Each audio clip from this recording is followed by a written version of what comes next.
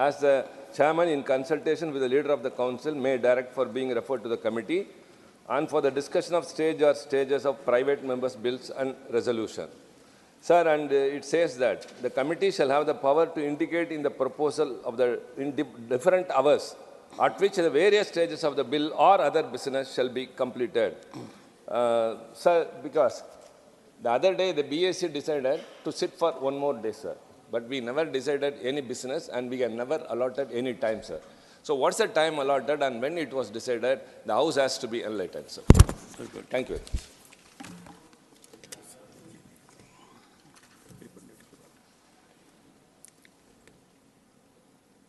Mr. Jain Chaudhary, you want to say something? धन्यवाद सभापति जी। मैं आज आपके माध्यम से भारत सरकार द्वारा 9 फरवरी 2024 को लिए गए ऐतिहासिक फैसले के संबंध में अपनी बात रखना चाहूँगा। खास तौर से देश के प्रधानमंत्री आदरणीय नरेंद्र मोदी जी ने चौधरी चरण सिंह जी को भारत रत्न देने का फैसला लिया, जो उन्होंने पहल ली। ये एक बहुत बड़ा फैसला है। ये सर्वविदित है कि मैं प्रसन्न हूँगा। सभापति जी, मैं जानता हूँ व्यक्तिगत तौर से आप भी गदगद हैं, लेकिन ये भाव सिर्फ यहीं तक सीमित नहीं, इस सदन तक सीमित नहीं है। मैं बताना चाहता हूँ कि कल देश के हर कोने में आपके निर्णय की गूंज पहुँची है। गांव-गांव में दिवाली मनाई गई है। जब चौधरी चरण सिंह जी प्रधानमंत्री बने थे, गाँव के लोग गुड़ और मिठाई लेकर दिल्ली आए थे बांटने के लिए, अपनी खुशियों को बांटने के लिए और इजहार करने के लिए। उसी तरीके से कल भी कनॉट प्लेस में किसानों ने गुड़ बांटा है।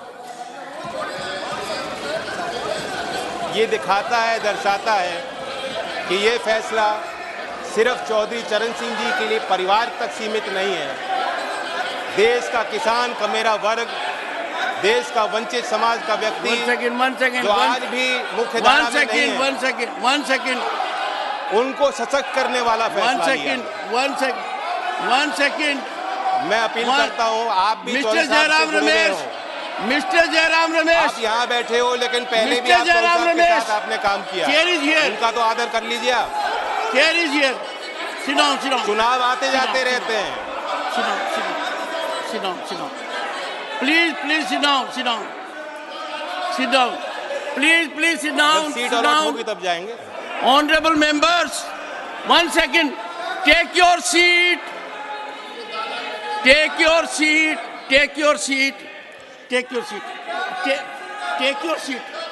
First, will you take your seat? Why are you shouting like a commando? Why are you shouting like a commando? Sit down. Take your seat. Pramod ji, you have a... Honorable members.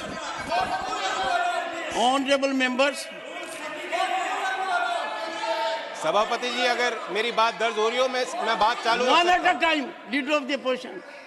Do you want to say? Either control your people or please say something. Shri Mallika Arjun Khadge ji, either control your people or you rise and address the house. I give you two options. What? No, sit down. Leader of the opposition is on the floor. No, 1 minute. 1 second. No, suniye. Please, everyone to Mr. Javadekar. No one will rise. No, please. Before 1 minute only, sir. When Karpuri Thakurji was conferred with the highest civilian order, Bharat Ratna, I looked Ramnath ji in the eyes and indicated that we are lucky to have his son here, though Karpuri Thakur did not belong to a family. Karpuri Thakur belonged to the entire nation. I respect him as much as you do, but since you were there, I gave you that opportunity. Similarly, Chaudhry Charan Singh does not belong to one family. But since his grandson is a member of the house, it's a matter of pride for us. Please. Sir, yes, Mr. Mallikarjun Kharge. Mr. Kharge. 1 second, Mr. Kharge, and I'll plead with you. Should we in this house break a controversy? अब आप ही बात कर रहे तो मैं बैठ जाता हूँ। नहीं, आप बोलिए आप ही बैठिए। Please, Sir, hear the leader of the opposition in rapt attention. Rapt attention. देखिए, ये खुशी की बात है कि भारत रत्न हमारे जितने भी लीडर्स थे, सामाजिक कार्यकर्ता थे, और जिसने ग्रीन रेवोल्यूशन लाया, और जो फार्मर्स के बहुत लीडर, बड़े लीडर थे, और पॉलिटिकल लीडर्स भी थे। नरसिंह राव जिन्होंने प्रगति लाई, वो भी है इसमें। उसके बाद सारे नेताओं को जो भारत रत्न दिया गया है, उसके बारे में कोई वाद विवाद नहीं है। हम सबको सैल्यूट करते हैं, लेकिन सैल्यूट करते हैं, लेकिन कोई एक मुद्दा जब आप उठाते, चर्चा करते, हमको हमेशा आप पूछते हैं किस रूल में, रूल बताओ, रूल बताओ। तो मैं भी यही पूछना चाहता हूं, किस रूल में आपने उनको बोलने के लिए परमिशन दिया? एक, अगर ऐसा ही है तो हमको भी हमेशा दीजिए। आप रूल, एक तरफ रूल की बात करते हो और एक तरफ जो चाहते हैं, प्लीज जो चाहते हैं उनको कभी भी उठा सकते हैं। ये अच्छा नहीं ना। आपको डिस्क्रिशन है, that discretion should be used very judiciously, not as and when you want. So my request is that unless, नहीं तो भारत रत्न वालों को बोलिए, नहीं सुनिए, नहीं, आपके लोगों ने जब चरण सिंह जी को भारत रत्न देने की चर्चा हो रही थी, इतना, I don't want to use words, नहीं, अरे सब no, के सब ने क्या, अरे मैं तो बोल रहा हूँ, इसीलिए बोल रहा हूँ, इसीलिए मैंने आपको अनुरोध किया। don't make politics. I told we salute all the people, those who have worked for this country, irrespective of political parties, irrespective of caste and creed. We salute them. Lekin the way here the discussion is going on, neither you are following the rules, nor you have brought the that agenda for discussion. We all could have participated. Discussion on Bharat Ratna giving to the so and so, so and so, so and so people who contributed their entire life for the country. आप वो agenda भी नहीं है, सो मोटो उठा के बात कर रहे हैं. That is not fair and it is not good. And if you want to follow, you should follow the rule.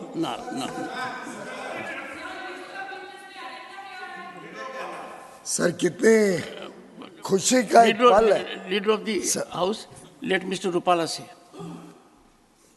अध्यक्ष महोदय, ये point of order, point of information ऐसा हमारे गृह में संसद के सभी माननीय सदस्य लोग उठाते रहते हैं. उस पर आप रूलिंग भी देते हैं, उसका सभी सदस्य सम्मान भी करते हैं. अपना बात माने नहीं माने, फिर भी अपने मन में आता है तो सदस्य लोग उठाते हैं. और आप और अन्य चेयरमैन या डिप्टी चेयरमैन इवन जब भी चेयर पे होते हैं तो उठाने देते हैं. आज सर सुबह चरण सिंह चौधरी जी को भारत रत्न मिलने का घोषणा उनके पोते जयंत भाई यहाँ उठा रहे थे. पूरे सदन में उसको थपथपा के बधाई देने के मूड में संसद था. और उन्होंने एक बात सही बताई कि ये सदन का मसला नहीं है, पूरे देश के लोगों में, खास करके ग्रामीण क्षेत्र में ये सहानुभूति का मसला है. और उसी खुशी को व्यक्त करने के लिए इस सदन में कहीं पे हमारे खिलाड़ी जीतते हैं, आपकी ओर से यहाँ अनाउंस होता है, पूरा सदन इनको थपथपाता है। इसमें किसी के समधी नहीं होते हैं, वो किसी देशवासी के पोते पोती नहीं होते हैं, मगर फिर भी पूरा देश इसको मनाता है और सांसद इसमें उसका प्रतियोगिता देते। मैं हैरान हूं कि कांग्रेस दल के लोगों ने खड़े होकर इसका विरोध क्यों किया।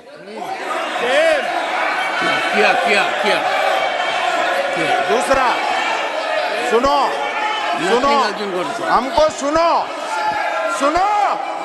हमको, सुनो, इस देश में किसानों की आवाज को कोई रोकने वाला पैदा नहीं हुआ। इस देश में किसान की आवाज को रोकने वाला कोई पैदा नहीं हुआ, नहीं होगा, होगा भी नहीं। आप आवाज करके किसान की एक प्रशंसा नहीं सुन सकते हो, एक किसान की प्रशंसा नहीं सुन सकते हो। किसान को भारत रत्न मिला, इसमें कांग्रेस के जहन में क्या आग लग गई? ऐसे नहीं होता सर, मुझे बताना है, ये कांग्रेस की बात है।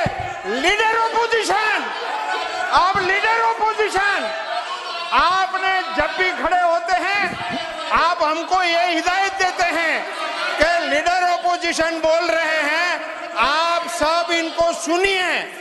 ऐसा आपके मुंह से मैंने 100 बार सुना कि लीडर ऑपोजिशन बोल रहे हैं, आप कृपया इनको सुनिए। ये आपके रूलिंग है, वो आपको ऐसा बता रहे हैं लीडर ऑपोजिशन कि आप मनचाहे निर्णय ले रहे हैं। ये लीडर ऑपोजिशन का ऑर्डर होता है, कहने का ऑर्डर होता है।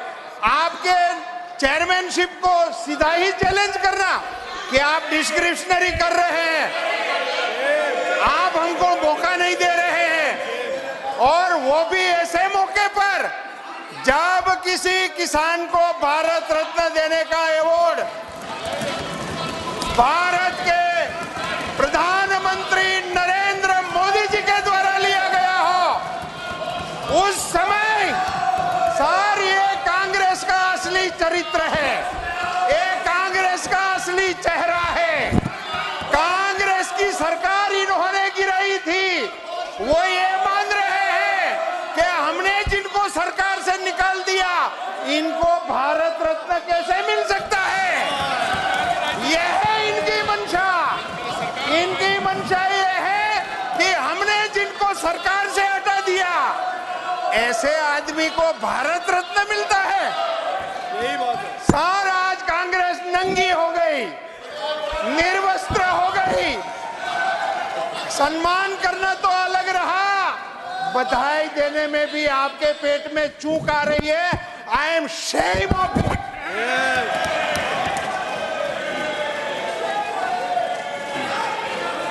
No, I'll give time, but sir,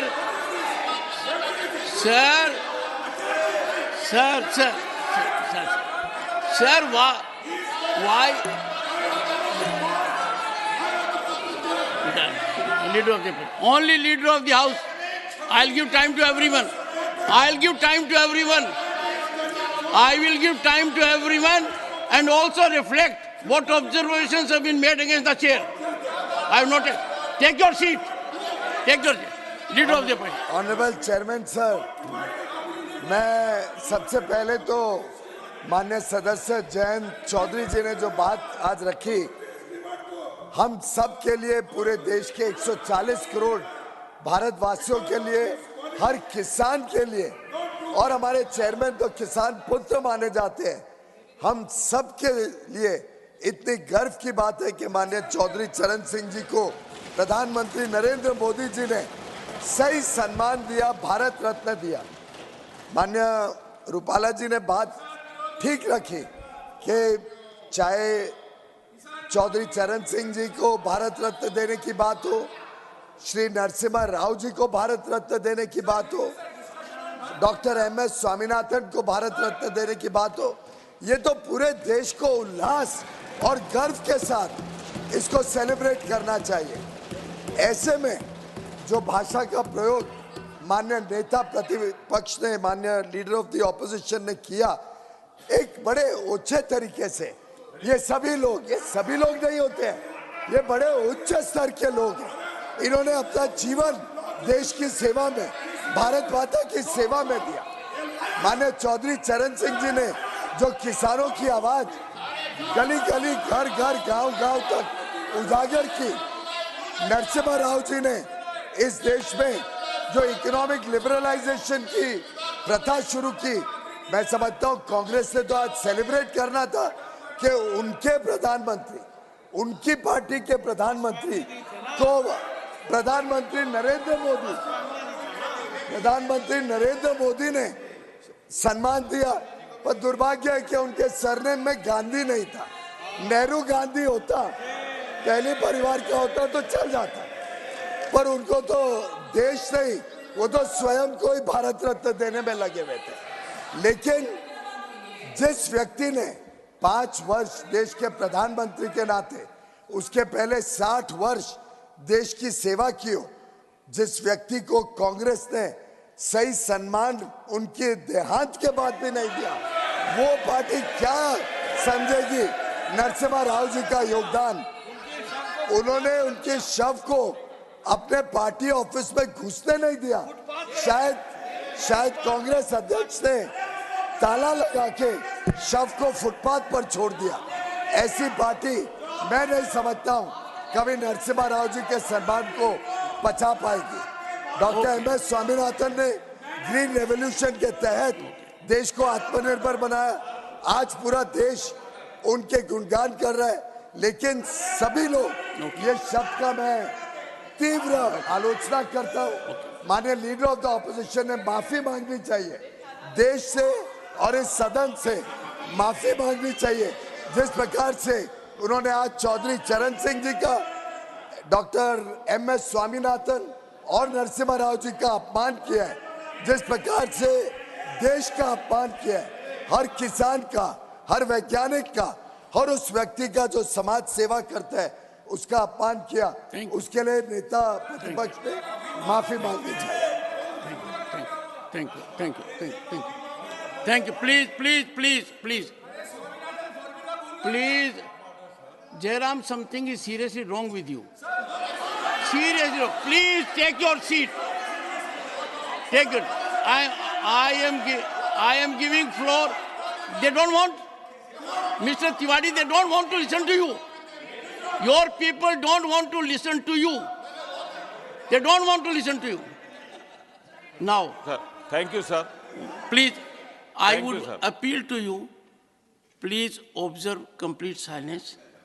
Because I am deeply hurt. I am deeply pained. I will first hear Mr. Pramod Tiwari. And don't forget in the process the kind of language that has been used against me by leader of the opposition. Sir. I have done it more than a dozen times in this house. I have yielded to the floor sentiment. ISRO. Mr. Shakti Singh Goyal, if you repeat Ramesh, I will go to the extreme step now. I will go to the extreme step. No, I will. हम किसान और किसान वर्ग का इतना असम्मान बर्दाश्त नहीं कर सकते. Have it from me. Sir, मुझे पॉइंट ऑफ ऑर्डर पे बोलने तो देंगे. भारत गांव और किसान में बसता है. एक किसान को सम्मान मिला और हाउस इस डिसऑर्डर में आ जाए. सर, कितनी बड़ी पीड़ा होती है. मुझे बोलने तो दे सर. बोलिए, पॉइंट ऑफ ऑर्डर बोलिए क्या है. सर, मैं आपकी अनुमति से मैं आभारी हूं, आपने मुझे पॉइंट ऑफ ऑर्डर प्लीज एक बार हियर हिम खाने का मौका दिया. मैं सबसे पहले तो जो कहा गया है उसको रखना चाहता हूं. हमारे लीडर ने सबसे पहले सलूट किया है उन 3 लोगों को जिनको भारत रत्न दिया गया है. Raise your point of order, don't make a speech. Sir सुनिए, तो इन लोगों ने किया. प्रमोद तिवारी जी, मैंने सुना है जयराम रमेश ने जयंत को क्या कहा. मैं LOP की बात कह रहा हूं. क्या कहा जयंत को ऐसे मौके पर. ये तो अरे साहब जाए तो जाए, ये मुद्दा था क्या. मुद्दा था चौधरी चरण सिंह जी को भारत रत्न से सम्मानित होने का। You are a person who can feast on the cremation ground. You can feast it. Yes, you said so. As a matter of fact, you do not deserve to be part of this house by this misconduct. You are hurting sentiments of millions and millions of farmers. You have gone to the extreme limit. I am from this seat. One second before that. खड़गे जी, सुनिए पहले, मैं किसान वर्ग से आता हूं, इसका मतलब नहीं, सुनिए, इसका मतलब नहीं कि मैं कमजोर चेयरमैन हूं। मैंने बहुत बर्दाश्त किया है। आप कुछ भी मेरे बारे में कह देते हैं। You say anything you like. You don't read this book. You don't follow precedents. Sir, you use any language against me. Sometimes you behave like a teacher, as if I'm a student. नहीं sir, आज का ये मौका बहुत संवेदनशील है। आज के मौके में नहीं, आपने मेरे दिल पर चोट की है। एक सभापति ने, सुनिए पहले, एक बैठिए, सुनिए, you can raise it. Honorable members, on 9th February at 7:43 p.m. I get a communication from an honorable member of parliament, Shri Jain Chaudhary. He says, respected sir, as you all are aware, Chaudhary Charan Singh has been bestowed upon with Bharat Ratna, and this is a moment of immense pride for my family and the whole Kisan community that he fought for. I request you, he is writing to me, I request you to grant me a couple of minutes in the parliament tomorrow to thank the government and the nation for bestowing this award as an honor to his legacy. With thanks. Now, please don't interrupt. Now, in this house, there have been number of occasions with individual members also, which I have recognized without looking at the rule. We have honored our scientists for ISRO. We have honored our players. We have honored everyone who has brought laurel to this nation. Now imagine my plight, leader of the opposition, questioning me under which rule I want that someone should appreciate Bharat Ratna to Chaudhary Charan Singh. The rule is in me. I have done it consistently. I read rule books. Don't use this language, sir. Don't use this language. I don't want to create a bed. Don't use this language. No. I will not tolerate an insult to Chaudhary Charan Singh.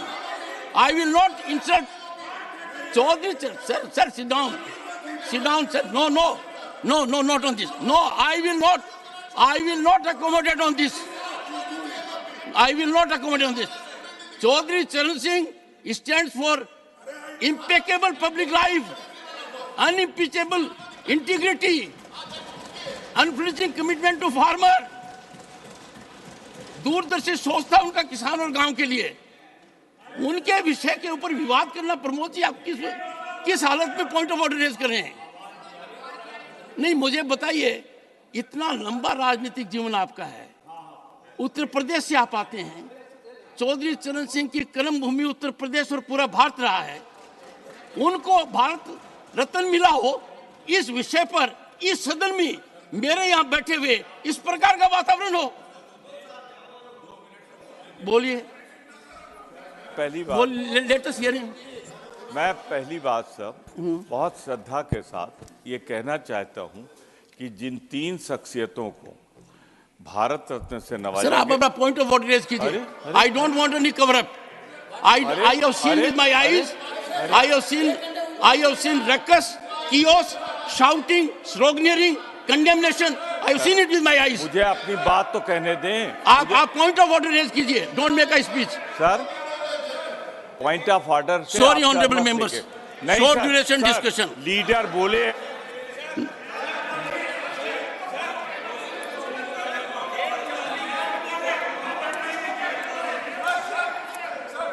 No, Jairam, I'm not giving the floor. Nothing will go on record. Nothing will go on record. Nothing will go on record, Jairam Ramesh. No, nothing will go on record. Meaning thereby, I must read the letter, satisfy Jairam Ramesh that what I am doing is right. Where are you doing it? Sir, you learn things now. I don't have to. I read it because you virtually insulted Chaudhry Charan Singh. You insulted his legacy. You had no time for Bharat Ratna Chaudhry Charan Singh. आज के दिन हर किसान के दिल पर आप चोट कर रहे हो, उसके दिल को दहका रहे हो। चौधरी चरण जैसे व्यक्तित्व के ऊपर इस प्रकार का वातावरण हाउस में करना, और head should go in shame. मैं खुद पीड़ित हूं, दुखी हूं। Nothing. I give floor to Jayant Chaudhary. Please conclude your observations. Yes please. Nothing, no. Pramod ji, please help me. No. सभापति जी, no. Nothing else will go on record except, sir, I have taken a stand. Only Jayant Chaudhary will complete after he completes. Sorry, nothing will go on record. Jayant Chaudhary, please. सभापति जी, आज मैं I have given Pramod ji, nothing will go on record. Pramod ji, it will not go on record. सांसदों के इस सदन की कार्रवाई के दौरान दुर्व्यवहार को लेके बहुत दुखी हूं। आपने मेरी ही नहीं, देश की भावनाओं को व्यक्त किया। सभापति जी, आपने मुझे संरक्षण दिया। बड़ी अचंभा मुझे होती है कि हम चौधरी चरण सिंह जैसी शख्सियत को किसी गठजोड़ के बनने और तोड़ने और चुनाव लड़ने और जीतने तक सीमित रखना चाहते हैं। लेफ्ट, राइट, सेंटर में हम बटे रहेंगे तो ये देश के जो असली धरती पुत्र थे उनका आदर और सम्मान हम कैसे रख पाएंगे। मैं ये मानता हूं कि देश में जितने महान नेता आए हैं सब ने एक दूसरे से कुछ ना कुछ लिया है, सीखा है, प्रेरणाएं ली हैं। चौधरी चरण सिंह जी गांधीयन सिंप्लिसिटी को अपना असूल बना के उन्होंने जीवन जिया। महात्मा गांधी जी के ग्राम स्वराज को अपना, उनकी मूल फिलॉसफी का वो हिस्सा और चरित्र का हिस्सा रहा। लाल बहादुर शास्त्री की ईमानदारी, नैतिक, उनके चारित्रिक गुणों को उन्होंने अपने अंदर समाया। इस सदन के माननीय सदस्य पूर्व प्रधानमंत्री एच.डी. देवेगौड़ा, जैसे इनकी राजनीतिक पहचान खेती और किसानी से जुड़ी हुई है, उसी प्रकार से चौधरी चरण सिंह जी की पहचान भी खेती और किसानी और कामगार से जुड़ी हुई है।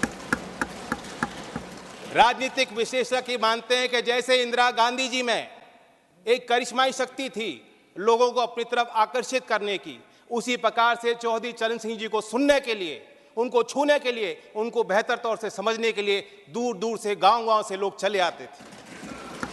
और मैं ये भी मानता हूँ 10 साल मैं विपक्ष में रहा हूँ, कुछ ही देर इस सदन में मैं इस तरफ बैठा हूँ, लेकिन मैंने देखा है कि 10 साल में जो आज सरकार है इनकी कार्यशैली में भी चौधरी चरण सिंह के विचारों की झलक है। जब आदरणीय प्रधानमंत्री जी ग्रामीण क्षेत्र में शौच की दुर्व्यवस्थाओं पर प्रकाश डालते हैं, जब महिला सशक्तिकरण को अपना प्लेटफॉर्म भारत सरकार बनाती है और गांव-गांव में जागृति पैदा करती है, तो मुझे उसमें चौधरी चरण सिंह जी की बोली याद आती है। सभापति जी, हम लोग नेताओं को समझ नहीं पाएंगे अगर हम इसी तरह बटे रहेंगे।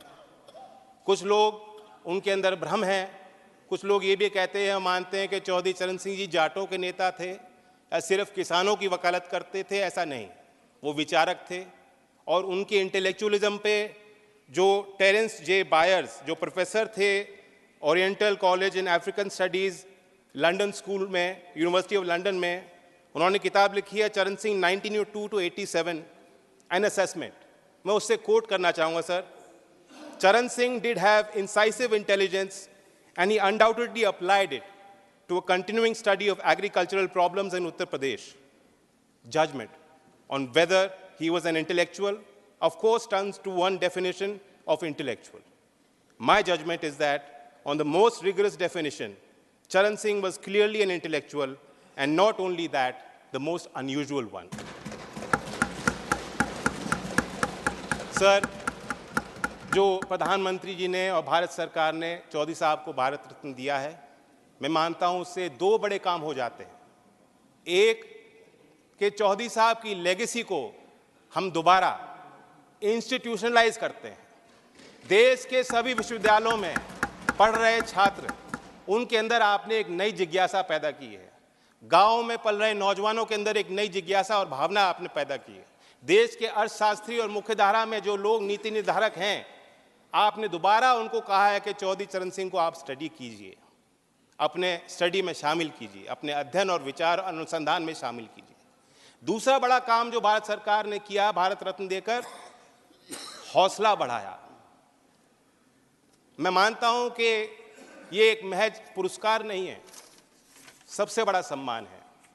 और मैं जानता हूं कि आज की जो जीवंत समस्या देश के सामने और चुनौतियां हैं, किसानों की समस्या हैं, भारत रत्न देकर उनका हल नहीं निकलता। लेकिन आने वाले सालों में झोपड़ में पैदा होने वाला व्यक्ति जब वो कहेगा अगर मुझ जैसा चौधरी चरण सिंह बन सकते हैं, भारत रत्न उनको मिल सकता है, तो मैं भी अपनी समस्याओं का समाधान खुद करने में सक्षम हूं। ये बहुत बड़ी जीत हासिल हुई है। मैं तो चाहता था कि क्योंकि चौधरी साहब मेरे अकेले नहीं है, एक पार्टी की नहीं है, मैं अपील करता हूं कि उनके लंबे राजनीतिक और सामाजिक जीवन में जो भी शक्तियां उनके साथ आईं, जो भी नेता आज इस सदन में मौजूद हैं, उनकी इस लेगेसी का हिस्सा वो भी हैं, जिम्मेदारी उनकी भी है। कोई वसीयत में कोई संपत्ति वो छोड़ के नहीं गए थे। आदमी तब तक जिंदा रहता है जब तक उनके विचार लोगों के बीच जिंदा रहते हैं। मैं उम्मीद करता हूं कि सभी दल के सम्मानित सदस्य गांव-गांव तक चौधरी चरण सिंह जी के विचारों को ले जाएंगे। और मैं फिर अपने तरफ से ऋणी हूं, कहना चाहता हूं, एक जमीनी सरकार जो जमीन की आवाज को समझती है और बुलंद करना चाहती है, ऐसी ही सरकार धरती पुत्र चौधरी चरण सिंह जी को भारत रत्न दे सकती है। धन्यवाद। Short duration discussion. Notices have been received from the following members to raise a discussion on the white paper on Indian economy laid on the table of Rajyasabha on 8th February 2024 and its impact on the lives of people of the country, Shri Sushil Kumar Modi, Shri Prakash Javadekar, Shri Brajlal, Shri Sushil Kumar Modi. No, sir. One second. Okay. 1 second. Mr. Tiruchi Shiva. Sir, Okay. Sir, just 1 minute. I raise a point of order, sir, under Rule 33, sir. And 34 also says very clearly the allocation of time in regard to the bill or group of bills or other business as recommended by the committee shall be reported by the chairman or in his absence by the deputy chairman to the council and notified in the bulletin. Sir, we have not received anything, we have not decided anything. The white paper is very important, sir. The prerogative of the minister may take 1 or 1.5 hours, but for a party of 10 members, we have been given only 6 minutes. Who allotted the time? The BAC decides on the importance of the issue, on the importance of the bill. We allot time, sir. But what time is allotted, how it was allotted, the House was not informed about it. What is your point of order, Sukendu? I'm referring to Rule 29, Sub-Rule 2. Okay. And we are not disputing the authority of the chair.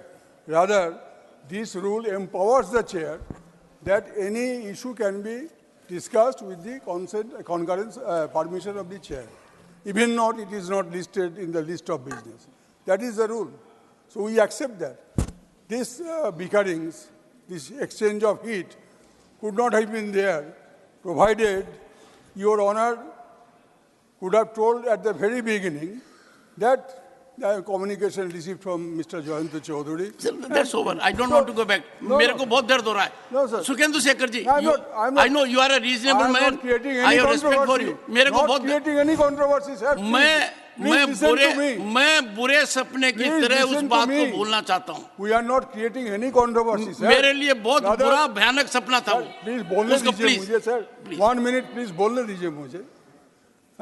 जो भारत रत्न दिया गया, सबके लिए हमारे मन में श्रद्धा है, हमारा पार्टी का सबका. तो हम इसमें कोई डिस्प्यूट नहीं चाहते हैं. जो कुछ भी हुआ आज, ये ठीक नहीं हुआ. इसमें श्री- पहले ही बता श्री देना सुशील चाहिए कुमार था मोदी। कि ये शुड श्री सुशील कुमार मोदी,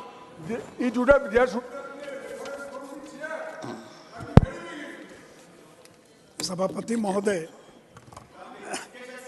मैं डिप्टी सबसे पहले देश के प्रधानमंत्री श्री नरेंद्र मोदी जी को धन्यवाद देना चाहूँगा, जिन्होंने पूर्व प्रधानमंत्री श्री पीवी नरसिम्हा राव, श्री चौधरी चरण सिंह, स्वर्गीय चौधरी चरण सिंह और एम.एस. स्वामीनाथन को भारत रत्न देने का फैसला Let him किया। speak, please. Please take your seat.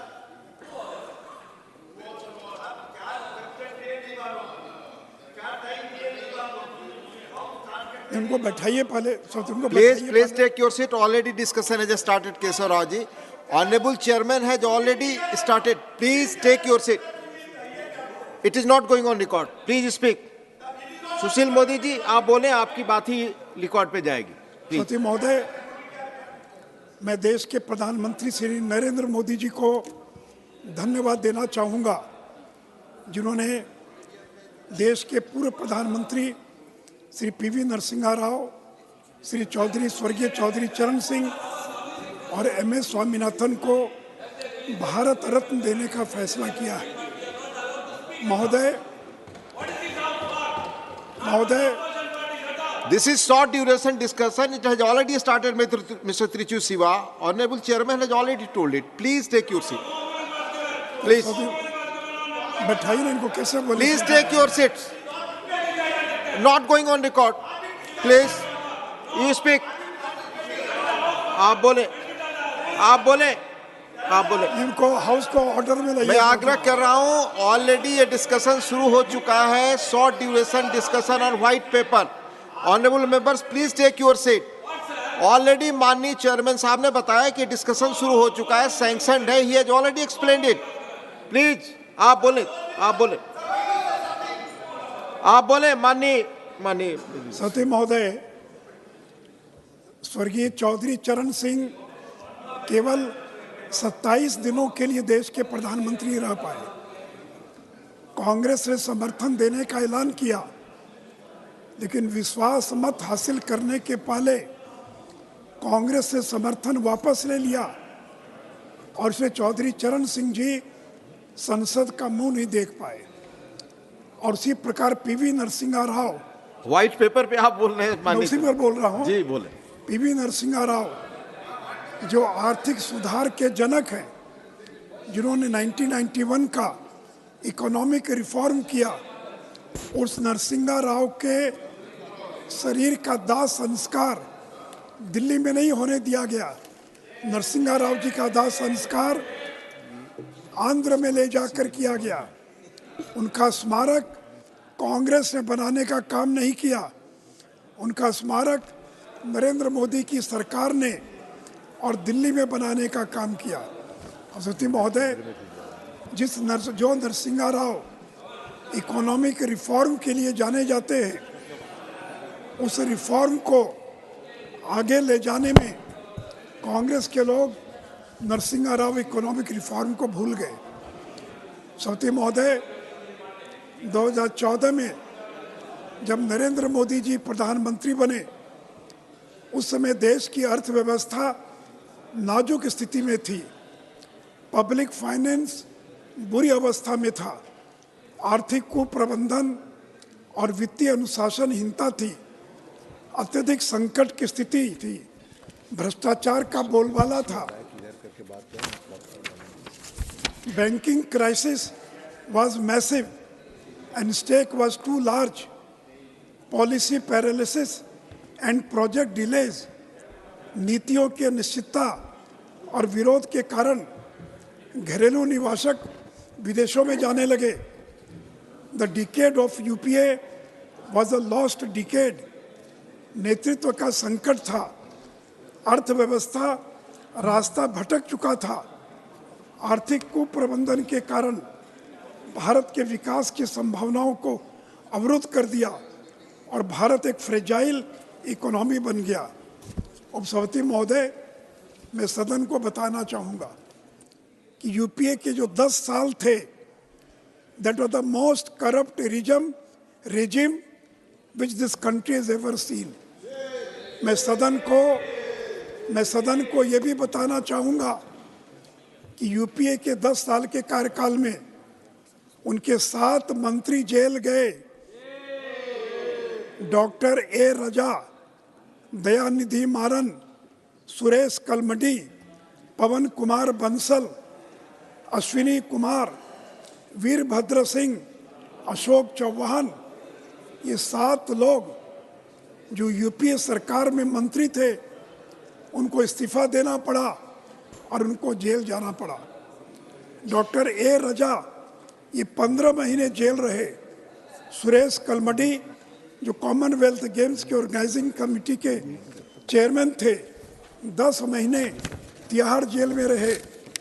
Ashok Chauhan जो महाराष्ट्र के मुख्यमंत्री थे, आदर्श हाउसिंग सोसाइटी घोटाले में जो कारगिल के वार विडोज के लिए जो फ्लैट्स बने थे वो सिविलियंस को देने का काम किया। दयानिधि मारन और उनके भाई कलानिधि मारन 2G स्कैम के अभियुक्त थे, इनको भी कैबिनेट से इस्तीफा देना पड़ा। श्री पीके बंसल, इनको रेल मंत्री से इस्तीफा देना पड़ा। इनका भतीजा विजय सिंगला 90 लाख रुपया और रिश्वत लेते हुए और पकड़ा गया। लॉ मिनिस्टर अश्विनी कुमार, इनको इस्तीफा देना पड़ा क्योंकि कोल ब्लॉक स्कैम में सीबीआई जांच में हस्तक्षेप कर रहे थे। डॉक्टर वीरभद्र सिंह जो एमएसएमई के यूनियन मिनिस्टर थे, हिमाचल प्रदेश में विजिलेंस का मुकदमा दर्ज हुआ और उनको इस्तीफा देना पड़ा। शशि थरूर जो एक्सटर्नल अफेयर्स के स्टेट मिनिस्टर थे, आईपीएल टीम कोची के विवाद में उनको इस्तीफा देना पड़ा। तो सभापति महोदय, ये थी यूपीए की सरकार जिनके 7 मंत्रियों को भ्रष्टाचार के आरोप में या तो जेल जाना पड़ा और इस्तीफा देना पड़ा। सभापति महोदय, मैं जानना चाहता हूं कि नरेंद्र मोदी की सरकार को 10 साल हो गया, एक भी मंत्री पर कोई भ्रष्टाचार का आरोप नहीं लगा। प्रधानमंत्री पर कोई भ्रष्टाचार का आरोप नहीं लगा। राफेल का मुद्दा उठा, अडानी का मुद्दा उठा, कहा कि चौकीदार चोर है, सुप्रीम कोर्ट में माफी मांगनी पड़ी। और सभापति महोदय, ऐसी सरकार 10 साल तक सरकार में रहे और नरेंद्र मोदी जी लंबे समय तक गुजरात के मुख्यमंत्री थे, एक भी आरोप भ्रष्टाचार का नहीं लगा। और दूसरी ओर यूपी की सरकार, सभापति महोदय, कोयला ब्लॉक आवंटन, ये कोल ब्लॉक आवंटन में इन्होंने नियम बना दिया, पहले आओ पहले पाओ। ऐसा भी कोई नियम है दुनिया में कि जो पहले आएगा उसको कोयले का कैप्टिव माइंस मिल जाएगा? सीएजी के अनुसार 1,86,000 करोड़ का नुकसान हुआ। सुप्रीम कोर्ट ने 2014 में ऐसे आवंटन को रद्द कर दिया। 47 मामलों में फाइनल रिपोर्ट सबमिट हो गई, 14 में अभियुक्त को सजा हुई है। और दूसरी ओर जब नरेंद्र मोदी प्रधानमंत्री बने तो कोयले का ट्रांसपेरेंट तरीके से ऑक्शन हो रहा है, कोयले का रिकॉर्ड उत्पादन हुआ है। आज़ादी के बाद 893 मिलियन टन रिकॉर्ड उत्पादन हुआ है। 2014 की तुलना में 57.8% उत्पादन में वृद्धि हुई है। सभापति महोदय, कोयले के कारण जो भारत पावर डिफिशिएंट था, India is become power sufficient country. 2014 के बाद 1,96,000 मेगावाट जनरेशन कैपेसिटी का इजाफा हुआ है। ग्रामीण क्षेत्रों में जहाँ पहले 12 घंटे बिजली थी, अब 20 घंटे बिजली मिल रही है। और अर्बन क्षेत्रों में 23.8 घंटे बिजली मिल रही है। सती महोदय, 2G स्कैम कौन नहीं जानता है? 1,76,000 करोड़ का घोटाला हुआ। जो पोटेंशियल रेवेन्यू लॉस है वो 1,76,000 करोड़ है। नरेंद्र मोदी की सरकार बनी, please take your seat, please आप बोले। सत्य महोदय, nothing is going on record, let him speak please. पारदर्शी तरीके से हुआ है। 5G को दुनिया में सबसे फास्टेस्ट तरीके से रोल आउट किया गया। आज देश के 98% गांव में 5G और 4G पहुंच चुका है। और सत्य महोदय, जहां यूपी के ज़माने में 2G स्कैम हुआ, वहां 5G के कारण 3 लाख करोड़ सभी टेलीकॉम सर्विस प्रोवाइडर को ग्रॉस रेवेन्यू प्राप्त हुआ है। तो बस इतना ही नहीं, तो 5G के स्पेक्ट्रम ऑक्शन से सरकार को 1.5 लाख करोड़ का फायदा हुआ है। सत्य महोदय, UPA decade was a lost decade for telecom. BSNL को बर्बाद कर दिया इन लोगों ने। BSNL जो 2004 में $6 बिलियन की कंपनी थी, 2014 में वो लॉस मेकिंग कंपनी में बदल गई। और जब नरेंद्र मोदी की सरकार बनी तो BSNL को रिवाइव करने के लिए 3.22 लाख करोड़ 3 पैकेज हमारी सरकार ने देने का काम किया और आज BSNL का रिवाइवल हो चुका है।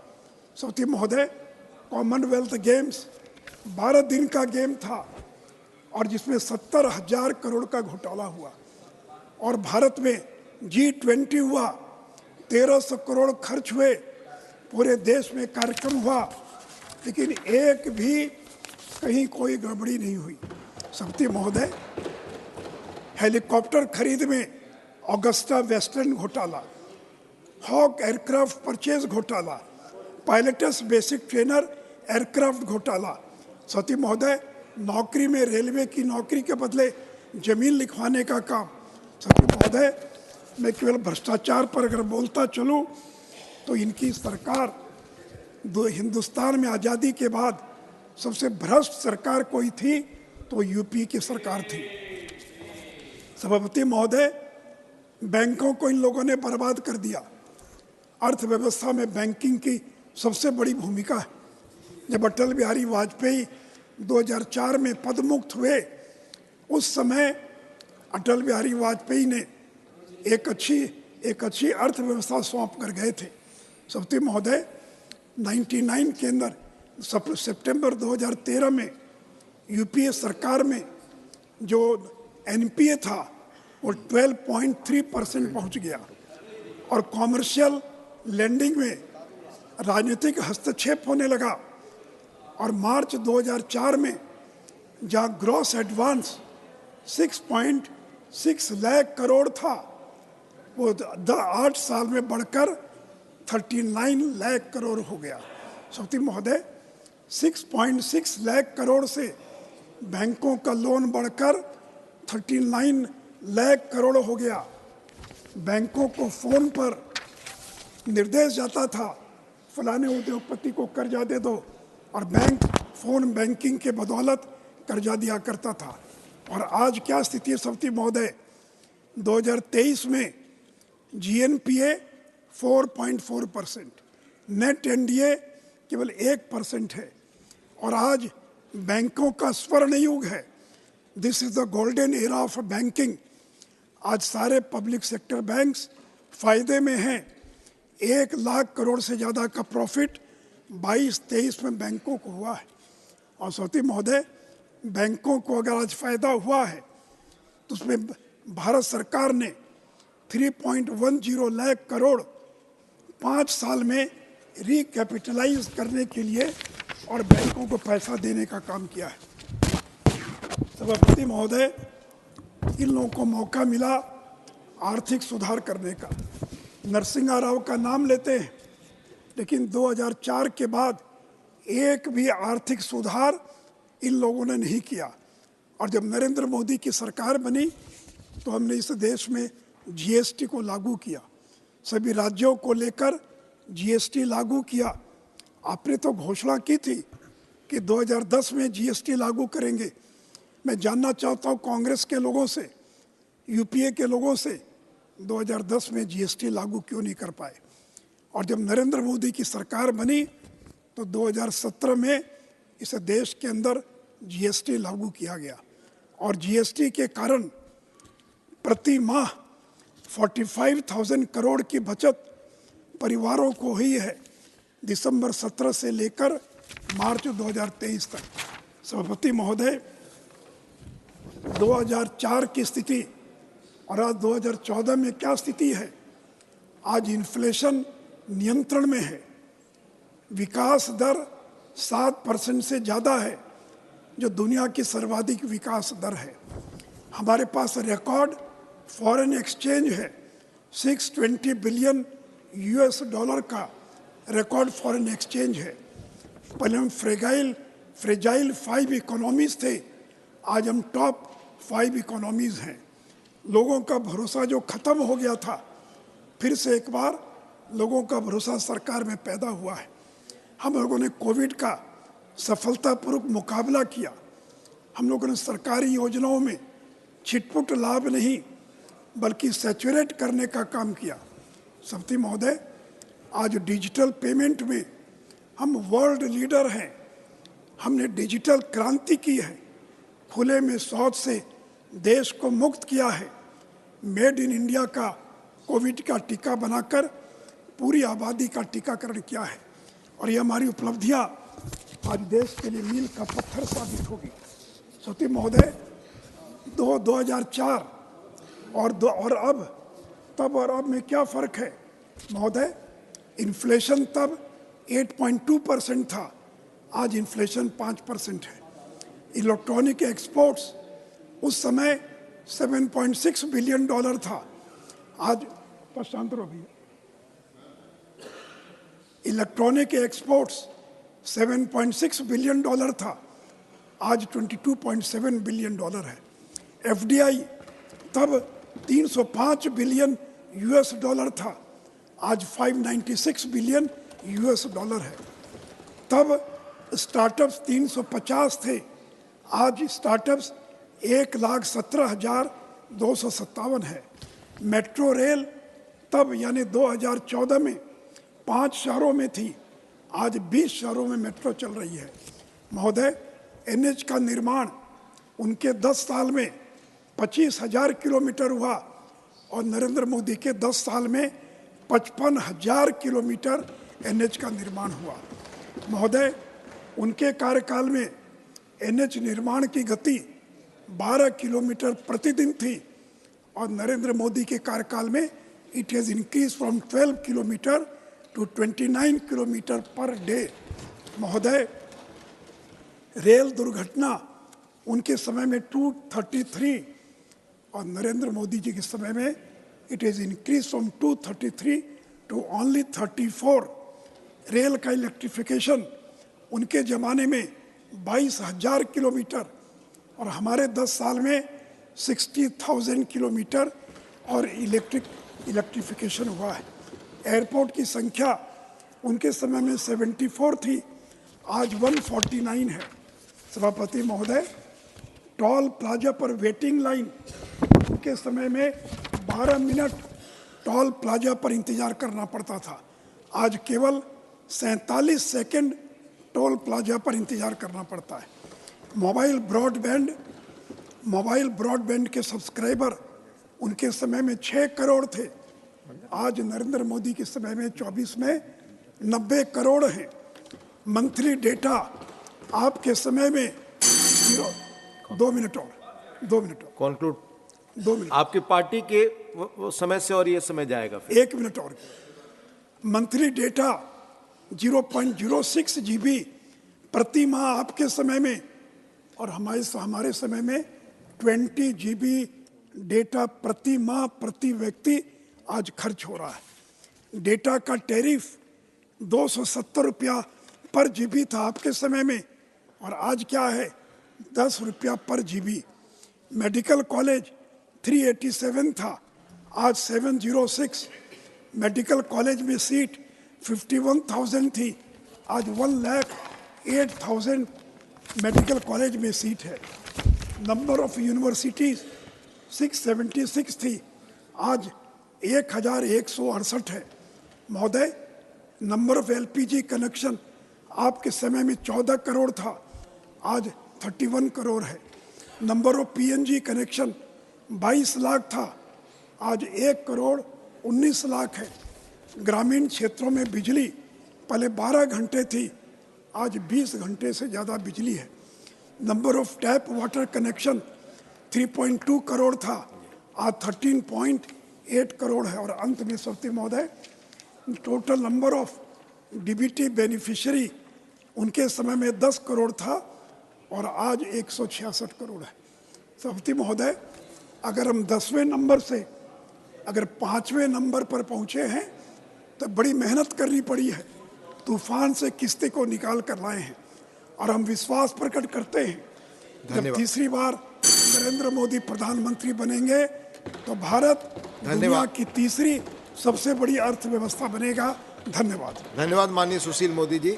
माननीय केसी वेणुगोपाल जी, मैं आपको आमंत्रित करूं, इसके पहले आप सबकी सहमति चाहूँगा। माननीय एच.डी. देवगौड़ा जी 2 मिनट कुछ बोलना चाहते हैं, तो आपकी सहमति हो तो मैं पहले उनको मौका दूं।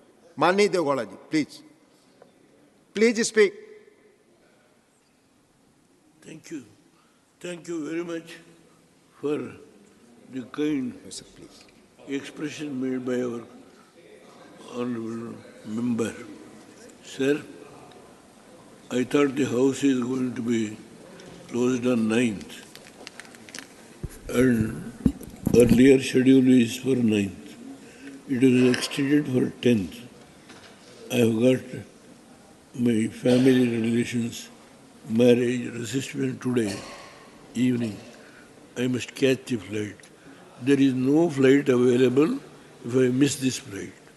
That's why I made a request to the Honorable Chairman.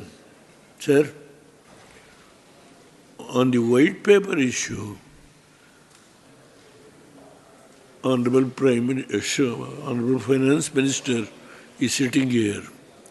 Yesterday, in Lok Sabha, what you have answered were the issues raised by our other friends on the black paper. I heard every word. I can't sit in the house for 4 hours. You know my health condition. I sat in my house. I heard every word of your good self, answers on all points. You are so strong and your voice is so strong, you hit back all the opposition people who have tried to criticize. I know your capacity, madam, and I don't want to speak on the white paper because the white paper is with me. I have gone through that. Your budget proposals I want to speak.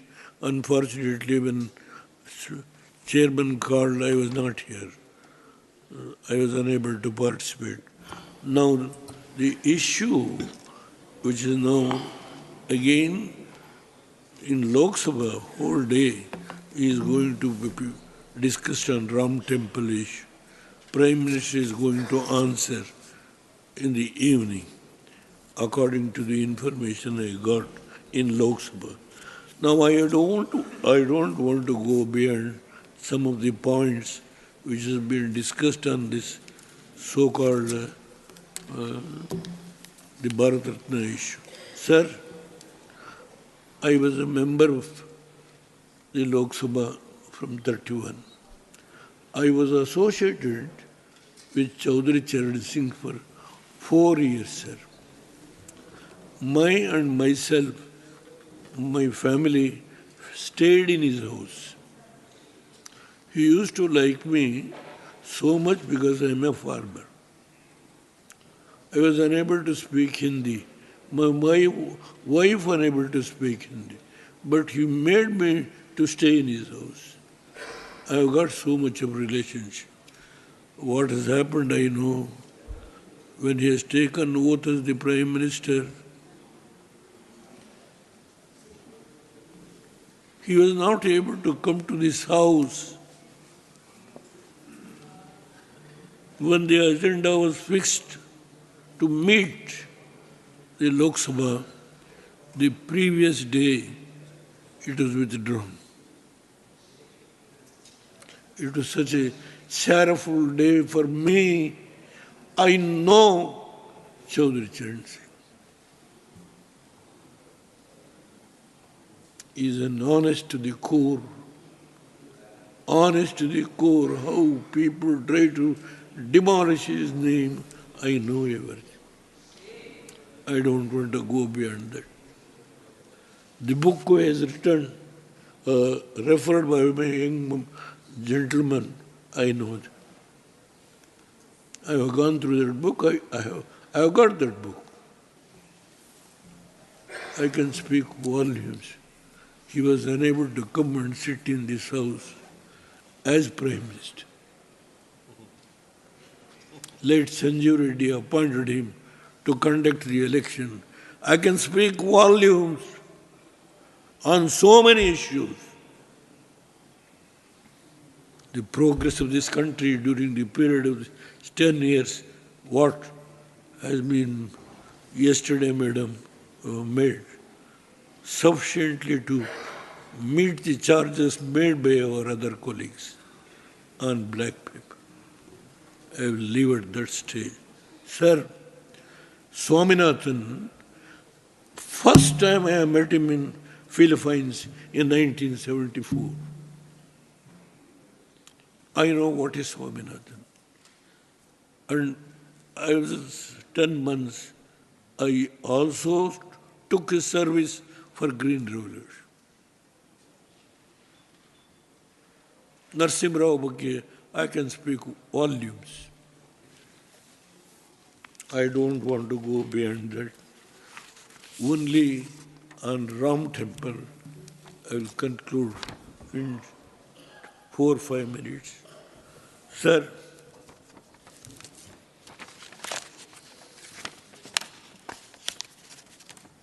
just because I don't want to speak unnecessarily, I may not be able to speak eloquent English, that's why I made it.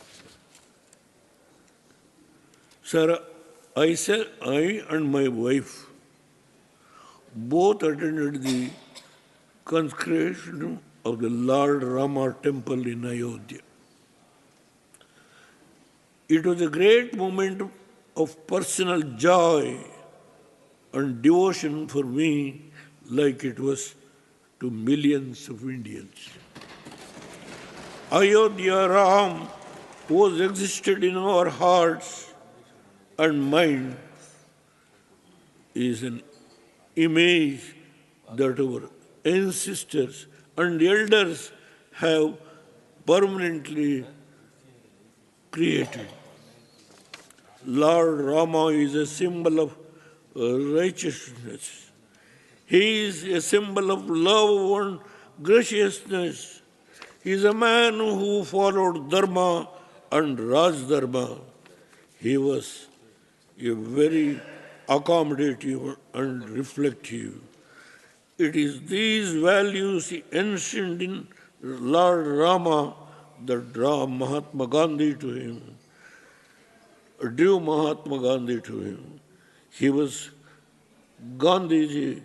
It was Gandhiji who made Lord Rama a symbol of the great virtues of our nation.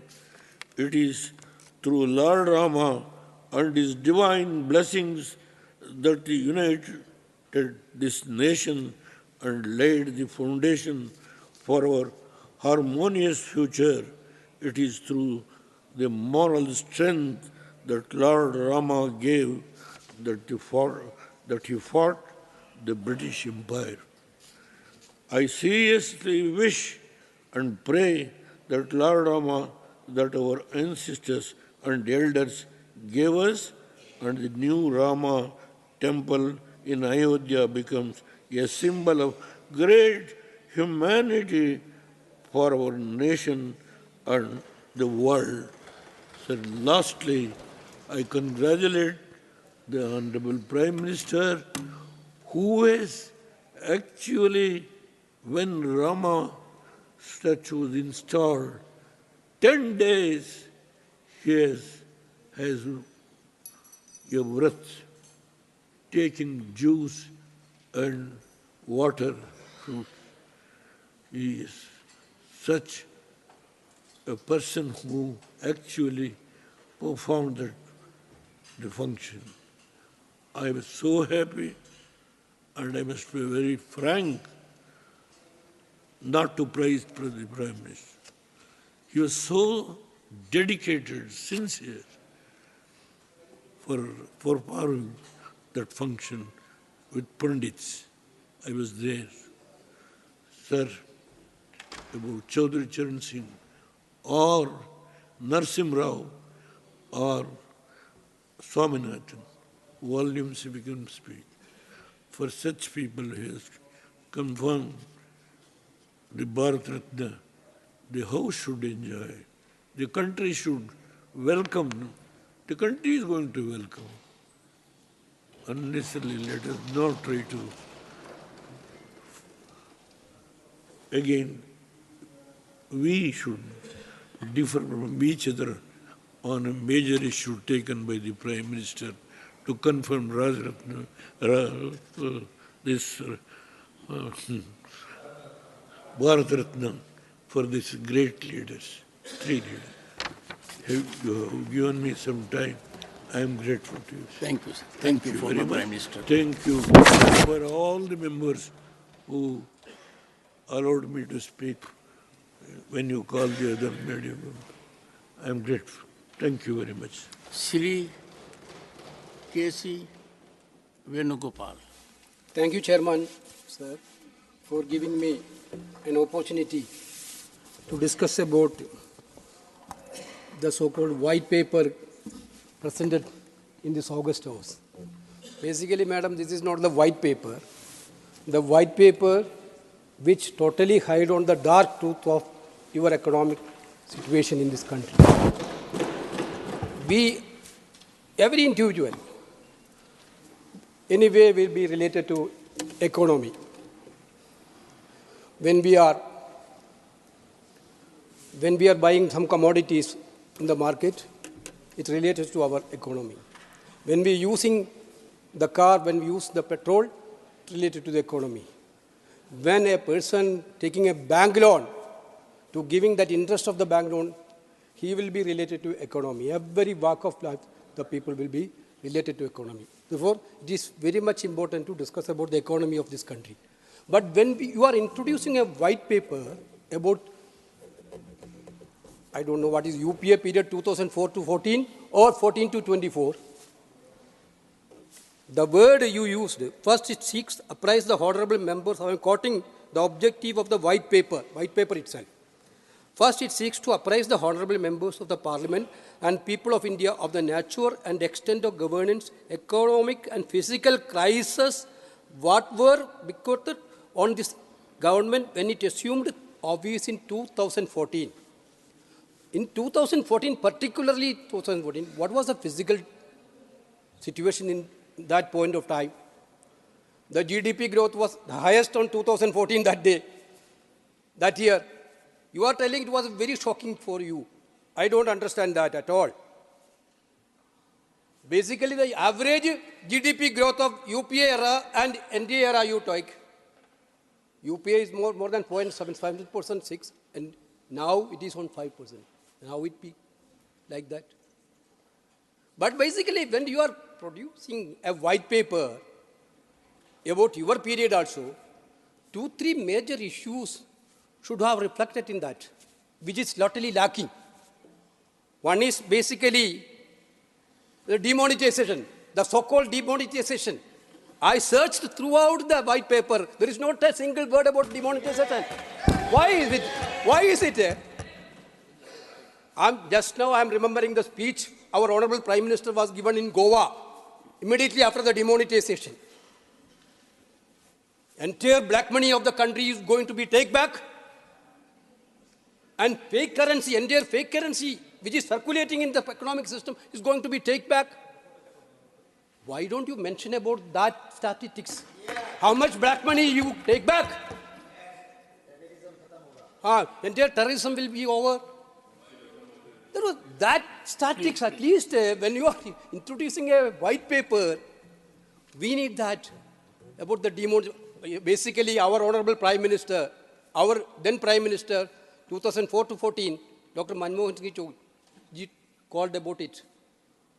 It is a legalized loot and organized plunder. Certainly it is proved. He told, he predicted there will be an impact of 2% on GDP. It was actually happened. There was the impact on demonetization, you could have mentioned it in white paper. The entire MSME sector, what is the situation of the MSME sector now? Small and medium sector totally destroyed. Finished. That is why unemployment is in the peak rate, because of major unemployment is given by MSME only. That sector is already vanished. Then, number two, I also searched whether the white paper is giving any information about the unemployment rate. What about the situation of the unemployment? Actually, when Manmohan Singh completed 8 years in April 2012, that point of time, unemployment rate of the country is 5.6%, sir. 5.6%. Comparison, now after completing 8 years of Narendra Modi ji in 2012-22, that entire data is not is revealing. Now we have Right to Information Act, but nothing is coming out. Now information is coming out. But we have an information that in 2022, unemployment rate is about 8%, from 5.6 to 8%, which is less, sir. Why don't you talk about the unemployment in this country, in this white paper? Entire youth of this country is eagerly waiting for that only, when they are going to get employment.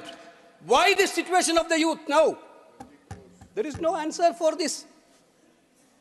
If there is an answer, nothing. Then any poverty, any information about the poverty? When UPA was in power, we brought down 27% of the people below poverty. You have taken out of that 23% to above poverty. Now, global ratings we have. Yesterday, I think Tiruchi Shiva already quoted that. Our position in the global, our hunger index, he quoted about. We are in 111 position, 111. There is no mention about poverty. Sir, I think about when Manmohan Singh ji was in power, our Honorable, then Gujarat Chief Minister himself told, our rupees are in ventilator. The devalue of rupees. Yes, Manmohan Singh ji's period also, the global economic crisis was there. Rupee has been devalued around 22% one point time. Now the devalue is around 32%. Where is it rupees now, madam? That point time which was in ventilator, now where is it in rupee? Yeah? Nothing is there. Then here, not many talks of, sir. Unfortunate talks happened because of the Bharat Ratna things. Chaudhary Charan Singh, the stalwart of this country, was the stalwart of this country. Narasimha Rao was the Prime Minister of the country. That period, our economy was in a great danger. When he took over as a Prime Minister, he made drastic changes through Manmohan Singh ji as a Prime Minister. Of course, I elected from Alleppey, where Dr. M.S. Swaminathan, born in Mangombu, the great warrior of this country. Actually, we totally, completely agree with the point that Swaminathan ji, where we are now in the food security situation, we have to remember Swaminathan ji. Who have given maximum opportunity to Swaminathan ji, sir? Indian Council of Agriculture Research Chairman, who made him? Who made him nominated member of this August House? Not only, he deserved it. It is not a mercy to him. He deserved it. He deserved more than it. and Padma Vibhushan, because he is that type of person. We are very happy that giving Bharat Ratna to all these people. We are not against anything. Chaudhary Charan Singh, who made Chaudhary Charan Singh as the Prime Minister? Don't dispute. When you only choose this for political purpose, Congress never used this name for political purpose. That is the only differences. You will use Bharat Ratna for also election. Why otherwise? Why don't you last year? Why you have lost 10 years? Why the last? That's also extended day you are discussing. Actually, our session was concluded yesterday. Okay. I'm not going to that point. Therefore, actually, my point, I'm again coming. This white paper is the paper which hiding dark truth. Yeah, now you are talking about the... Sir, I heard about our Honorable Prime Minister's speech in this House. 1.5 hours he spoke. I am very much glad that out of that 1.5 hours, maximum time he used to attack Congress party. He talked about the Modi guarantee. I saw his speeches in Kerala also, Modi's guarantee. Sir, I'm very happy that you are using the word guarantee. When we use the word guarantee in Karnataka, you people thought that there is no meaning of guarantees in this world. Prahlad Joshi is there. When we use in guarantee in Karnataka, what was the common reaction? But now guarantee is approved. Now guarantee is approved. Everywhere Modi is telling Modi's guarantees. Okay.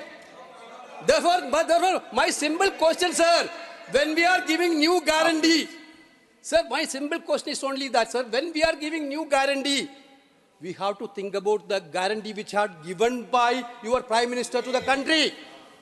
That is what, sir, 2 crore jobs per year. The guarantee given by Honorable Prime Minister.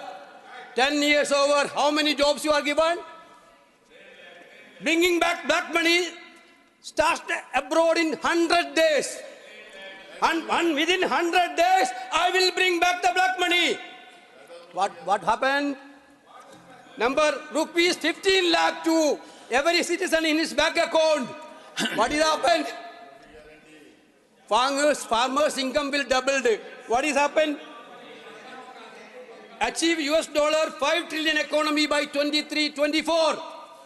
What happened? 100 smart city by 2022.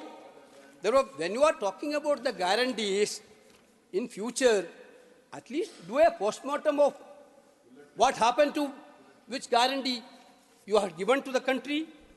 Nothing is, sir. Sir, my point is this, that the most important thing of a person, which is the most important one of the things, sir. Sir, live happily and healthily. Live happily and healthy as far as possible, as long as possible. Sir, I went through the status of life expectancy in our country now. Actually, the World Bank data is that. Tell me I'm keen, I'm 70. Exactly, sir. Sir, a child born when Vajpayee ji was the Prime Minister could expect a life to 64 years when Vajpayee ji was Prime Minister. A child born when Manmohan Singh ji was the Prime Minister can expect a life of 67 years, 69 years. Increase of 5 years. But now, what is the status? But a child born when Narendra Modi ji Prime Minister can expect to live only 67 years. 2 years below Manmohan Singh. There is a reason, sir. There is a reason. Where do you get it from? The World Bank status. This is because health expenditure did not increase in the 10-year period. What is the reason? In our government, 1.7 is the total percentage of expenditure when UPA was in power.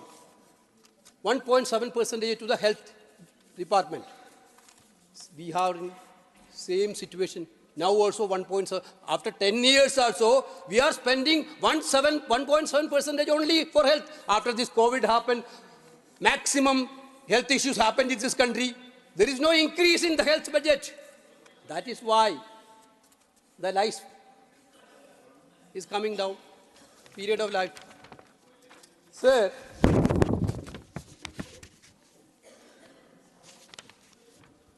education. When UPA was in power,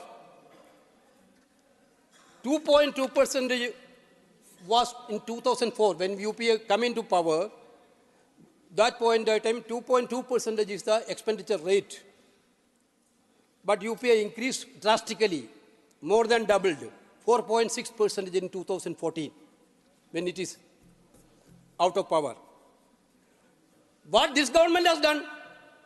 This government slashed it down to 2.9%, from 4.6% of 2014, now it is 2.9%. You are talking about Beti Bachao, Beti Padhao. What is that? Now the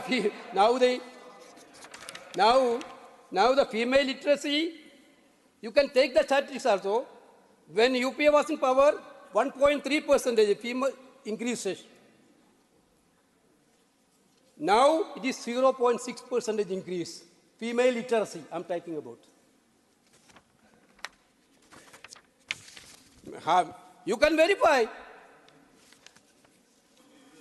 Sir, major impact. Manmohan Singh government had spent 16% for subsidies for poor people. This government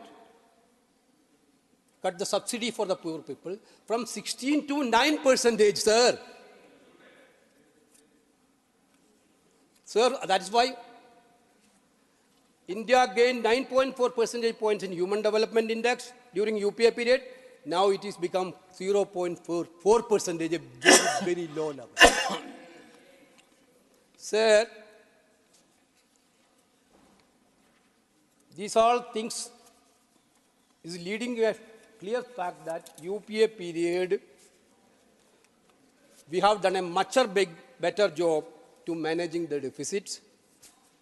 The Modi government boasting is there very much. PR work is there very much. Every day they are giving maximum advertisement by using public exchequer. But propaganda mechanism is there, decoration words will be there. But you have to understand the country's financial situation is very bad due to bad financial management. I'm talking about the poor people's situation, living condition. The poor are become poorer, richer are become richer. The gap between poor and rich is increasing. You are only interested to corporate world. Sir, madam, your annexure 2 in the white paper boasts that India's average per capita GDP has grown roughly from $4,000 to $6,000. You are using that word, very cleverly you are using the word average per capita GDP. But per capita GDP will increase, sir, certainly in a developing country like India. But unsaid truth is there, sir. Annual average per capita GDP growth fell from 5.9% during Manmohan Singh tenure to 3.8% in Modi's tenure. In other words, the average Indian people income grew much faster when Manmohan Singh was Prime Minister than Modi's tenure. This is a clear fact. You are hiding that fact. You are using the word only for your purpose. Foreign investment. There is a big boost for foreign investment also in the white paper. What is the real situation? The fact is that net foreign investment was 1.2% of GDP versus 0.8% NTA. UPA is 1.2%, your period is 0.8%. Foreign reserves nearly tripled and exports were 17% of GDP when UPA was in power against 14% of NDA. Simply put, this, sir, foreign investors and consumers gushed over India's economy and products far more during the tenure of the silent and estimable Manmohan Singh ji than during the loud and bombastic Narendra Modi ji's period. You use the words, decorative words, but Manmohan Singh ji do it silently. That period was the golden period for private investment. That is what the situation is showing. Sir, manufacturers are so more confident that period. Data is showing that, sir.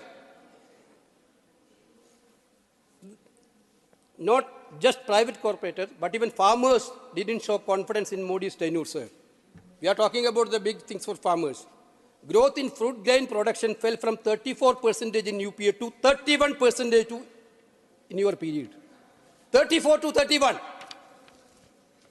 It is not even the case that domestic stock markets. Sir?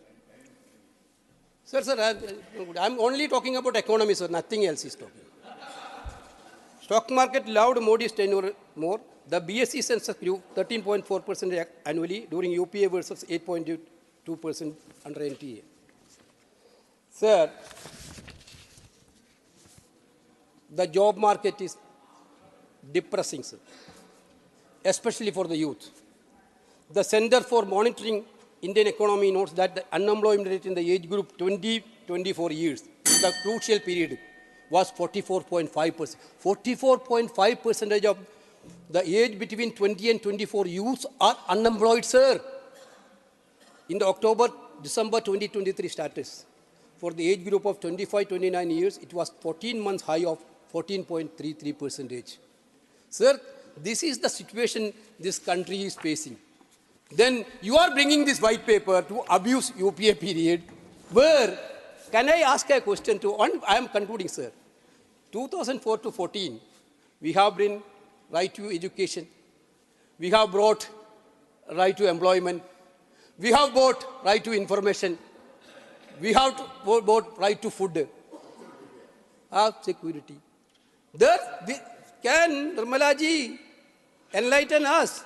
Which is the flagship program of Narendra Modi government, like a Manrega in this country?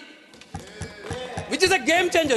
Our Prime Minister told about that this can be, keep it as a memory. Then he changed later. Sir, UPA period, 2004 to 14 was actually game changer like this Manrega, right to information, right to food, everything. You want to take it as a period. Then you are talking about the corruption. Somebody is talking about the corruption. If you are very much sincere to the corruption, why are you scared about the CAG report of your government, sir? Yes. That's revealing the clear corruption in the government. Yes. This government, you are talking about the CAG report of UPA government and you are telling that your government is corrupt. And hiding this CAG report, you don't want to reveal that CAG report. This is actually, I am concluding, sir, this is actually not a white paper. This is a paper which is hiding entire dark truth of this country. These people are ruining the country. Our youth are completely disappointed. Farmers are disappointed. That is why they are marching every day to parliament. They are in a very distressed situation. Sir, everybody is unhappy with government. They have want to divert entire the situation of this country. They want to divert unemployment situation of this country. They want to divert price rise situation of this country. They want to divert entire the situation through some other way. Therefore, that's why this white paper is going to be actually is going to be a total defensive for the government. That's sir. Thank you very much.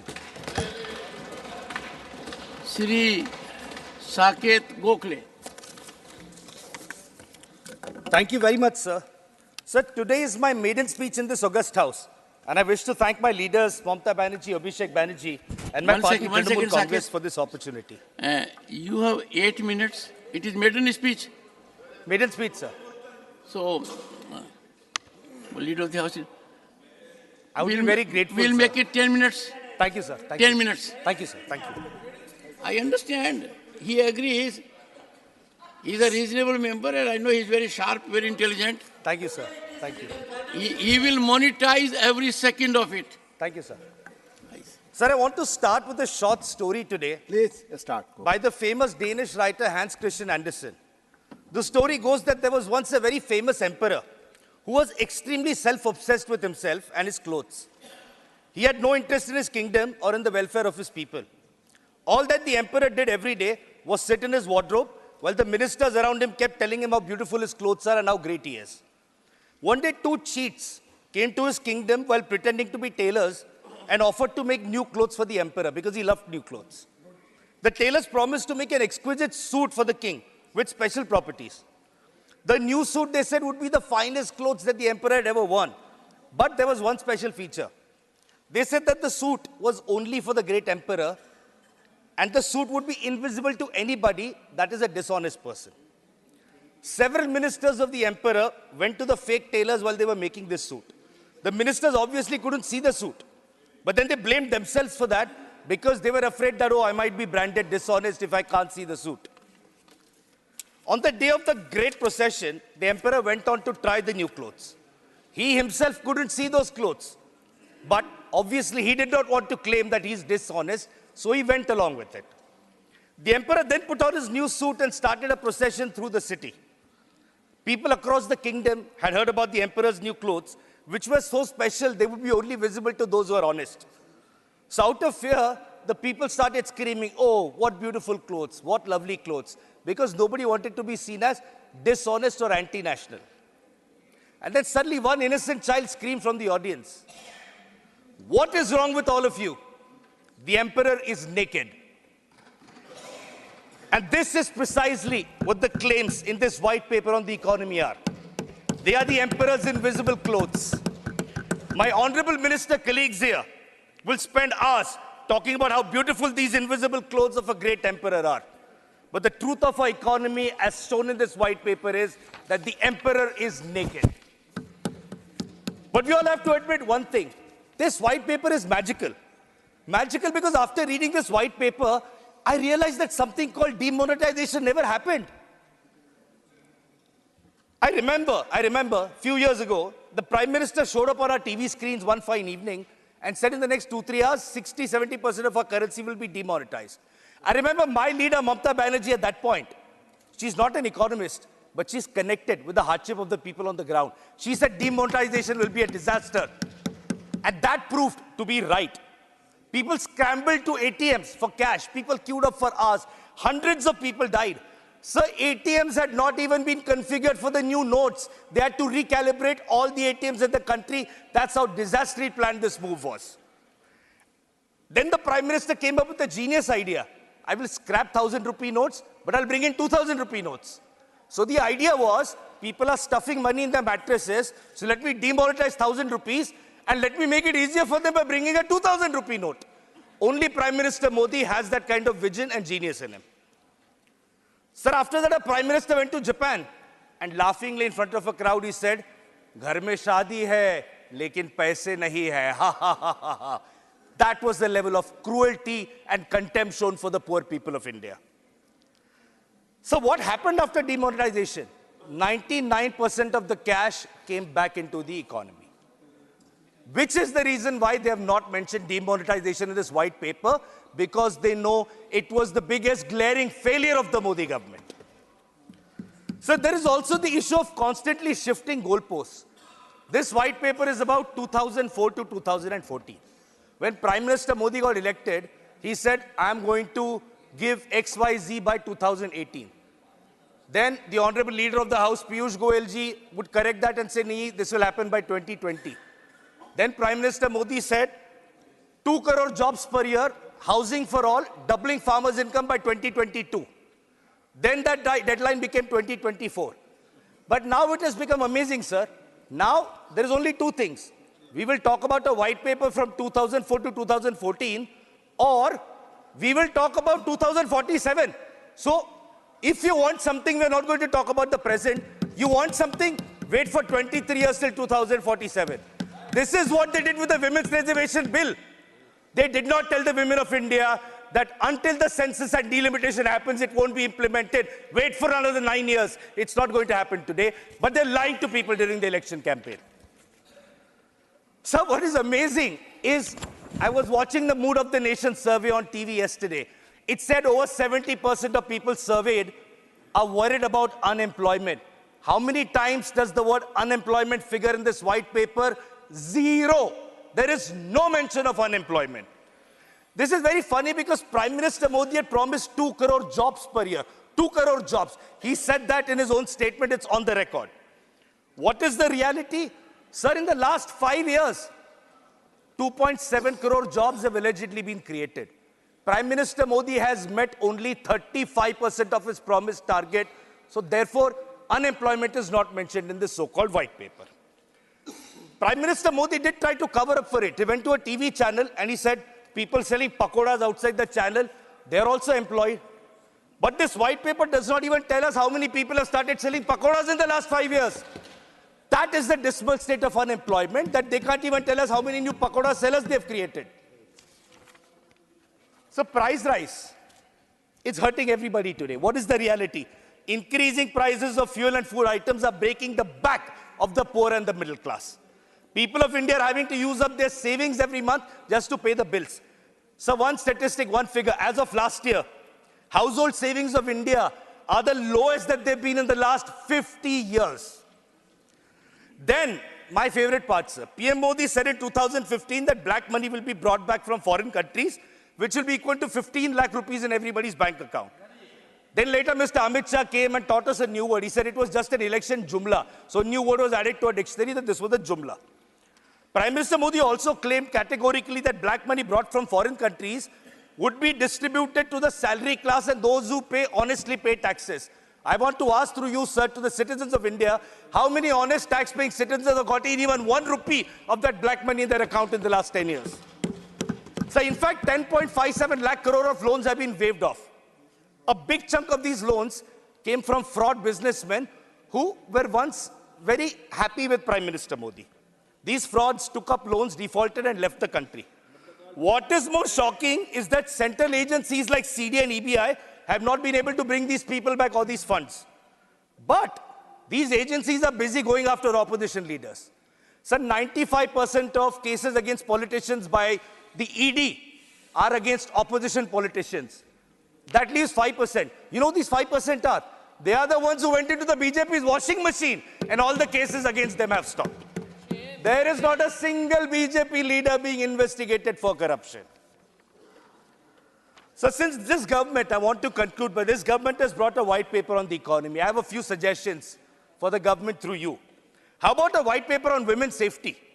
The cover can be decorated with the photo of a famous non-wrestling Lok Sabha member from their party. How about a white paper on the cases of rising hate speech and communal attack on minorities? This white paper can also have a cover with a photo of one of their Lok Sabha members.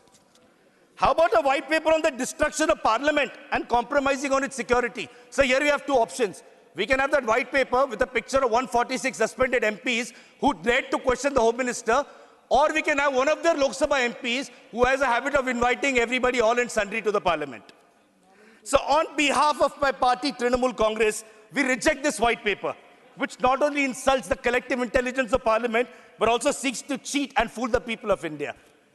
Sir, I have about a minute left in the allotted time for my maiden speech. I'm also aware, since it's my maiden speech, the House gracefully indulges me and allows me to speak. But no, sir, as a proud and self-respecting MP from a proud and self-respecting party and of a proud and self-respecting leader, I refuse to further participate in this charade and indulge the lies of these government. With the promise that the people of India will give the BJP a befitting answer to the lies in this white paper and to the Modi government in the upcoming elections, I and my party, Trinamool Congress, will now walk out of the House in protest. Thank you, sir. We walk out. Dr. Amar Patnaik ji, 6 minutes, sir. After Dr. Amar Patnaik. This is the list that has been mentioned here. The list, I am following the list, Tiruchi ji. Dr. Amar Patnaik ji. This is the list I am following, Tiruchi ji. Dr. Amar Patnaik. Thank you, Chairman, sir. Sir, the white paper on the Indian economy, which was laid on the table of the Rajyasabha yesterday, on the 8th of February 2024, lays out the various macroeconomic fundamentals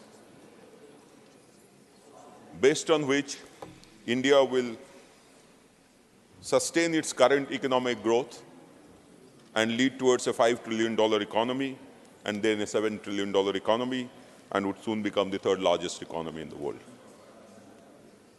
So the fundamentals are very strong, as is evident from the fact that the deficit has been consolidating.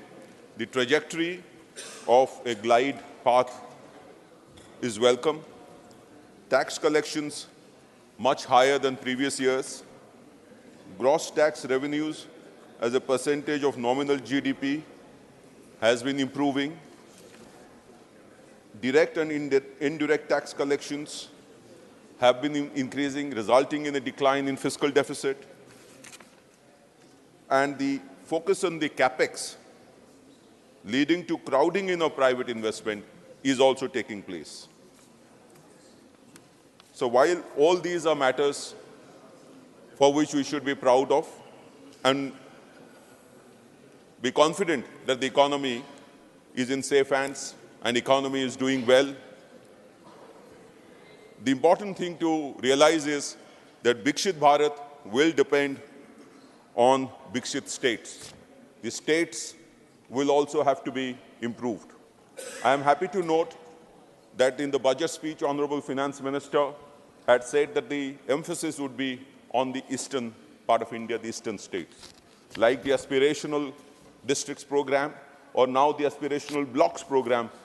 These states are the aspirational, these are the states which will going to be the powerhouse or powerful economically for the country if they are nurtured properly.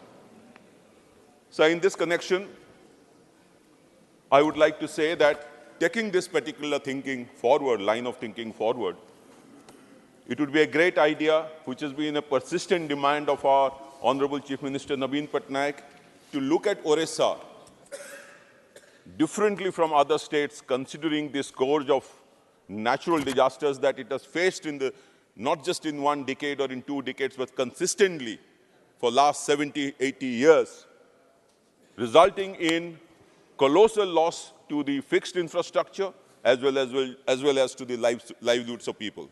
And therefore, the demand for a special focus state, either by terminology or by changing the sharing pattern from 60-40 or 75-25 to 90-10, could be considered by the central government, now that the economy is doing well.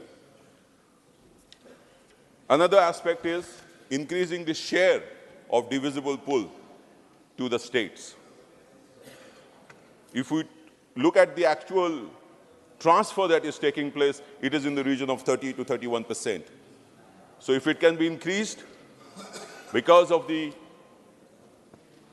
way economy is performing, I think it would be a great boon, particularly to states like Odisha, who need this money.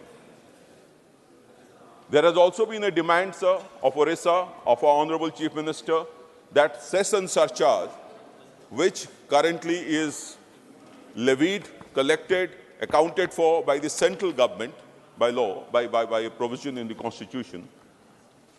And Honorable Finance Minister has several times explained this, that this money ultimately goes back to the state through various schemes. However, if it could actually be shared with the states, then the states will have the liberty of knowing exactly where to spend, how much, and would be in a better position to manage their social sector expenditure.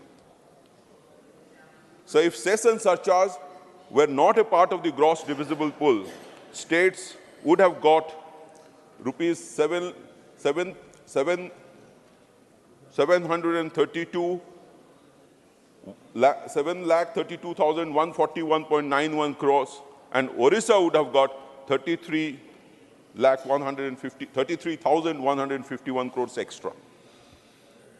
So we are the second largest producer of coal. Coal is exported from our state, but we don't get any portion of the cess that is collected towards revamping the environment that is destroyed because of this extraction. So we had demanded that if some portion, at least 60% of the cess in some form could actually be coming to the states, then it would be helpful for us to, to do environmental protection work around these extractions. We have been also demanding, sir, adequate funds for management of disasters and building disaster-resilient power and road infrastructure. Considering the fact that natural disasters are a permanent phenomenon in Orissa, our CM has been demanding that if this could be resolved through a one-time grant from the central government, then the problem could probably be mitigated to a large extent instead of spending every year. So we have also been saying that as far as farmers are concerned, there is a need to improve the way the Fasal Bima Yojana is performing in the state by giving some amount of leeway to the state governments or by improving performance of claim settlement by the organizations. So as far as national highways are concerned, between 2014 and 2023, the total length of national highways in Orissa has only increased by 1,347 kilometers, which is just 30% increase, while some other states, the increase has been 80 to 100%. So given the fact, and similar to the position with tele-density and internet density about which you have spoken. So lastly, what I would like to state about the white paper is that while we are happy about the fact that the economy is on a right path, on a growth path, on a correct consolidation path, there is a need to look at the states, devolve more funds to the states, and spend more money on their social as well as physical infrastructure development. Thank you, sir. Thank you, Dr. Amar Patnaik ji. Manya Sadasyagण, Dr. John Britas ji has some urgent work. He has to go. Do I have consent to allow him before Trichu Sivaji? Please. Thank you very much, sir. Sir, this is not white paper, this is election paper. Selective amnesia and cherry picking. The finance minister has said 2004-2009 was good period, but she gives the credit to the previous government, strange enough. Is it not a fact that left was supporting the UPA, first UPA, which made important decisions and drastic changes, like education being made a fundamental right, right to information, employment being made a right through Manrega, and right to food security. Sir, the other day, Prime Minister was praising Dr. Manmohan Singh, who he ridiculed earlier by calling him Maun Mohan. Now, following day, Finance Ministry is slapping a black paper on Dr. Manmohan Singh. I won't be surprised tomorrow this government would be giving a Bharat Ratna to Manmohan Singh, saying that he was denied Bharat Ratna by Sonia Gandhi. This can happen also.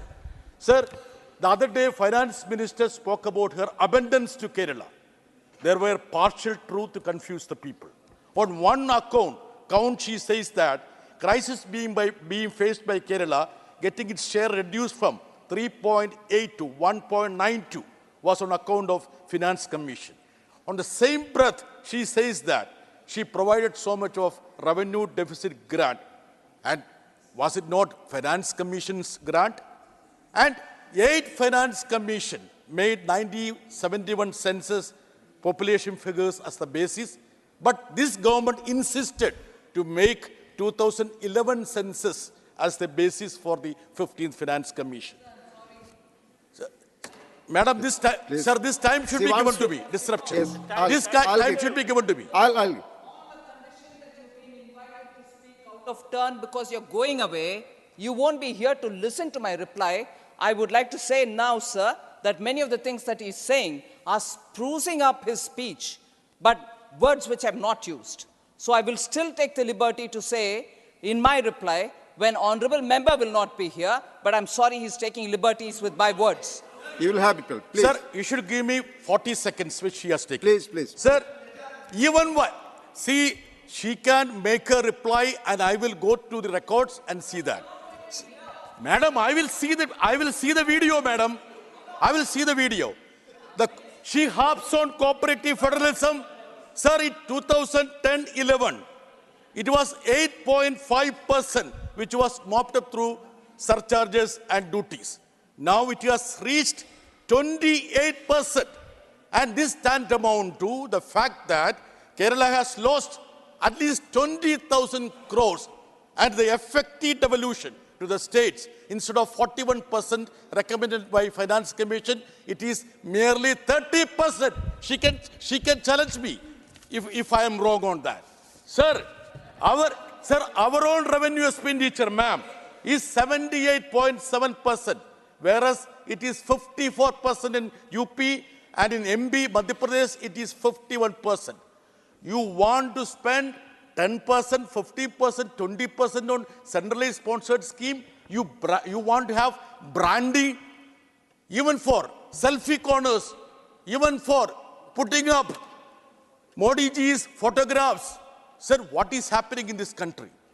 Can you, turn the state schemes to be a propaganda machine for the BJP government here? Even for ration shop slips, you want Lotus there. Parallelly, instead of supporting the PDS, they are distributing Bharat, Atta, Dal, everything, bypassing the state. Even then, they claim that they are on the path of cooperative federalism, sir. Sir, I salute those great souls who have been bestowed with Bharat Ratna. Sir, one minute. Conclude now. I salute them. I salute them, sir. Sir, when they are pelting, I would say, bullets on the Kisans, they will talk in terms of Bharat Ratna to a Kisan Puth. Sir, protesting against the discrimination shown to Kerala, we are walking out, and we are also not party to any move to communalize the political situation. Thank you, sir. Thank you, Deputy Chairman, sir. Sir, this government, on the end of this term, is extending the House for a day, and at the expense of the taxpayers' money, is making use of this forum for election propaganda. And this is a very important debate I wish we all wished it to be, because the white paper has brought out the 10 years they say as their achievement and the setbacks in the UPA government. But actually it is not so. If we have to explain, we need adequate time.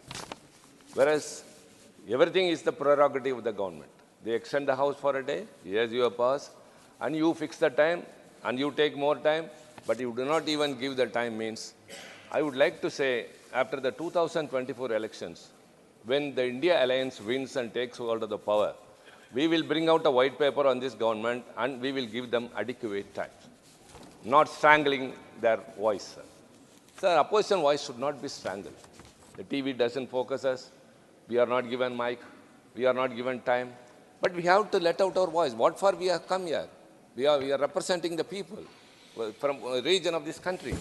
So we have to express something means we need time at least to speak out. So the ruling party and the opposition party have to be treated equally. Whereas it is not so, that is different, sir. First of all, sir, whether this government has got the credibility to bring a white paper pointing fingers at the earlier government, the UPA. Everyone knows, and the finance minister knows very well, when you point a finger at another, don't forget 3 fingers are pointing towards you. You say the UPA government has failed in many aspects. Sir, I would like to say only one thing. Our founder leader, Anna, was made an indelible mark in the second chamber of the parliament, that is in this August House, later became the chief minister of Tamil Nadu. During his tenure, there was a student agitation, sir. The student agitation mounted much, and the police came that we are not able to control them and we need shooting order. The chief minister refused. They said, sir, they are going to the railway station to set fire to the railway compartments. It got great damage. But Anna, the chief minister, said, don't do that. If they burn a rail compartment, I can build another railway compartment. But if you shoot a student, I cannot bring back his life to his parents and cannot give. That is the real gesture of a leader, sir, and the responsibility. May I say, sir, this government has brought a white paper, let them say, because of the hasty form laws which were enacted in this parliament, when the house was not in order, later revoked because not having applied their mind, took away 700 lives of the farmers. Only during that agitation. Because of that farm bills, many were agitated, and 700 farmers died, and the responsibility, rather the credit goes to this government. And hundreds of people died before the banks when they stood in the line to change the currency notes. When the demonetization came, the credit goes to this government. And hundreds of migrant workers, because of just 4-hour notice when the first lockdown was announced, the migrant workers were strangled, they were strayed along, and hundreds of migrant workers died, sir. The credit goes to this government. Sir, I want to stick to only 2 points. Number one is agriculture, because I have started with agriculture. What happens is, the insurance companies, under PM Fasal Bima Yojana, I think I am right, Fasal Bima Yojana, have made a profit of 40,000 crore, while according to National Crime Record Bureau, in 2022 alone, India saw 11,290 suicides in the farming sector. Of these victims, in 2022, 5,207 were farmers and 6,083 were agricultural laborers. And take, for example, the GST. The budget support for the agriculture is coming down for the past 2 years. And GST for agricultural items, agricultural equipment is 12%. Tires and other parts for tractors, machines for processing and milling cereals or vegetables, 18%. Fertilizers, 5%. Pesticides, 15%. Fertilizer subsidy has been reduced by 13%. So spending on agriculture is only 2.67%. So this government is not taking care of the agriculture, sir. India is basically an agriculture sector. I would like to say again, this country withstood the, sir, right time, I think I should say that the GFC, which the white paper itself has told about, the global financial crisis in 2008, when the whole European countries, when America was just 0.8 in GDP, and UK 1.7, Germany was 1, Japan 1.5, France 1.4, Canada 1.9, India was 8, sir. That is UPA 1. UPA 1, the GDP was 8. When the economic recession took away the whole of the Western countries, India withstood only because of the agriculture sector, because of the public sector undertakings, because of the MSMEs. All these sectors are being suppressed nowadays, sir. CPSUs are being disinvested, which are all profit-making. MSME, which contribute 29% to the GDP, provides 10 crore employment, and 45% export is being not taken care of. Sir, only 1 minute, I would like to add one more thing. And unemployment, everyone told that this government, which is in power now, during the elections, was assured, everyone told that every year 2 crore employment will be generated and given, but it was not given. Whereas, unemployment in 2012 was 1 crore. Now it is 4 crores. It has increased. Whereas instead of giving employment, unemployment has soared up. During UPA, 75 lakh non-farm jobs every year were created. In this government, only 29 lakh non-farm jobs every year. Sir, 1 in every 3 persons is running for a job unsuccessfully. 2 unemployed persons commit suicide every year. And very importantly, sir, 75,000 posts are vacant in central government offices. And 30 lakh positions are estimated. Thank you. Sir, 1 minute, sir. That's why I said it's very important. So already 1 minute you have taken. Time again strangles our throats, sir. Mr. What I am talking about is the youth in the country. Let me intervene. You are a very senior member. You know that this discussion takes for 2.5 hours. Why should we take it in a short duration discussion? Please, short duration discussion. Why should we take it in a short duration discussion, sir? Please finish. Please finish. You know this should be given more time and discuss. If at all they are very clear about themselves, they should give time and listen to us. Please. Up to 30 lakh positions are estimated to exist in government positions across India, not filled in. These are the situations in the country. Sir, Indian railways have fallen from 17 lakh to 11 lakh employees in 2023. Number of vacancies in PSU have fallen, workers have fallen from 17.3 to 14.6. Contract workers without job security almost doubled from 17 to 30. Thank you. Sir, this is the situation. Unemployment is soaring up. agriculture sector, the farmers are committing suicide. Thank you. CPSUs are, sir. Thank you. I will conclude. Thank you. And Tamil Nadu government, which has been affected by very severe flood in the year December, in the 2023 December, sir, we have sought for relief fund. The Chief Minister met the Prime Minister despite that. The delegation of members of Parliament met the Home Minister. Thank you. Despite that. Thank you. The Rajyasabha Singh, the Defence Minister, visited despite that. We are pleading, nothing is given. Dr. So in Kumar protest, sir, Dr. Ashok Kumar Mittal, please. Please. धन्यवाद महोदय। आज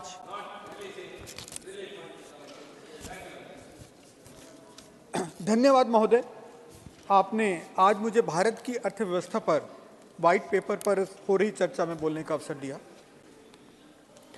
मैं सबसे पहले देश को बधाई दूंगा कि जब हम आज इस सदन में चर्चा कर रहे हैं और कल हमने लोकसभा में इस पर चर्चा की, तो उन्होंने माननीय श्री पी.वी. नरसिम्हा राव जी, श्री चरण सिंह जी और श्री M.S. स्वामीनाथन जी को भारत रत्न से सम्मानित किया।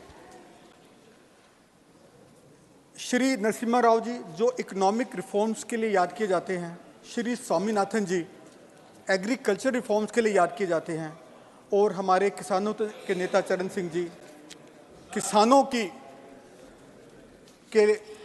आगे ले जाने के लिए याद किए जाते हैं। मैं इसके लिए भारत के माननीय प्रधानमंत्री का धन्यवाद करना चाहूँगा। सर, इस 60 पेज के वाइट पेपर में मुख्यतः दो चीज़ों पर स्ट्रेस दिया गया है। एक, यूपीए के काल में इकोनॉमिक मिसमैनेजमेंट हुआ है, और दूसरा कि सरकार ने उसको अर्थव्यवस्था को दोबारा पटरी पर ले आए हैं। दो चीज़ों पे स्ट्रेस है। सर, हम सभी इस बात से सहमत होंगे कि वो सरकार चाहे नेहरू जी की रही हो, शास्त्री जी की रही हो, अटल जी की रही हो, मनमोहन सिंह जी की रही हो, उन्होंने कुछ तो अच्छा कार्य किया होगा, अन्यथा आज हम इस स्थिति पर ना होते। एक छोटा सा अर्ज करूंगा, तारीफ खुद करना फिजूल है।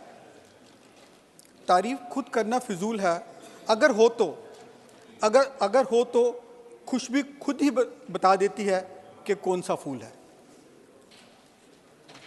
मेरा ऐसा मानना है कि जो भी अच्छे कार्य हुए हैं देश में, उसको वाइट पेपर में डालना चाहिए और जनता के सम्मुख लाना चाहिए, वो किसी भी सरकार में हुए हों।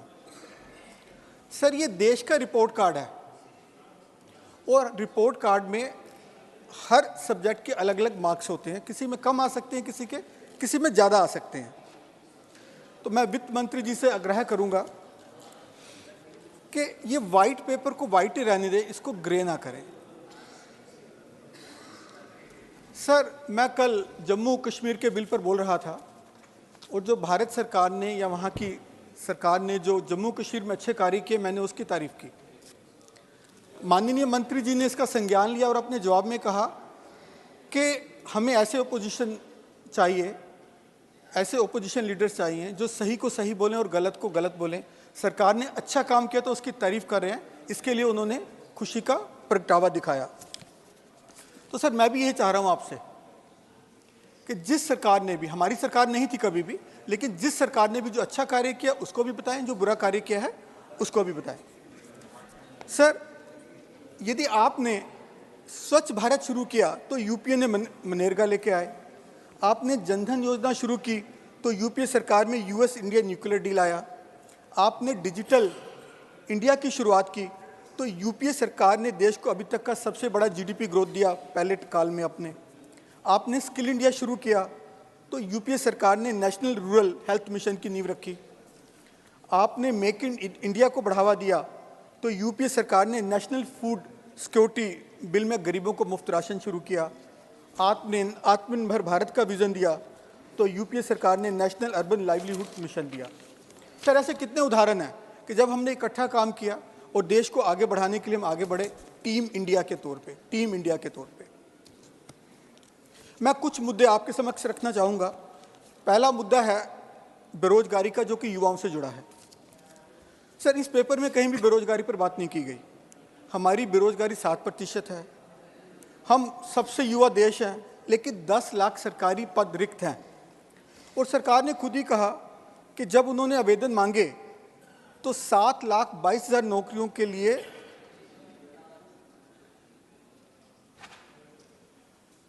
22 करोड़ आवेदन आए। 7 लाख नौकरियों के लिए 22 करोड़ आवेदन आए। ये हमारी हालत है। प्राइवेट सेक्टर में भी मास लेआउट्स काफ़ी हो रहा है। जनवरी में भी 30,000 लोगों को निकाला गया। सर, दूसरी डिफेंस के बारे में, सर, चीन हमें आंखें दिखाता रहता है, पाकिस्तान में भी शायद आर्मी स्पॉन्सर्ड सरकार फिर आ जाए। तो जितना हमें डिफेंस के लिए बजट चाहिए, जितनी डिफेंस के लिए रिक्वायरमेंट है, क्या हम वो पूरी कर रहे हैं? तो माननीय मंत्री जी से निवेदन करूंगा कि इस पर थोड़ा सा गौर करें। तीसरा मुद्दा जो देश की ग्रोथ से संबंधित है, आर्टिफिशियल इंटेलिजेंस का। आर्टिफिशियल इंटेलिजेंस आ रही है और अलग अलग सेक्टर ने अनुमान किया है कि ये जीडीपी में भारत में अकेले $1 ट्रिलियन का योगदान कर सकती है। तो क्या हम उसको एडवांटेज लेने के लिए तैयार हैं एज ए फर्स्ट मूवर? तो मैं मंत्री जी को कहूँगा कृपया उस पर देखें। और जो डीप फेक के केसेस बढ़ते जा रहे हैं, डीप फेक के, उसके लिए रेगुलेट करने के लिए क्या हम कर रहे हैं? तीसरा मुद्दा जो मैं चाहूँगा, माइनिंग का। हमारे देश में मिनरल्स की अवेलेबिलिटी है, काफ़ी है, लेकिन हमारा जो माइनिंग सेक्टर अभी भी जो लेगेसी इशू है उससे प्रभावित है। हमारे पास एडिक्वेट मिनरल एक्सप्लोरेशन नहीं है।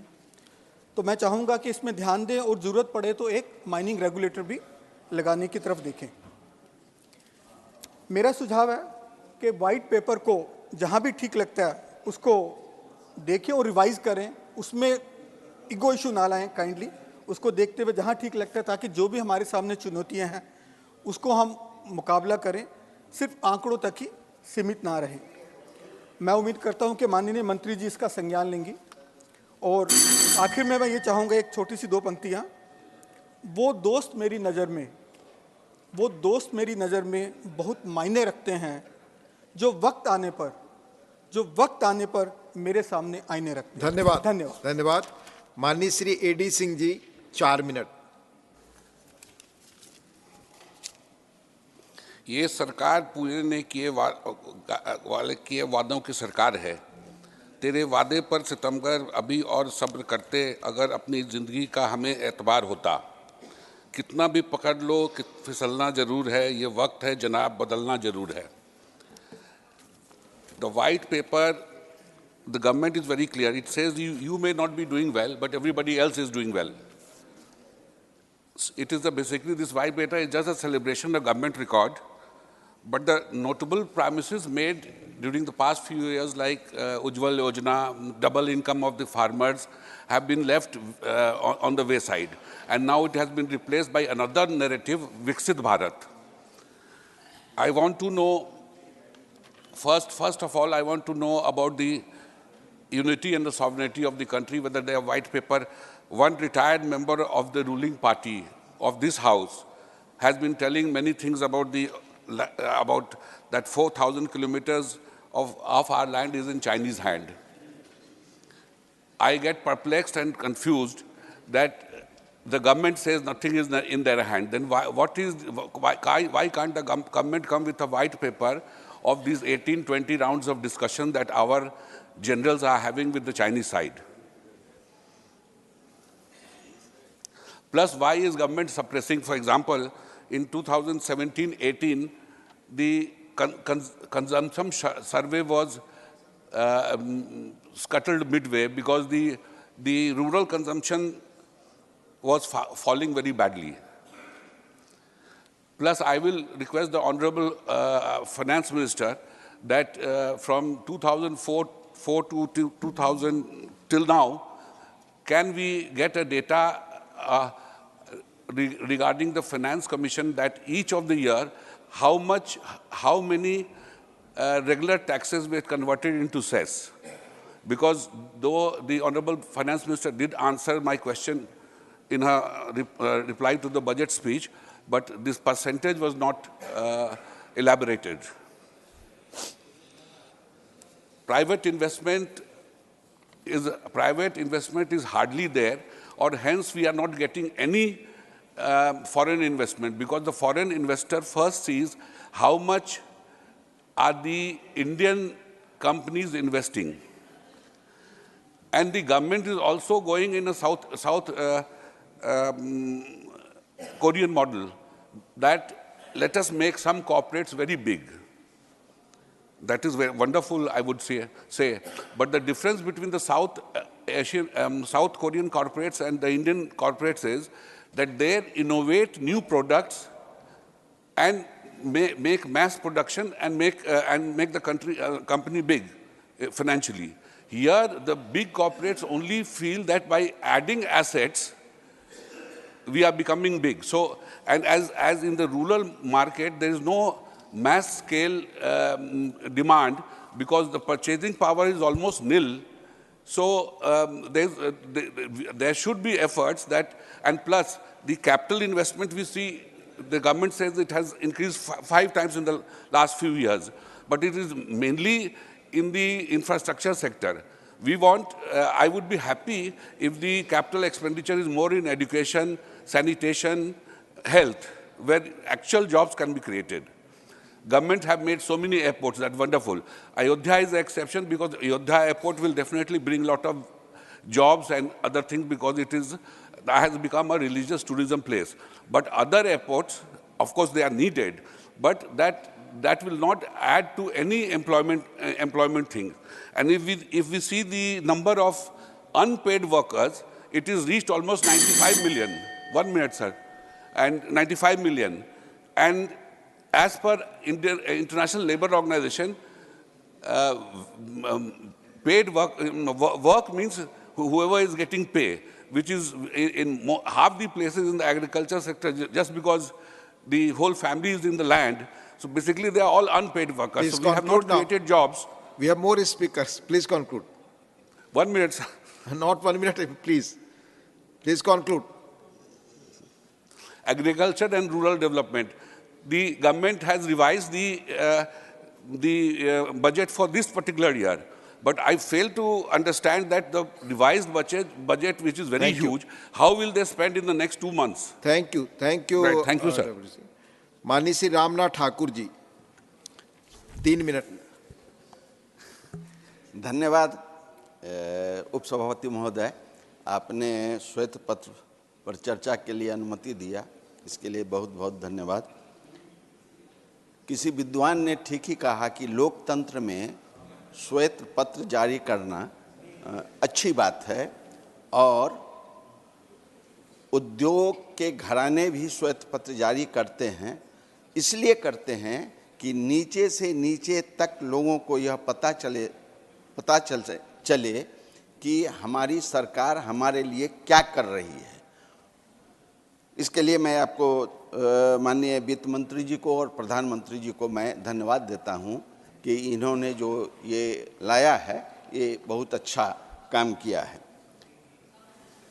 26 लाख करोड़ का जो इन्होंने ये घोटाला हुआ है पिछले वर्षों में कांग्रेस के ज़माने में, उसको यहाँ लाकर के इन्होंने बहुत पारदर्शिता का कारण पर बोलने का अवसर दिया है। मैं 2 बातें आपसे निवेदन करना चाहता हूँ, समय कम है, लेकिन 2 बातें मैं आपको बताना चाहता हूँ। मैं कहीं आज पढ़ रहा था और बहुत अच्छे विद्वानों ने ये जो लिखा है उसके बारे में आपको जानकारी देना चाहता हूँ। 1963 में कांग्रेस के तत्कालीन कांग्रेस अध्यक्ष डॉक्टर डी संजीवैया का यह कहना पड़ा था कि 1947 में जो कांग्रेसी भिखारी थे वो आज करोड़पति बन बैठे हैं। झोपड़ियों का स्थान शाही महलों ने और कैदखानों का स्थान कारखानों ने ले लिया है। ये कांग्रेस के तत्कालीन कांग्रेस के अध्यक्ष डी संजीवैया ने कहा है। कारण क्या है? कांग्रेस के ने कहा है, पहला घोटाला हुआ था 1948 के ज़माने में, जीप घोटाला, और वो घोटाले पर घोटाले आ रहे थे तो इन कांग्रेस के अध्यक्ष ने अपने पार्टी के नेताओं के बारे में कहा, तो इसको तो संज्ञान लेना चाहिए, संज्ञान लेना। और भारत सरकार ने जो यह काम किया है ये काबिले तारीफ का है। इसलिए हम आपसे निवेदन करना चाहते हैं कि आपने बहुत अच्छा काम किया और 26 लाख करोड़ के बारे में जो आपने यह दर्शाने का काम किया है, ये भी अच्छा काम किया है लोकतंत्र में। और मैं आपसे निवेदन करना चाहता हूं कि कांग्रेस की सरकार, अभी बहुत चर्चाएं चल रही थी कर्पूरी ठाकुर जी के बारे में, चौधरी चरण सिंह जी के बारे में, नरसिंहा राव जी के बारे में। हाँ। तो चौधरी चरण सिंह को कांग्रेस ने बिना शर्त समर्थन दिया था और बिना कहे हुए समर्थन वापस ले लिया। उसी तरह कर्पूरी ठाकुर जी को कांग्रेस की सरकार ने जो अच्छी बातों को लागू करने का काम किया था, उसको उस सरकार को, कर्पूरी ठाकुर जी की सरकार को गिराने का काम किया है। इसलिए हम आपसे निवेदन करते हैं कि भारत सरकार के प्रधानमंत्री ने जो इन लोगों को भारत रत्न देने का काम किया है वो बहुत ही अच्छा काम किया है। जनता के लिए यह खुशी की बात है, किसानों के लिए खुशी की बात है। धन्यवाद। धन्यवाद माननीय रामनाथ जी। माननीय please doctor M Thambi Durai, 3 minute sir. Chairman, Honorable Deputy Chairman, sir, I rise on behalf of ADMK party and my party leader, Edapadi Palaniswamy, to participate in the discussion of white paper on the Indian economy that was presented by Honorable Finance Minister to this House on 8th February. Sir, I would, in para 2, the Honorable Minister specifically mentioned 15 major scams that took during that period. I would like to state here that during the entire period of 10 years of UPA, from 2004 to 2014, DMK was the part of the center. And whatever corruption took place during that period, DMK was a party to everything. Part 2 of the white paper exclusive deals with the corruption made then government. So let me narrate how the DMK party to this corruption, sir. There is a mention about the 2G scam in which the former then finance DMK minister went to jail. There was a loss of about 1.7 lakh crores to the government. Along with the former DMK minister, the daughter of former Chief Minister Tamil Nadu and sister of the present Chief Minister also went to jail. Presently, the case in the appellate court. They are telling that went to the court, the stay is there. That is no stay is not there. It's already appealed. Saini Judge Admari clearly said there is serious scam because CBI not cooperated. That is why he gave that kind of observation. But CBI has gone to the court appeal. Therefore, the present case is there, sir. The minister also mentioned about the Aircel Max's case in which former finance minister was sent to jail and his present MP son also is facing serious charges. This is case also under the trial. Former Union Minister, now Lok Sabha member, grandnephew of former DMK Chief Minister, abused the official position of the then Minister of Communication and Information Technology of the UPA government and got the private telephone exchanges installed at his residence here, which were used for business transactions of the Sun network owned by his brother Kalanidhi Maran. The present DMK government in Tamil Nadu is very full of corruption. The former DMK higher education minister of one of the ministers of the present cabinet and his wife, when convicted recently under PMLA, the case is pending since. One DMK minister, sir, without portfolio, who is in prison also facing charges of PMLA, remains the minister without portfolio. The Tamil Nadu chief minister will not ask his resignation. This is a wonderful thing is going on in Tamil Nadu. Sir, then another interesting thing, the former finance minister, madam knows very well, and also present minister now, he said that the present chief minister and his family together made more than 30,000 crores just in a year as a corruption. That is the thing, sir. This has to be seriously taken. Sir, this is why I'm finishing, sir.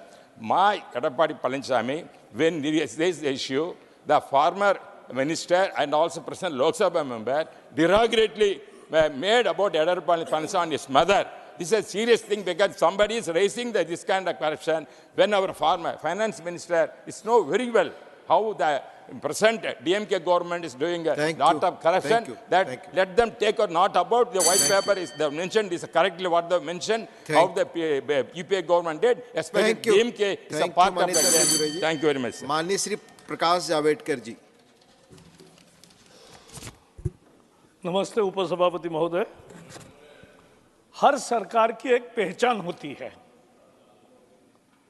UPA सरकार की पहचान भ्रष्टाचार है और रही है और इसीलिए लोगों ने उनको सत्ता से बाहर किया। कोयला भ्रष्टाचार मैं ही व्हिसल ब्लोअर था। लोकसभा के सांसद हमारे कलीग हंसराज अहीर वो उस कमेटी में भी काम करते थे, बहुत जानकारी थी।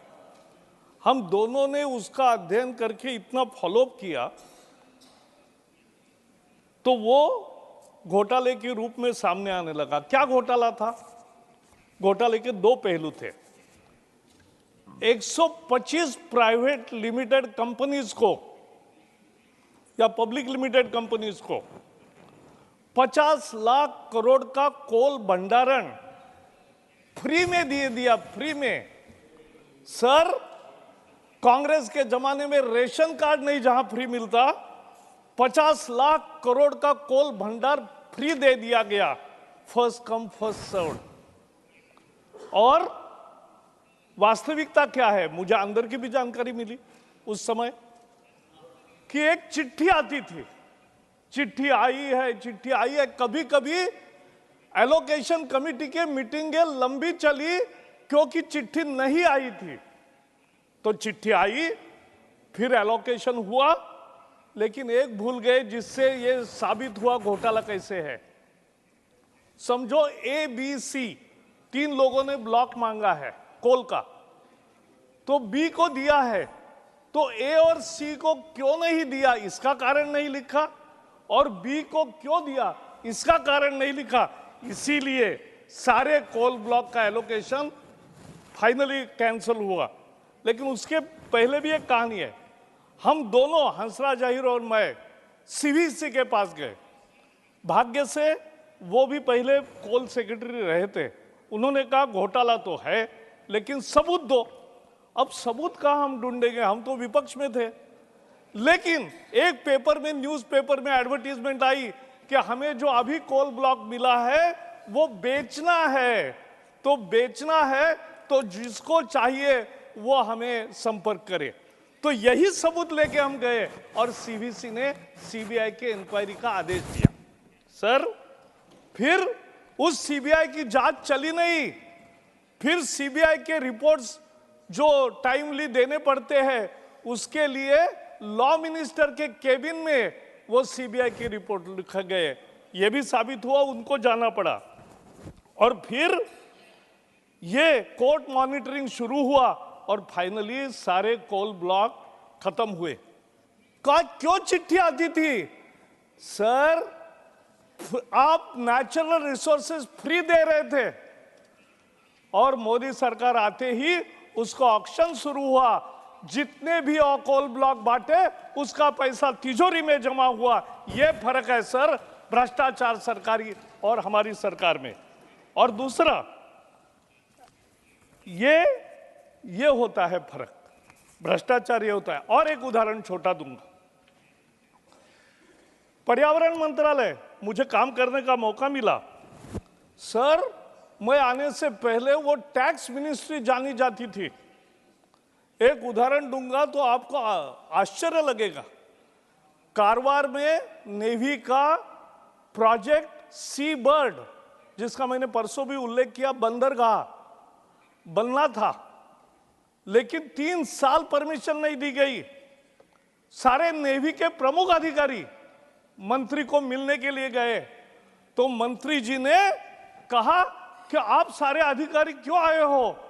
कोई तो कॉन्ट्रैक्टर होगा ना जो बांधेगा, तो उसको भेजो।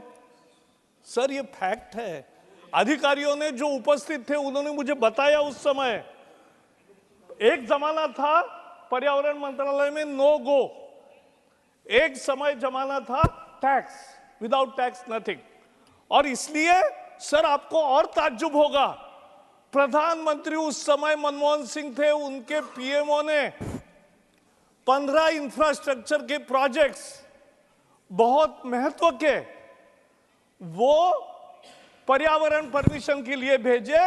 सर उनको भी 2 साल परमिशन नहीं मिली, मैंने 2 महीने में परमिशन दी। और मनमोहन सिंह जी को कहा देश के हित में है, मोदी जी ने हमें सिखाया है देश प्रथम है और देश के लिए काम करना है, और इसके लिए हमने परमिशन दे दी।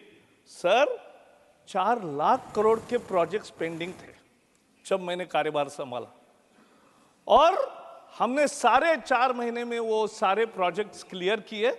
देश के विकास को गति नहीं मिलेगी तो तरक्की कैसे होगी? विकास को गति मिलनी चाहिए, इसके लिए ये काम है। और मैं एक बताना चाहता हूं, मोदी जी का हम मंत्रियों के कारोबार में कभी हस्तक्षेप नहीं था। एक ही मंत्र था कि देश के हित में जो है वो करो। हमने सर एप्लीकेशन करने के लिए एनवायरमेंट मिनिस्ट्री में बहुत पैसे देने पड़ते थे, हमने ऑनलाइन एप्लीकेशन की शुरुआत की। ये सब देश को अच्छा सुशासन देने का और उससे आर्थिक तरक्की करने का ये था। ये सारे आर्थिक महत्व के प्रोजेक्ट्स पूरे पेंडिंग थे जो हमने क्लियर किए। और तब ये सब लोग चिल्लाते थे कि ये instant permission, instant permission, instant permission, clearance, clearance, clearance. ऐसे मेरे खिलाफ भी कैंपेन चलाए, हमारे सरकार के खिलाफ कैंपेन चलाए, लेकिन सर चली नहीं, क्योंकि कोई गलत व्यवहार नहीं किया। जिसका नहीं था ठीक नहीं दिया, जिसका अच्छा था उसको दिया, उसको रोका नहीं, यह हमने काम किया है। और इसलिए मुझे बहुत अभिमान है। ये बोलते हैं कि ये एक मुझे आश्चर्य लगता है, मैं बैंक में था, निर्मला जी आपको भी एक सुझाव दे रहा हूं। मैडम ये लोग पूछते हैं ना 2-2 करोड़ जॉब कहां मिले। मैं भी बैंक में काम करता था और मैं भी एम्प्लॉयमेंट प्रमोशन विभाग का काम देखता था, तो बेरोजगारों में जाता था, बेरोजगारों की रैलियां करता था। और उनको हर, उस समय HM पटेल थे फाइनेंस मिनिस्टर, जनता पार्टी की सरकार थी, तो हर ब्रांच ने हर महीने 2 यूथ को कर्जा देने का कार्यक्रम उस समय था, वो मैं देखता था सर। और उसमें मेरा जो अनुभव है, मुझे पता है कि अगर एक 5 लाख का कर्जा दिया तो 2-4 नए रोजगार तैयार होते हैं। लेकिन दुर्भाग्य से इसमें ऐसा है कि बैंक की जानकारी वो, क्योंकि इंडिविजुअल उसको क्रेडिट है इसलिए नहीं दे सकते। लेकिन मैं निर्मला जी को रिक्वेस्ट कर रहा हूं, मैंने लिखा भी था एक बार बीच में, कि हर बैंक को कहो कि आपने जो मुद्रा लोन्स दिए उस मुद्रा लोन से कितने नए रोजगार तैयार हुए। मैंने 500 से ज्यादा मुद्रा लोन्स लेने वालों के यहां मैंने खुद टेस्टिमोनियल्स लिए हैं। किसी ने 2, किसी ने 4, किसी ने 6 लोगों को रोजगार दिया है। सर आप जब ये 45 करोड़ मुद्रा लोन दिए हैं, 45 करोड़ मुद्रा लोन में कम से कम नए 25 करोड़ रोजगार तैयार हुए हैं, यह हमें भूलना नहीं चाहिए। लेकिन उसका सर्वे करके, एक बार नाम देने की जरूरत नहीं, लेकिन सर्वे करके ये हो सकता है, ये मेरा पूरा विश्वास है। सर इन्होंने एयर इंडिया में क्या भ्रष्टाचार किया, अनयूजुअल एक्विजिशन, बायलैटरल एग्रीमेंट्स, डुबे दिए कंपनी, पूरी डुबा दिए कंपनी। और ऐसे भ्रष्टाचार के एक एक मसले तैयार होते रहे, तो उस कारण इस सरकार की पहचान भ्रष्टाचार थी, तरक्की रोकने वाली थी, और वो मोदी सरकार ने करेक्ट किया। इसलिए इस व्हाइट पेपर का मैं स्वागत करता हूं। बहुत बहुत धन्यवाद। धन्यवाद। माननीय डॉक्टर के केशव राव जी।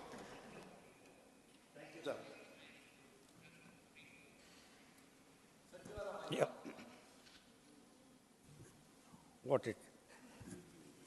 तो अब यूँ तो हमको बहुत कुछ बात करने का था क्योंकि 60 पेजेस की एक वाइट पेपर थी। मुझे समझ में नहीं आया कि क्या रीज़न क्या थी, क्योंकि हर चीज़ के लिए कोई इंटेंशन होती है. If intention is very good because economy is recovering, everybody is accepting that.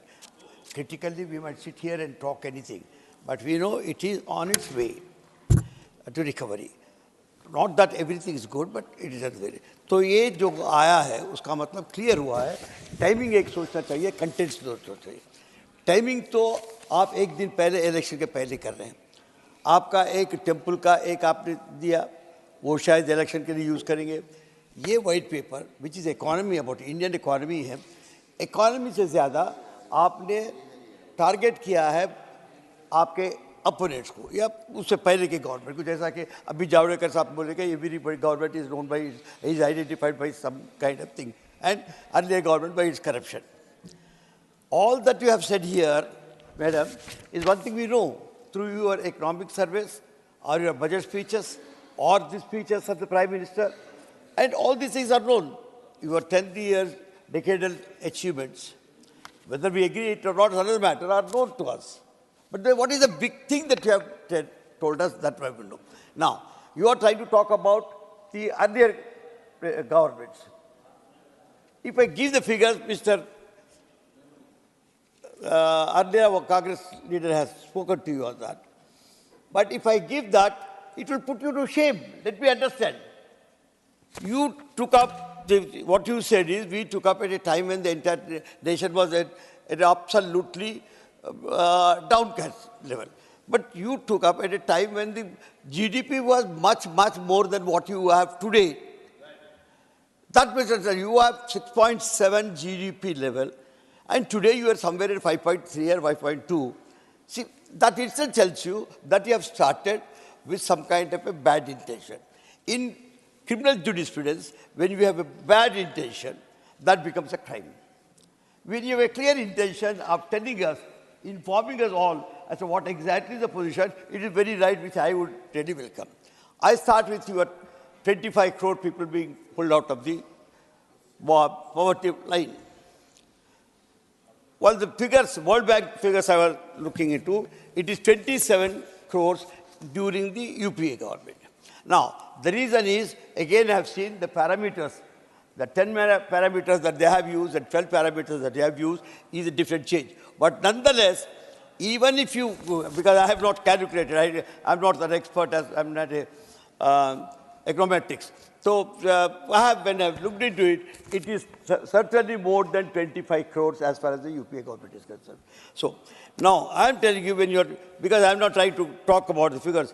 So madam, when you brought a white paper on Indian economy, I thought you would talk about the fundamentals of economy.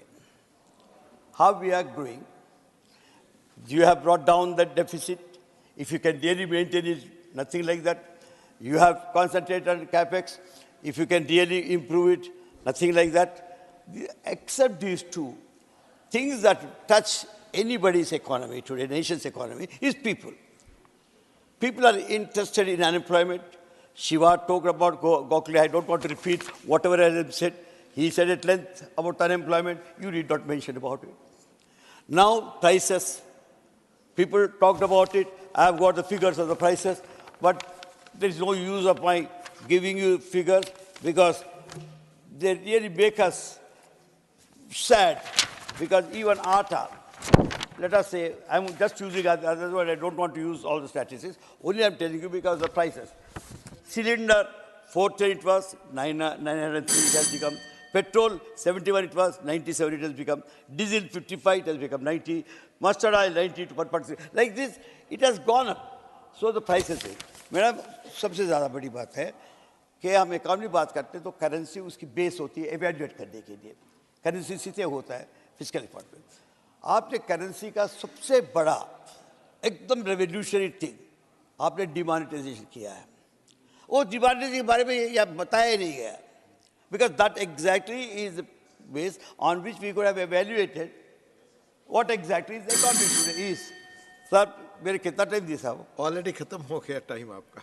You have already completed your. I'll take only 1 minute and close it. So, I don't want to repeat all that, but there is one paper which the Congress friends have brought in as a rebuttal of things. I want you to go through that. And last one word, since there is no time. Madam, there is one thing which you have spoken yesterday about the devolution of the funds. You know you can't do anything because the Finance Commission says. We in the Parliament talk to you not because what Finance Commission does. We tell you for you to change the principles. Once you come to know, we are a multinational nation. Let us understand this. We are a multinational nation. Multinational nation. When we joined you all, I know, even yesterday I told Chairman, I don't despise people. We were, sir, we are a multinational nation. When we joined, we are evolving a method to integrate ourselves to one nation. We are one nation with so many states who have joined with their own. So there is always unity. There has to be unity in the diversity. So we must find unity in the diversity. I will tell you, the devolution is South को. Please conclude. South को South को आपने तेलंगाना को 2.10% दिया है सब. आंध्र प्रदेश को 4.05 दिया सब. कर्नाटका को 3% दिया सब. तमिलनाडु को 4% सब. केरला को 1.9 सब. Total southern states 15% सब. Then share of other states is 84% सब. हम जब ये देखते हैं, शायद हो सकता है कि कमीशन ने कुछ डिसाइड किया. आप प्लीज अपना माइंड लगाइए. ये सोचिए किस तरीके से. माननीय श्रीमती प्रियंका चतुर्वेदी जी, 3 minutes. Please, माननीय K Swaraj, you have already crossed it. Thank you. Sir, ये शॉर्ट ड्यूरेशन डिस्कशन को white paper on Indian economy के बजाय अगर election paper due to upcoming Indian elections रखा जाता तो ज़्यादा मैं मानती हूँ कि सही एजेंडा होता. और मैं बताती हूँ क्यों. क्योंकि यहाँ पे इलेक्शन नहीं, economic mismanagement versus economic excellence दिखाने की बात की गई है. और मैं इस पर कोई बुराई नहीं करना चाहूँगी. मैं बस जनता के विवेक पे छोड़ना चाहूँगी कुछ आंकड़े देकर. जो नॉमिनल जीडीपी था, ग्रोथ था जीडीपी का, 2004 to 14 में 14.95% था. 2014 to 24 नरेंद्र मोदी जी के काल में 10.31% है. जीडीपी ग्रोथ रेट जो है 6.8% था यूपीए एरा में, मनमोहन सिंह जी के समय पे, और इनके समय में 5.9% है. फिस्कल डेफिसिट जो था 4.7% था यूपीए कार्यकाल में, और एनडीए के कार्यकाल में 5.1% है. तो मिसमैनेजमेंट और एक्सीलेंस में जो डिफरेंस है मैंने बताने की कोशिश की है. 4 स्तंभ पे 2014 में नरेंद्र मोदी जी देश के प्रधानमंत्री बनकर आए थे. महंगाई की मार, नारी पर वार, नारी पर अत्याचार, भ्रष्टाचार और युवा बेरोजगार. तो अगर मैं महंगाई की बात करती हूँ तो रिकॉर्ड तोड़ महंगाई हुई है. और आप ये नहीं कह सकते हैं कि पूरी दुनिया भर में महंगाई हुई है और हमने इन्फ्लेशन से बचाने का काम किया है. क्योंकि अगर आप पर कैपिटा इनकम पूरी दुनिया की देखेंगे और हमारे देश की पर कैपिटा इनकम देखेंगे और एक्सपेंसेस देखेंगे, उसमें ज़मीन आसमान का अंतर है. एलपीजी में 120% महंगाई बढ़ी है, पेट्रोल में 37%, डीजल पे 64%, मस्टर्ड ऑयल पे 59%, आटा पे 59%, दूध पे 71%. ये महंगाई बढ़ी है. महिला पर वार, रेप केसेस जो 2022 में रजिस्टर किए गए हैं 31,516 किए गए हैं, जहां एवरेज 86 रेप्स अ डे, देश में शर्मसार करने वाली बात है. और कन्विक्शन रेट 27.4% ही है. भ्रष्टाचार की बहुत बात हुई. सर, भारतीय जनता पार्टी के आने के बाद हमने भ्रष्टाचार का कॉर्पोरेटाइजेशन देखा है. और मैं एग्जाम्पल देती हूँ क्योंकि महाराष्ट्र से आती हूँ. एक चुनी चुनाई सरकार को पोस्ट पोल अलायंस बनने के बाद एक सरकार को गिराने का काम हुआ है और खुला भ्रष्टाचार हो रहा है हॉर्स ट्रेडिंग के लिए. पब्लिक मनी को लूटा जा रहा है लोगों को पाला बदलने के लिए. केसी वेणुगोपाल जी कह रहे थे कोई एक फ्लैगशिप स्कीम बताएं केंद्र सरकार ने जो इंट्रोड्यूस की होगी. जो फ्लैगशिप स्कीम है वो है weaponisation of ED, IT and CBI. और मैं इसलिए बोल रही हूँ क्योंकि भ्रष्टाचार को कॉर्पोरेटाइजेशन का काम करने का काम हुआ है. ईडी के जो केसेस हैं जो इन्वेस्टिगेशन के दायरे में आए हैं, करीब उस पर 4 गुना इजाफा हुआ है. और किस पे हो रहा है? 95% ऑपोजिशन पे हो रहा है. सीबीआई का भी वही हाल है. कन्विक्शन रेट आप उसमें देखेंगे तो 4% से कम है. तो दिखाता है ये पॉलिटिकली मोटिवेटेड केसेस हैं, लोगों का पाला बदलने का काम है. और जो लोग भ्रष्टाचारी इनके साइड में आ जाते हैं उनको वॉशिंग मशीन में धो दिया जाता है. उसका वेपनाइजेशन हुआ है. बेरोजगारी की बात की. प्रधानमंत्री नरेंद्र मोदी जी ने 2012 में कहा था कि करीब 2 करोड़ रोजगार के माध्यम बनाएंगे। सर बस 30 सेकंड खत्म ही कर रही हूँ सर। रोजगार के माध्यम बनाएंगे। अब जो हालत है, रिकॉर्ड तोड़ अनएम्प्लॉयमेंट है, 4 करोड़ युवा बेरोजगार है, हाईएस्ट अनएम्प्लॉयमेंट इन 45 ईयर्स। तो इन्हीं 4 स्तंभ की जो बात कर रहे थे प्रधानमंत्री नरेंद्र मोदी जी 2014 में, उनका विफल रिपोर्ट कार्ड 2024 में जनता के सामने है। Thank you so much. Thank you माननीय ब्रिजलाल जी। माननीय ब्रिजलाल जी। बहुत बहुत धन्यवाद उपसभापति महोदय। मैं बताना चाहता हूं कि हमारे प्रधानमंत्री जी ने कहा है कि भारत में केवल 4 जातियां हैं, वो हैं महिला, गरीब, युवा और किसान।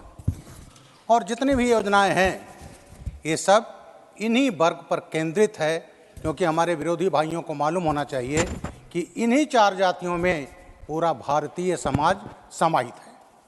महोदय, मैं डिटेल में नहीं जाना चाहूँगा, ये कहना चाहूँगा चाहे पक्का मकान, शौचालय, नल से जल, उज्ज्वला गैस, 80 करोड़ लोगों को मुफ्त राशन, आयुष्मान भारत में 5 लाख की मेडिकल सहायता, जन औषधि केंद्र, किसान सम्मान निधि, LED बल्ब और अब छतों पर सौर ऊर्जा लगाने का जो चल रहा है प्रधानमंत्री जी का, उससे ये सबसे ज़्यादा अगर लाभान्वित हुआ है तो गरीब हुआ है, और उन गरीबों में सबसे ज़्यादा लाभान्वित हुआ है SC और ST, अनुसूचित जाति और जनजाति।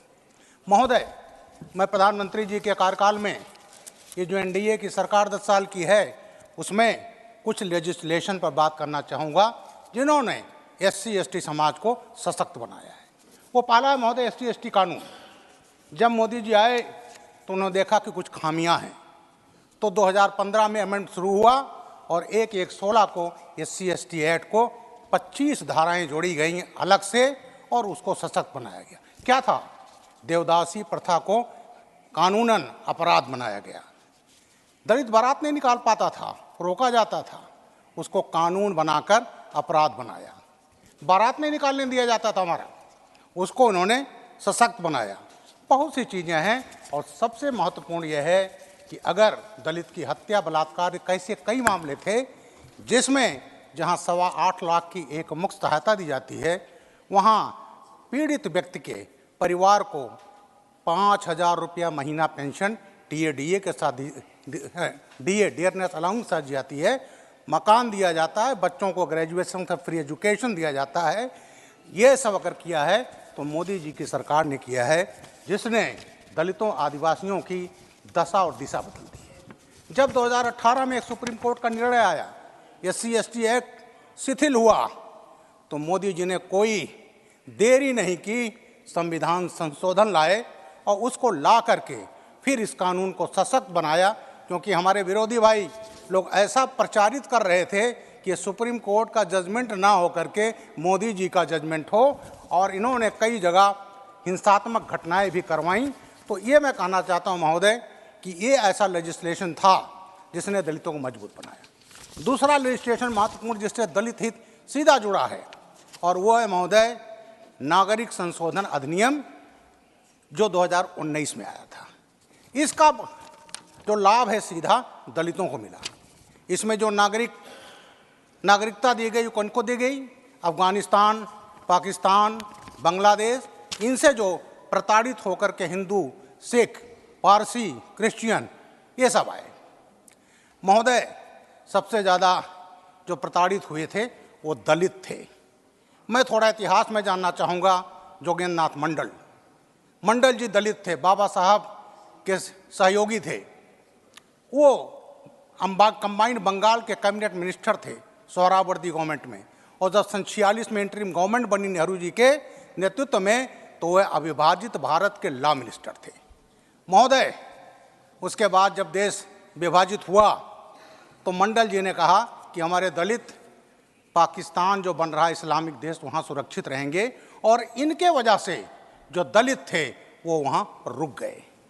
लेकिन काफिर और कुफ्र की बुनियाद पर बड़ा इस्लामिक कंट्री, उसमें जो अत्याचार होना था हुआ, और सबसे ज़्यादा प्रताड़ित हुआ तो दलित हुआ, क्योंकि मंडल जी की वजह से रह गए थे।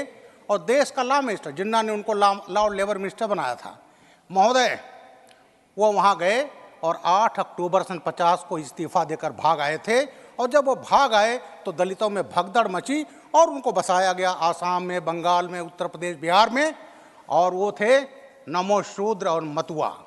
महोदय, सीए में जो नागरिकता मिली उसमें 70 से 75% दलित थे जिसको मोदी सरकार ने नागरिकता दी, और नागरिकता मिलने पर उनको जो तमाम सुविधाएं थी जिससे वो वंचित थे वो उनको मिला।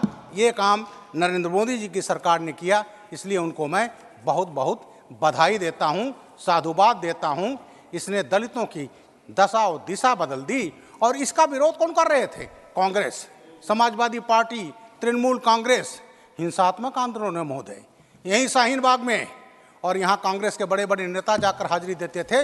और किससे प्रायोजित था? पीएफआई, आतंकवादी संगठन। और वहाँ दलितों को भ्रमित किया जाता था।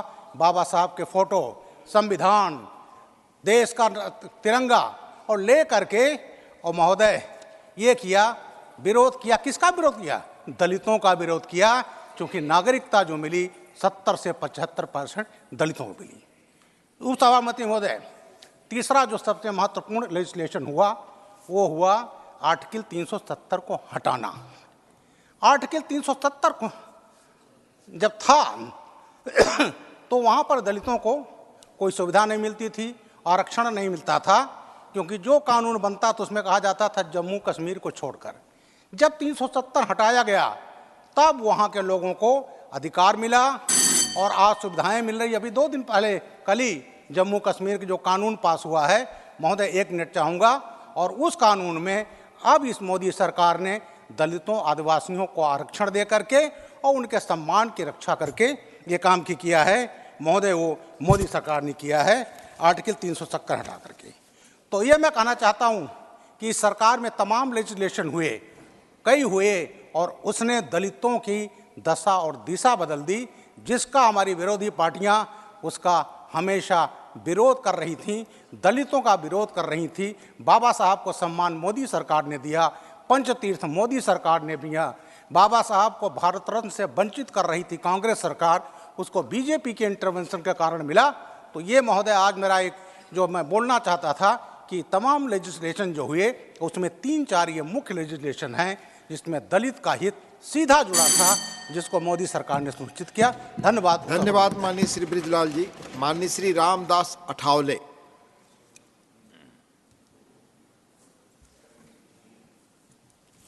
उपसभापति महोदय, अत्यंत महत्वपूर्ण विषय पर आदरणीय निर्मला सीतारमण जी ने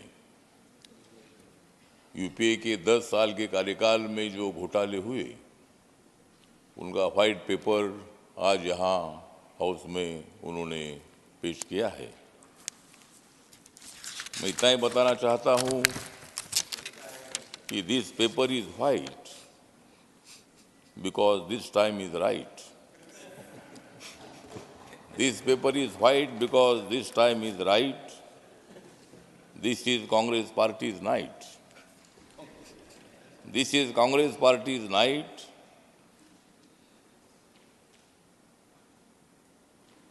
And against corruption, always we fight. तो corruption के विरोध में हम लोग हमेशा काम करते हैं। सत्ता में कोई भी हो, उन्होंने घोटाले नहीं करना चाहिए, लेकिन यूपीए के कार्यकाल में 2G कैप्टन घोटाला, कोयला घोटाला, कॉमनवेल्थ घोटाला, इसलिए व्हाइट पेपर लाने वाली मंत्री है निर्मला। तो इसी तरह मतलब हम सब लोग जो है ये भ्रष्टाचार के खिलाफ हमें लड़ना चाहिए। जो काला धन होता है, काला धन से सरकार के खजाने में पैसा आता नहीं है, इसलिए डेवलपमेंट के लिए पैसा रहता नहीं है।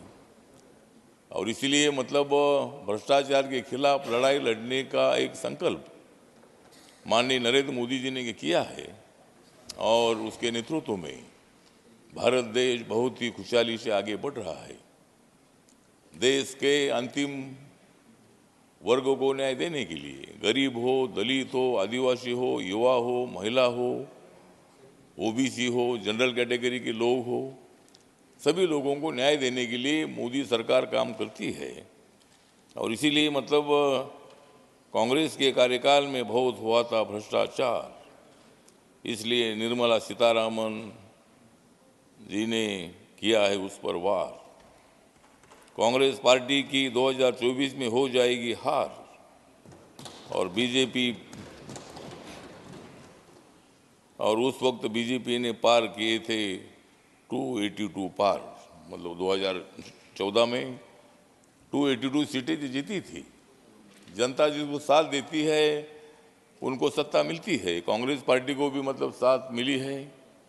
हमारे जयराम रमेश जी हैं यहाँ पर बैठे हैं, लेकिन कांग्रेस के लोग यहाँ नज़र नहीं आते हैं। उनको ये व्हाइट पेपर पर चर्चा नहीं करनी है, उनको थोड़ा सा चर्चा मतलब आपने भाग लिया है, लेकिन आप लोग यहाँ मौजूद नहीं है। लेकिन हम मतलब इसीलिए हम इतना ही बताना चाहते हैं कि हम नहीं डरेंगे, हम नहीं डरेंगे भ्रष्टाचार के, हम नहीं डरेंगे, भ्रष्टाचार को खत्म करेंगे। हम नहीं डरेंगे, विषमता को खत्म करेंगे। हम नहीं डरेंगे।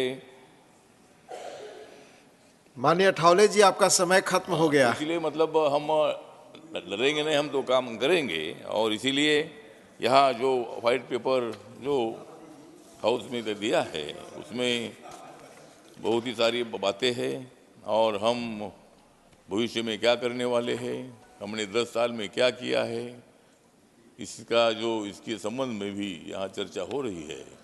तो माननीय मोदी जी सरकार जो है, ये सरकार गरीबों को न्याय देने वाली है, धन्यवाद, देने वाली है। धन्यवाद माननीय ठावले जी।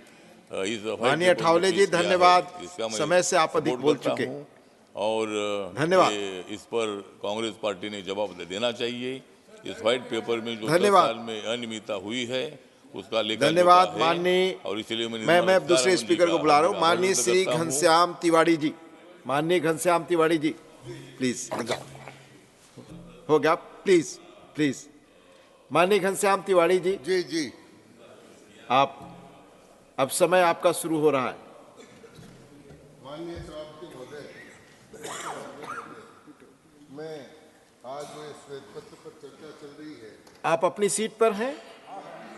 अच्छा, माइक चालू नहीं है। मेरा चालू है। 24 नंबर 24 हाँ जी, अब माइक ऑन है।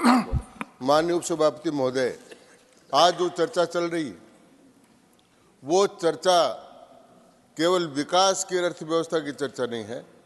ये चर्चा ये इंगित कर रही है हमको साफ साफ श्वेत पत्र को पढ़ने के बाद में कि ये चर्चा भ्रष्टाचार बनाम विकास की चर्चा है।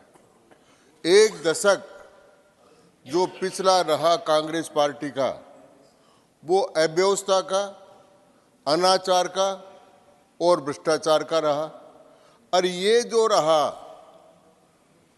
दशक माननीय नरेंद्र मोदी जी का, ये दशक भारत की प्रगति का, भारत के पराक्रम का और भारत के पुरुष का रहा। और इसमें अगर अपन देखेंगे तो अपन को कुछ बातें बहुत साफ नजर आएगी। माननीय सभापति महोदय, चाणक्य ने कहा कि वो राज किस काम का जो राज आम जनता के लिए काम नहीं कर सके। उन्होंने यहाँ तक लिखा कि यदि अकाल पड़ जाए तो राजा जिस मकान में रहता है उसको भी बेचकर जनता की सेवा करे। और उन्होंने कहा सुखस्य मूलम राज्यम और राज्य से मूलम धर्मम। तो मोदी जी ने इस चरितार्थ को किया कि जब हमारे यहाँ कोरोना का काम आया उस समय 2 अरब से ज़्यादा लोगों को 200 करोड़ से ज़्यादा टीके लगाकर और एक इस प्रकार का जन कल्याण का काम किया। तो जन कल्याणकारी सरकार किसे कहते हैं, वो जन कल्याणकारी सरकार का काम इसमें प्रदर्शित हुआ। आप देखिए अर्थव्यवस्था में 10वीं अर्थव्यवस्था थी, इतना मेहनत करके 10 वर्ष में उसको भारत की 5वीं अर्थव्यवस्था बनाई। ये काम मोदी जी ने की और वो काम ऐसे नहीं हुआ। और वो पैसा भी किस काम का माननीय सभापति महोदय, जब कोई कहे कि राज्य के पास पैसे हैं लेकिन राज्य में रहने वाले आदमी के आरोग्य का साधन नहीं है, दवाई का साधन नहीं है। हम बचपन में सुना करते थे, हम जयप्रकाश जी के आंदोलन में भी थे, हम डॉक्टर लोहिया जी के आंदोलन में भी थे, हम पंडित दीनदयाल जी उपाध्याय के आंदोलन में भी थे, और एक ही नारा लगाया करते थे, रोटी कपड़ा और मकान मांग रहा है हिंदुस्तान। ये बहुत वर्षों तक नारा लगाया, लेकिन इस नारे को यथार्थ करने का काम इस दशक में किया गया। रोटी चाहिए तो 80 करोड़ लोगों को राशन में 5 किलो राशन मुफ्त दिया गया, जबकि पहले क्या था सभापति महोदय, राशन में भी भ्रष्टाचार ही भ्रष्टाचार। जब का रोटी कपड़ा और मकान, कपड़ा चाहिए तो कपड़ा भी दिया गया, और मकान चाहिए तो 4 करोड़ लोगों को मकान बनाकर दे दिया। ये सरकार की लोकतांत्रिक सोच का और अर्थव्यवस्था का बढ़ता का सूचक है। हम जब पिछले दशक में थे तो भारत के रुपया डॉलर के मुकाबले निरंतर गिर रहा था, और भारत की साख इंटरनेशनल एजेंसियों में बहुत कम हो गई थी। विदेशी मुद्रा का भंडार 303 बिलियन अमेरिकी डॉलर, और अब जो आज है वो 617 बिलियन अमेरिकन डॉलर है।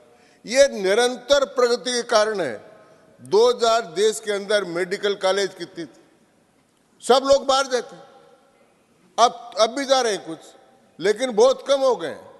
तो मेडिकल की पढ़ाई हो चाहे वो हो, ये कांग्रेस पार्टी नहीं, सेम पेत्रोदा जी के नेतृत्व में एक आयोग बना था जिसने कहा था कि यूनिवर्सिटीज कितनी होनी चाहिए। उन्होंने कहा था कम से कम भारत में 1500 विश्वविद्यालय होने चाहिए, लेकिन उन्होंने तो नहीं बनाए। लेकिन इस दशक में बनकर 1467 से अधिक विश्वविद्यालय भारत में हो गए हैं, और विदेशों के बहुत से विद्यार्थी पढ़ने के लिए हमारे आते हैं। शिक्षा की नई नीति लागू की है, और उसके लिए जो खर्चा करना चाहिए था वो खर्चा लगातार करते जा रहे हैं। लेकिन इस अर्थव्यवस्था को, जो बढ़ती हुई अर्थव्यवस्था थी, इस अर्थव्यवस्था को कमजोर करने के लिए मैं आरोप लगाना चाहता हूं माननीय सभापति, बार बार षड्यंत्र किया गया विपक्ष के द्वारा।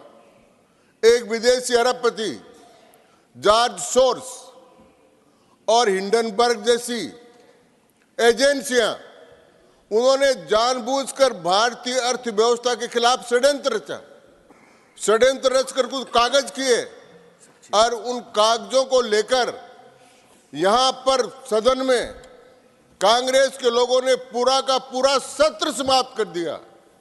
अडानी अडानी चिल्लाते रहे, और उनके सॉरी चिल्लाने से मैं कहता हूं, अडानी अडानी पुकारते रहे, और उस अडानी अडानी के अंतर्गत उन्होंने भारत वर्ष के हजारों शेयर होल्डर्स जिन्होंने अडानी की कंपनी में पैसे लगा रहे थे, वो शेयर्स में उनका पैसा कम हुआ और हजारों लोगों को नुकसान हुआ।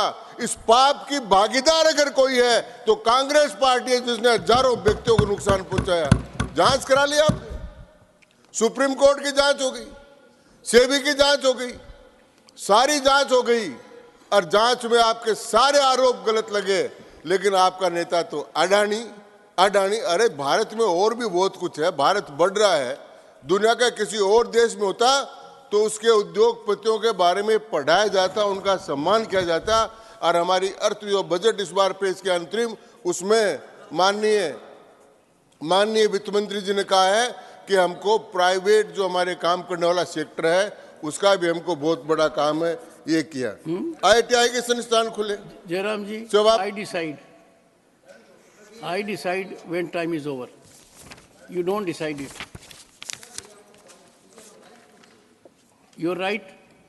I have seen this morning. Don't compel me. I have seen all the rights in this house today. I'll come to that. I'll come to that. Let it conclude. Your right, your duty, responsibility of members of the House, and what we need to do. Please continue, honorable member. तो माननीय सभापति महोदय, मैं कह रहा था कि भारतीय अर्थव्यवस्था जो बढ़ रही है, आगे बढ़ रही है, उस बढ़ती हुई अर्थव्यवस्था के ऊपर घातक प्रहार करने का काम प्रतिपक्ष ने किया। और आज का उनका जो व्यवहार दिख रहा है, उनकी उपस्थिति दिख रही है, वो इस भारत के अर्थ बढ़ती हुई व्यवस्था को देखना नहीं चाहते। और माननीय प्रधानमंत्री जी ने बार बार कहा है कि मेरे तीसरी बार आने के बाद में भारत तीसरी अर्थव्यवस्था बनेगा। मैं माननीय सभापति महोदय, उस समय पॉलिसी पैरालिसिस था। एक उदाहरण देकर आपको बताना चाहता हूं, राजस्थान में भी चुनाव है, ERCP का बहुत दिनों तक मामला था, कांग्रेस पार्टी ने कोई फैसला नहीं किया और नई सरकार बनी, उन्होंने ERCP पर मध्य प्रदेश, राजस्थान और भारत ट्रिपल इंजन की सरकार ने मिलकर उस काम को पूरा कर दिया। एक काम और बाकी, वो काम सभापति महोदय आपका है और उसमें आपका भी नाम है। शेखावाटी में एक बहुत वर्षों से एक काम पेंडिंग है और वो जो काम पेंडिंग है उसमें है कि आज के 30 वर्ष पहले ये फैसला हो गया था कि गंगा जमुना के फ्लड वाटर से, हथनी कुंड से सीकर, झुंझुनू और चूरू को 1920 MA पानी मिलेगा। ये पानी मिलने का बात तो हो गया, लेकिन आज तक उन्होंने होने नहीं दिया। अब इसकी बात शुरू हो गई है, राजस्थान के मुख्यमंत्री से मिल लिए हैं, सुजला शेखावाटी समिति उसमें काम कर रही है, गजेंद्र सिंह जी से भी मिल लिए हैं और हरियाणा के मुख्यमंत्री से भी मिले हैं और वो तीनों मिलकर अब मुझे आशा है कि निश्चित रूप से जल्दी वो काम भी हो जाएगा।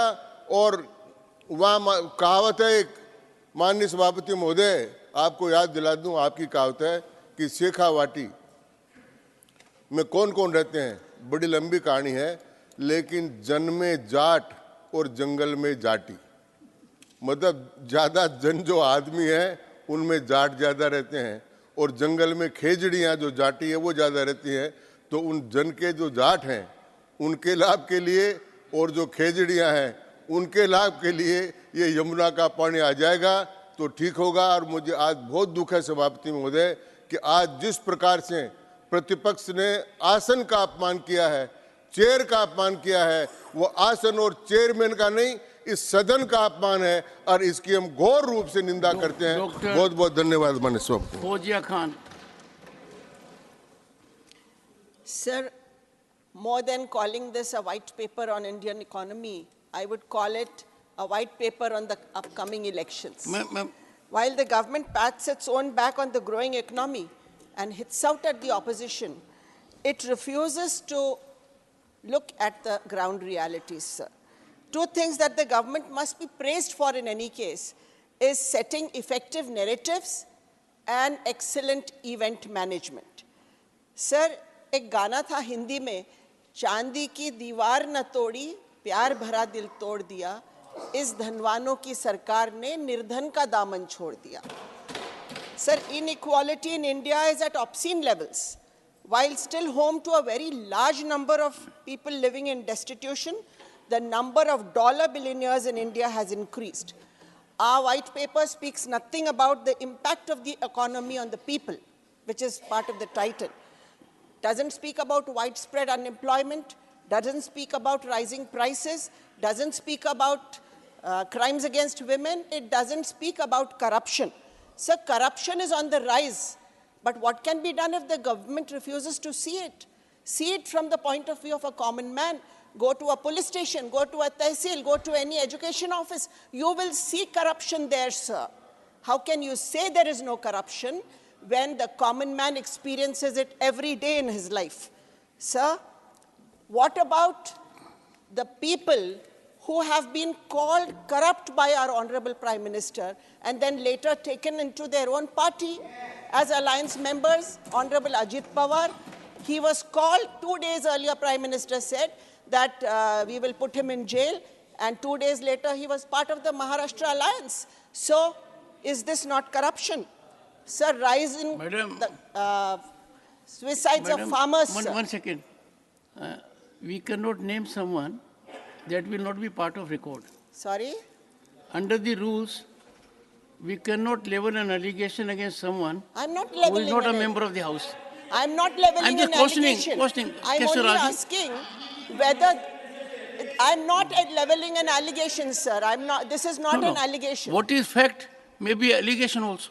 No, no. We never know. I don't want to make an issue of it. Please I'm continue. only asking a question, sir, that how does a person become The objection clean part in will 2 not days? go on record. That Sir, I I'm talking about the NCRB statistics about farmers. There are 30 farmers who commit suicide every day, according to NCRB statistics, sir. On the 19th of September 22, a farmer from Pune, Dashrath Lakshman Kedari, he left a suicide note on the birthday, wishing birthday greetings to the Prime Minister, sir. In my own hometown, Gangakhed, sir, near my home, in my district, one farmer committed suicide saying that tomorrow please come for my Sanskar. Sir, can't we see the tears of these farmers, or only we'll be satisfied by giving them samman? Sir, हाथी के दांत दिखाने के हैं और खाने के और हैं, sir. Is this Ram Rajya where the seeds of hate are sown? Is this Ram Rajya where bulldozers are used to erase houses of poor people? Is this Ram Rajya where mob lynchings takes place, sir? Is this Ram Rajya where police station mein jaake shooting hoti hai? I want to ask, sir, I'll just end by one couplet. मकड़ी के जाले की तरह वो टूट कर ही रह गया. मकड़ी के जाले की तरह वो टूट कर ही रह गया, जिसकी बात में यहाँ झूठ की मिलावट हो. धन्यवाद सर. श्री पवित्र Margarita. Honorable Chairman, sir, thank you for providing me this opportunity to share my thoughts on the white paper that Honorable Finance Minister Nirmala Sitharaman ji has presented in the Parliament. Before I share my thoughts, I want to mention two, three things that is, I feel, relevant to the subject. Already I have mentioned once earlier. That is the first railway station the state of Nagaland got in the year 1903. And sir, you'll be surprised to know that second railway station we the northeastern people had to wait for long 119 years. Only after Modi ji's government in 2023, the second railway station we got in the state of Nagaland. Sir, one another point that is related to development, the foundation stone of the longest railway route bridge, that is Bogeybill Bridge, which was, the foundation stone was laid in the year 1997 by Honorable the then Prime Minister Deve Gowda ji. But the construction construction began in 2002 under the guidance of Paramadaraniya Atal Bihari Vajpayee ji. Sir, you'll be surprised to know that it was about to break the record of the construction time for Taj Mahal. It took 21 years to complete. Only after Narendra Modi ji took charge as Pradhan Sevak, after 21 years, the Bogeybill Bridge was operational. So, once Honorable former Prime Minister Deve Gowda ji asked me in the old Parliament House that whether the people of Assam remember him, I said that yes, sir, people of Assam and the Northeast always fondly remember you and Honorable former Prime Minister Vajpayee ji. Sir, remember ka baat kiya to we also remember Paramadaraniya Nehru ji also, who in 1962 Chinese aggression, who surrendered, saying that my heart goes with the people of Assam. We also remember, sir, Paramadaraniya Indira Gandhi ji, under whose instruction the first airstrike was carried out in the own civilian territory of India. खुद का राष्ट्र का अंग मिजोरम में बोमाबारी किया गया था. It is the first and last instance. We also fondly remember Manmohan Singh ji also. We respect him, one of the best, one of the luminaries in the field of economics and public administration. So we the Assamese people, we Assam sent him to this August House for 2-3 times. And after coming here, he occupied the most honorable post, that is Prime Ministership of our country. But during his tenure, he visited only 8 to 9 times. We sent with pride, but he visited during the 10 years only 8 to 9 times. But our Pradhan Mantri Paramadaraniya Narendra Modi ji has visited Assam and the Northeast for 65 times. This is the difference, sir. We remember him, that's why. We remember also Adarniya Rahul Gandhi ji also, who just in 2022, February, he officially reiterated in a statement about his concept about India. I have already mentioned once here in this August House that his India concept of India is from Kashmir to Kanyakumari, from Gujarat to Bengal. In his concept, there is no Northeast. In his concept of India, there is no Northeast. We remember him also. We remember the leader of the opposition, Paramadharaniya Khargeji also. He's a statesman in politics. When Congress party was very badly defeated in the assembly election of Tripura and Nagaland, when the media asked him, he said, one can search in the internet, he said, chota rajya, kya? That doesn't impact. The way he underestimated the people of Northeast. This reflects what? उन लोगों के लिए कितना असम में कितना सीटें हैं, उन लोगों के लिए त्रिपुरा में कितना सीटें, they judge, they love, they estimate a state by the numbers of Lok Sabha seats. But Kharge जी हो या कांग्रेस, यही बात बोलता हूं, एक मिलाकर नॉर्थ ईस्ट में 25 सीटें हैं और पूरा का पूरा 25 सीट इस बार मोदी जी का तरफ ही आ रहा है, because Modi ji considers north east to be the growth engine of modern India. Doctor Sikandar Kumar. Thank you, sir. Thank you. धन्यवाद सर. आपने मुझे भारतीय अर्थव्यवस्था पर श्वेत पत्र पर चर्चा करने के लिए बोलने का अवसर दिया, उसके लिए आपका बहुत बहुत आभार. मान्यवर, विभिन्न वैश्विक दबावों और चुनौतियों के बावजूद जिस कुशल वित्तीय प्रबंधन और आर्थिक नियोजन का मोदी सरकार ने परिचय दिया है, उसके लिए मैं मोदी सरकार और माननीय वित्त मंत्री जी को बहुत बहुत बधाई देना चाहता हूं. और इस बेहतर आर्थिक प्रबंधन और वित्तीय नियोजन का ही ये परिणाम है कि आज भारत में देखें तो हर क्षेत्र में, चाहे वो कृषि का क्षेत्र हो, साइंस का क्षेत्र हो, मेडिकल का क्षेत्र हो, इंजीनियरिंग हो, एयर कनेक्टिविटी की बात करें, रेल कनेक्टिविटी की बात करें, रोड कनेक्टिविटी की बात करें, हर क्षेत्र में अभूतपूर्व विकास इस देश में हुआ है. मैं मान्यवर, जो आर्थिक नियोजन की वजह से जो पूरे विश्व की अगर 7 इकोनॉमी की, टॉप वर्ल्ड 7 इकोनॉमी की बात हम करें, तो उन 7 टॉप इकोनॉमी में अगर सबसे बढ़िया ग्रोइंग इकोनॉमी कोई है तो हमारे देश की भारत अर्थव्यवस्था जो 7% से ज़्यादा ग्रो कर रही है. और कॉस्ट ऑफ लिविंग अगर अंतर्राष्ट्रीय स्तर पर हम बात करें तो कॉस्ट ऑफ लिविंग अगर किसी देश की बेहतर है तो हमारे देश भारत की है. चाहे कॉस्ट ऑफ कंस्ट्रक्शन की बात करें, कॉस्ट ऑफ कंजम्पशन की बात करें, चाहे कॉस्ट ऑफ एनर्जी की बात करें. पिछले कुछ 7-8 वर्षों से हम देखें तो इन्वेस्टमेंट ग्रोथ हमारे देश में लगातार बढ़ रहा है, बैंक क्रेडिट ग्रोथ लगातार बढ़ रहा है. अगर 2014 की बात मैं करूं, इंडिया की जो फॉरेन रिजर्व थी वो $304.2 बिलियन थी और आज 2024 में ये डबल होकर $618.94 बिलियन हो गई है. ये बेहतर आर्थिक नीतियों का ही परिणाम है, ये मोदी जी की नीतियों का ही परिणाम है. मान्यवर, मैं जो मंथली ग्रॉस जीएसटी कलेक्शन की बात मैं करना चाहूँगा, फाइनेंशियल ईयर 2018 में जहां पर 0.9 लाख करोड़ या हमारे देश में थी, आज 2024 में बढ़कर 1.7 लाख करोड़ ये हो गई है. और जहां तक इन्फ्लेशन की बात हम करें, 2014 में जहां पर इन्फ्लेशन रेट 9.4% था, आज 2024 में घटकर ये 5.5% रह गया है. ये बहुत ही.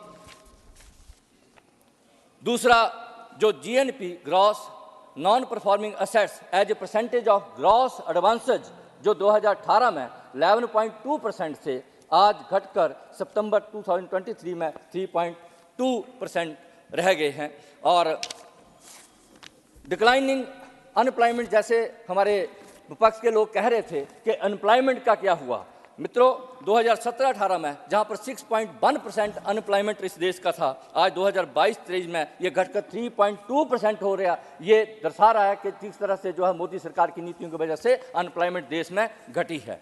और current account deficit as a percentage of GDP जो 2014 में हमारे 2% के लगभग था, आज घटकर 2024 में ये लगभग 1% हो गया है. ये बेहतर आर्थिक नीतियों का ही परिणाम है. मान्यवर, मैं कुछ आंकड़े आपके माध्यम से जो 2004 और 2014 के बीच में जो यूपीए की सरकार थी और 2014 और 2024 के बीच में जो एनडीए की सरकार में मैं रखना चाहूँगा। देश की जीडीपी जो 2004 और 14 के बीच में 98 लाख करोड़ थी, 2015 और 23 के बीच में बढ़कर 159.7 लाख करोड़ हो गई। ये भी दर्शाता है कि मोदी सरकार की नीतियों की वजह से देश कैसे आगे बढ़ रहा है। प्रति व्यक्ति आय की बात हम करें तो 2004-14 के बीच में जहां प्रति व्यक्ति आय 86,454 रुपये थी और आज ये बढ़कर 2024 में 1.5 लाख से ऊपर पहुंच गई है। ये मोदी सरकार की नीतियों का ही परिणाम। आयकर दाता जो 2004 और 14 के बीच में 3 करोड़ 80 लाख थे, आज ये बढ़कर 6 करोड़ 70 लाख अर्थात दुगने हो गए हैं। सर 2 मिनट मेरी ये मेडन स्पीच है। 2 minutes is too long. Your original time was 4 1 minutes minute, only. 1 minute, please, 1 minute. 30 seconds. Conclude. Defence export sir 1941 crore 2004-14 के पीरियड में था, आज ये बढ़कर 16,000 करोड़ हो गया है। भारतीय अर्थव्यवस्था जहां दुनिया में 10वें स्थान पे है, आज ये 5वें स्थान पर हो गया और मुझे पूरा यकीन है कि मोदी जी की तीसरी टर्म में ये 2027 तक तीसरी विश्व की सबसे बड़ी अर्थव्यवस्था बढ़ेगी और मोदी जी विजयपाल सिंह तोमर 400 से ज्यादा जो है। Thank you. धन्यवाद माननीय सभापति महोदय। सबसे पहले मैं तोमर जी 7 मिनट्स अपने कितनी सर 7 मिनट्स ठीक है महोदय। सबसे पहले मैं देश के यशस्वी प्रधानमंत्री माननीय नरेंद्र मोदी जी और उनकी सरकार को बधाई देना चाहता हूं।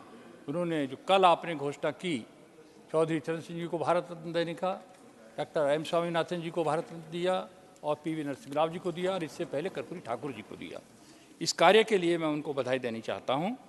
और दूसरा, अब ये पिछला 10 साल का यूपीए की सरकार जब आई थी तो आर्थिक स्थिति देश की ठीक थी। अटल जी की सरकार ने सही स्थिति में देश को सौंपा था, लेकिन वो सरकार भ्रष्टाचार घोटालों की जानी गई।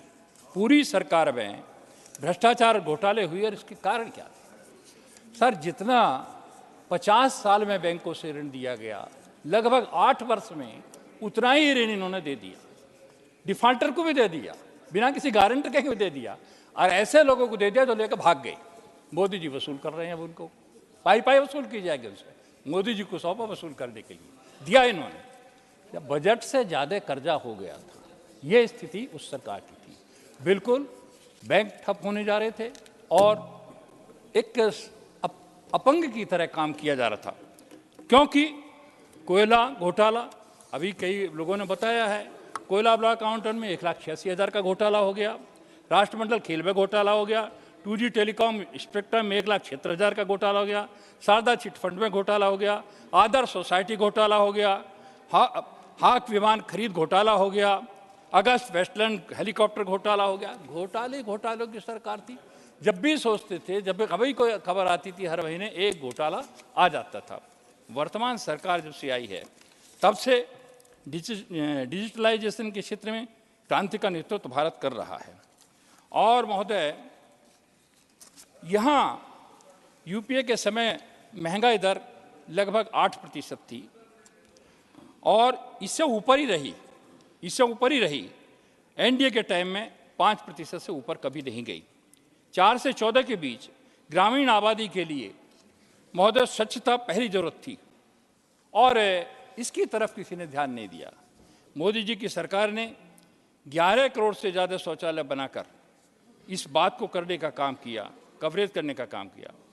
ये यहाँ पर महोदय करीब स्वच्छता के अलावा यहाँ प्रति व्यक्ति आय 10 वर्ष में 2 गुनी हो गई है।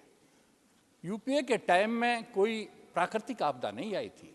एनडीए के टाइम में ऐसी प्राकृतिक आपदा आई जो 100 वर्षों में नहीं आई, लेकिन उसके बावजूद 222 करोड़ फ्री डोज देने के बावजूद, 80 करोड़ से अधिक लोगों को फ्री राशन देने के बावजूद देश की अर्थव्यवस्था दुनिया में सबसे तेज गति से बढ़ने वाली अर्थव्यवस्था है। पिछले 2 छमाही का 7.6% भारत की हो रही है आर्थिक विकास दर की वृद्धि, जबकि चाइना भी 4.6 पर है, अमेरिका भी, ये सब हमसे पीछे है। आज हम 11वें स्थान से एनडीए की सरकार में 5वें स्थान पर आ गए हैं और जो संकल्प है 27 तक तीसरे स्थान पर पहुंच जाएंगे। महोदय, इसका कारण क्या है? इसके कारण ये हैं कि आज पारदर्शिता से, ईमानदारी से सब काम हो रहे हैं। प्रति व्यक्ति आय मैंने कहा दोगुनी हो गई है और दोगुनी 1.97 लाख प्रति व्यक्ति सालाना आय है। यहाँ महोदय मैं ये बताना जरूर चाहूँगा, कल से मुझे बड़ा आश्चर्य हो रहा था, कुछ ऐसे आंकड़े हमारे एक नेता ने दिए, ये किसानों के लिए कुछ नहीं किया। किसानों की आमदनी मैं कहता हूँ कांग्रेस की गलत नीतियों के कारण किसान की स्थिति इतनी खराब हुई। जब मैं आया 13-14 में, एक मीटिंग थी एग्रीकल्चर यूनिवर्सिटी में, मैंने पूछ लिया कि जरा नेट इनकम क्रॉप से क्या है, तो वहाँ के अधिकारियों ने बताया नेट इनकम क्रॉप से है 6,324 रुपये। मैं बड़े आश्चर्य में पड़ गया। उन्होंने कहा नहीं, इसमें दूध, यदि दूध है वो नहीं माना जाएगा, कोई बाहर से इनकम हो रही है वो नहीं मानी जाएगी। तो प्रति माह हुई 527 रुपये। ये मजदूर से नीचे किसान को लाके किसने खड़ा किया? 54% जमीन में सिंचाई के साधन नहीं थे, किसके कारण नहीं थे? 50 साल तक राज तो इन्होंने किया था, क्यों इन 10 वर्षों में कुछ नहीं किया इन्होंने? किसान को मजदूर से नीचे लाके खड़ा कर दिया। और अब बात कर रहे हैं मोदी जी ने 2 गुनी नहीं 2.5 गुनी की, 500 रुपये महीना तो किसान सम्मान निधि के देने का काम कर रहे हैं। 11 करोड़ से अधिक किसानों को 6,000 रुपये सालाना मिल रहे हैं, 2,80,000 करोड़ से ज़्यादा दे दिए। और यही नहीं, चाहे वो किसी भी क्षेत्र में हो, मैं 1-2 बात जरूर इसमें कहूँगा। कृषि का बजट, इनके 10 साल का यूपीए का जो कृषि का बजट था वो 2,76,000 इनका बजट था 1,48,162 यूपीए के टाइम का, और एनडीए के टाइम का 6,21,940। 5 वर्ष का जितना इनका बजट था वो आखिरी 5 वर्ष का यूपीए का, वो उससे अधिक 1 वर्ष का पिछले साल का बजट एनडीए के टाइम का है, 1,25,000 करोड़ का। महोदय, प्रधानमंत्री किसान सम्मान निधि का मैंने आपको बताया। ई नाम की मंडी 1389 मंडी काम कर रही हैं। फसल बीमा में कल बहुत बात उठा रहे थे, फसल बीमा में और भी कई लोगों ने उठाया। कुल नामांकित आवेदन 56.97 करोड़ आए, जिनसे 1,54,498 करोड़ रुपया किसानों के खाते में बीमे का सीधा गया है। महोदय, यही नहीं, जब ये कल बात कर रहे थे, बड़े नेता थे कांग्रेस के, कह रहे थे साहब एमएसपी पे खरीद नहीं हुई। कितनी हुई मैं आपको बता रहा हूँ महोदय। 4-5 से लेकर 13-14 तक चावल की खरीद इन्होंने की 2,84,000 करोड़ की, और भारतीय जनता पार्टी की या एनडीए की सरकार ने 12,14,000 करोड़ की खरीद करी। इनसे 6 गुनी दूषित का बार है। गेहूं की खरीद उन्होंने की 2,54,000 करोड़ की, हमारी सरकार ने की 5,05,000 करोड़ की। दलहन की खरीद पर बहुत जोर दे रहे थे, उनकी कुल 1,936 करोड़ की थी, हमारी सरकार की 85,908 करोड़ से ऊपर की थी। महोदय, एमएसपी पे भी खरीद की। तिलहन की खरीद भी उनकी कुल 10,261 करोड़ की थी 10 साल की, और हमारी 34,055.79 करोड़ की है। तो हमने स्वामीनाथन आयोग की रिपोर्ट तो 6 में आ गई थी, क्यों आपने लागू नहीं की थी? हमने उसको लागू किया, लागत का 1.5 गुना भी दिया और खरीदारी करने का काम भी किया। महोदय, सॉइल हेल्थ कार्ड, इनके टाइम में सॉइल हेल्थ कार्ड नहीं थे, हमने 23 करोड़ से ज़्यादा सॉइल हेल्थ कार्ड बांट दिए। टेस्टिंग लैब 171 थी, हमारे टाइम में 12,108 हो गई।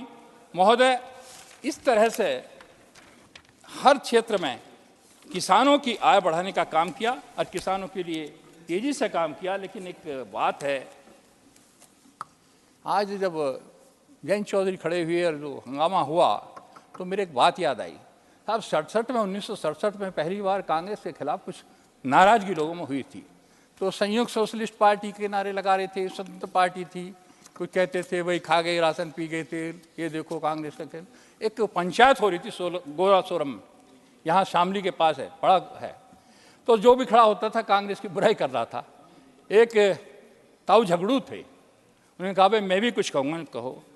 अरे भाई वो सब यार बुराई कर रहे हो, एक गुण भी तो है। क्या? क्योंकि इन सब बातों के बावजूद भी शर्माते नहीं हैं। ये सारी स्थिति है, इन्होंने खराब की किसानों की, उसके बाद भी शर्माते नहीं हैं। चौधरी चरण सिंह को वो मिला, यदि भारत रत्न तो खड़े हो गए सब, उसका विरोध करना चाहते। क्या चाहते हैं? आपने तो दिया नहीं। तो महोदय मैं ये बताना चाहता हूँ, मोदी जी की सरकार ने किसी एक परिवार को नहीं दिया। मोदी जी की सरकार ने पद्मश्री दी, किसानों को दी, भारत रत्न दिए तो उन लोगों को दिए जिनको मिलने चाहिए थे। तो वर्तमान सरकार ने, महोदय मैं संक्षेप में ही खत्म करना चाहता हूँ, जहाँ उज्ज्वला गैस के 10 करोड़ से अधिक कनेक्शन देने का काम किया, विश्वविद्यालयों की संख्या 14 में सब 723 थी, अब ये 1113 से ऊपर है। डिग्री कॉलेज 5298 थे, अब 43,796 हैं। 7 नए IIM बने हैं, 7 नए IIT बने हैं, 225 नए मेडिकल कॉलेज बने हैं, 8 ऑल इंडिया मेडिकल इंस्टीट्यूट थे जो बढ़ के अब 23 हो गए हैं। Thank you. तो हर क्षेत्र में पूरा तरह से, अब जब इसकी बात करते हैं, मैंने कल कहा भूतल परिवहन मंत्रालय की, इनके टाइम में आखिरी साल का बजट था 34,000 करोड़ से कम का, हमारा 2,70,435 करोड़ का। ये 12 किलोमीटर प्रतिदिन बना रहे थे, हम 20 किलोमीटर प्रतिदिन बना रहे हैं। सीमा द्विवेदी, एक सेकंड में खत्म करता हूँ। मान्यवर, मैं ये बताना चाहता हूँ, रेलवे में भी रेलवे का 21,000 किलोमीटर रूट का विद्युतीकरण इन्होंने किया था, हमने 58,424 किलोमीटर का किया। स्टार्टअप इनके टाइम में कुछ नहीं था, हमारे 1 लाख से ऊपर स्टार्टअप हैं। हर क्षेत्र में अद्वितीय काम इन 10 वर्षों में करने का काम मोदी जी की सरकार ने किया है, और इसीलिए घोटालों की सरकार को जनता ने नकारा और आगे 400 पार होने जा रही है बीजेपी। श्रीमती सीमा द्विवेदी। माननीय सभापति महोदय, आपने मुझे बोलने का अवसर दिया, आपके आभारी हूँ। 2014 में जनता ने मोदी सरकार को बागडोर संभालने के लिए भारी जनादेश दिया। विरासत में कमजोर भारत एवं बिगड़ी अर्थव्यवस्था मोदी जी को प्राप्त हुआ। डिजिटल क्रांति से लेकर खुले में शौच उन्मूलन, काले धन का पता लगाना एवं भ्रष्टाचार को रोकना मोदी जी की नीति एवं नीयत को दर्शाती है। 10 वर्षों में कई दिग्गज देशों को पीछे ढकेलते हुए भारत 5वीं अर्थव्यवस्था वाला देश बना। और महोदय, अगर ये कोरोना संक्रामक बीमारी न आई होती तो ये इसके 2-3 साल पहले ही हमारा देश 5वीं अर्थव्यवस्था वाला देश बन गया होता। आधार की उपयोगिता ने DBT के माध्यम से 1.167 करोड़ लाभार्थियों को 34 लाख करोड़ से अधिक सुविधा दी। स्वच्छ Bharat mission, Ujjwala gas connection, PM Jan Dhan खाता, PM किसान सम्मान निधि, श्री अन्न, बिजली, एयरपोर्ट, NHI, आवास, PM विश्वकर्मा योजना, लखपति दीदी, बैंक सखी, ड्रोन सखी, बेटी बचाओ बेटी बनाओ, और महोदय अंत में महिला शक्ति बंधन अधिनियम ला करके शून्य से शिखर तक महिलाओं को पहुंचाने का काम माननीय प्रधानमंत्री जी ने किया। महोदय, अब मैं UPA सरकार की कुछ घोटालों के बारे में बताना चाहती हूँ। UPA सरकार घोटाले की सरकार थी क्योंकि उनकी नीति एवं नीयत दोनों में खोट था। घोटाले पर घोटाला स्टार्ट, जैसे हम जब पढ़ते थे मान्यवर प्राइमरी में तो हमको पहाड़ा पढ़ाया जाता था, वैसे मैं इनके घोटालों के बारे में बताना चाहती हूँ। शारदा चिटफंड घोटाला, 2G टेलीकॉम घोटाला, राष्ट्रमंडल खेल घोटाला, INM-X मीडिया घोटाला, नौकरी के लिए भूमि घोटाला, कोयला घोटाला। कोयला घोटाला मान्यवर हम नहीं कह रहे हैं, माननीय उच्च न्यायालय ने इनके कोयले आवंटन को रद्द करके इनके घोटाले पर मोहर लगाने का काम किया था मान्यवर, ये भी सबकी जानकारी में होगा। जुलाई 2012 में हुई बिजली की कटौती इतिहास में सबसे बड़ी कटौती थी। पूरा देश अंधेरे में था। ये आर्थिक कुप्रबंधन के कारण भारत एक नाजुक अर्थव्यवस्था वाला देश बन गया था। UPA के सरकार मंत्री जेल में गए, उनको इस्तीफा देना पड़ा। और महोदय, माननीय मोदी जी के आने के बाद बिजली में इतना बड़ा परिवर्तन आया है। आज गाँव में 18 घंटे बिजली, शहरों में 24 घंटे बिजली हमको प्राप्ति हो रही है। अब महोदय, हम 2014 के पहले तथा 2014 के बाद के भारत की तुलना करते हैं। हमारी सरकार में, मोदी जी सरकार आने के बाद से कोई घोटाला नहीं हुआ, कोई भ्रष्टाचार नहीं हुआ। सबका साथ, सबका विकास और सबका विश्वास देश के प्रधानमंत्री जी का संकल्प है। महोदय, कांग्रेस कहती थी देश रहे चाहे न रहे, मेरी सरकार और मेरा परिवार रहना चाहिए, परंतु मोदी जी कहते हैं मैं रहूं न रहूं, सरकार रहे न रहे, मेरा देश रहना चाहिए। ये महोदय हमारे प्रधानमंत्री का संकल्प है। महोदय, मैं उत्तर प्रदेश से आती हूँ। उत्तर प्रदेश में अभी राम मंदिर का निर्माण हुआ। मर्यादा पुरुषोत्तम भगवान श्री रामचंद्र जी अपने मंदिर में विराजे, उनको प्रतिष्ठित किया गया, जिनकी वजह से करोड़ों करोड़ सनातन धर्मावलंबियों की मनसा पूरी हुई। महोदय, सरयू नदी का पानी खून से लाल था। कोठारी बंधु सहित तमाम कार सेवकों पर गोलियां चलाई गई, हृदय को झकझोर देता था जब कोठारी बंधु की मां ने यह कहा कि अगर मेरा कोई तीसरा बेटा होता तो उसको भी मैं कार सेवा के लिए भेज देती।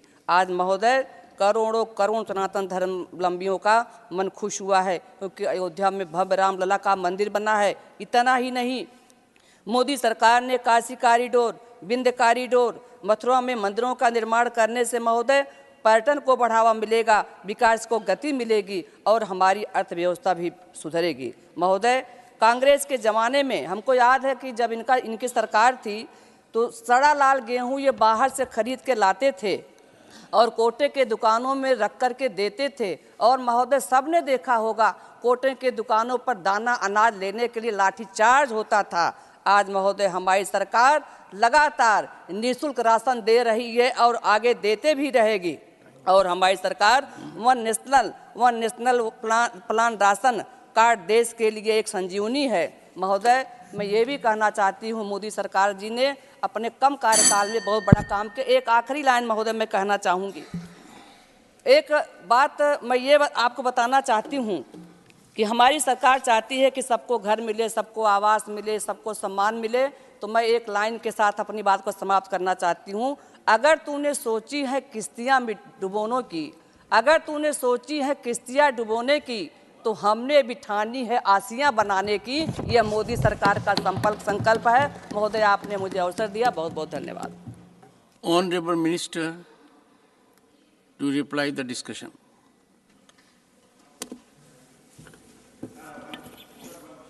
One second, please. So in yesterday's reply, I would like to thank the government for that's conferring the House must collectively thank. The House must collectively join you. It's a good sentiment. So I think nobody would object. We are thanking the government for conferring that thing. Yes. And also for MS Swaminathan, who was my benchmate in this very house. So we thank him, thank the government, and their contribution to the country is well known to you. I need not repeat, because the finance minister was also a part of P.V. Narasimha's family. She used to go there. Both of them couple. I remember because P.V. Narasimha used to refer to them with me. So I again thank the government for that. And Dr. Keshav? जैसी भावना आपने कही है sir, हम नरसिंह राव जी का, चौधरी चरण सिंह जी का, स्वामीनाथन जी को, तीनों को भारत रत्न दिया गया है। इसका पूरा कांग्रेस पार्टी स्वागत करती है, समर्थन करती है।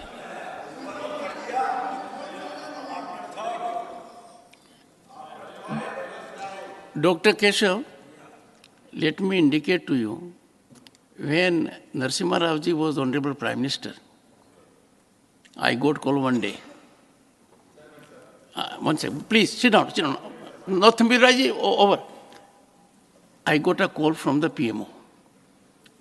I used to make an effort to meet him frequently, but he used to fructify every 3-4 months. Then he said, you are a senior advocate. I want to associate you. He was president of the Congress party also, in my legal cell. I said, Honorable Prime Minister, any assignment is good enough. I was part of the Congress party. He made me in charge of legal cell. There were a number of occasions, and you would recollect. Then when I got the message from the tweet of the Honorable Prime Minister, about 3 of them, I reacted and indicated this. I am so glad that you have spoken about it, and these are celebratory moments when the entire House must speak in one voice. Honorable Finance Minister.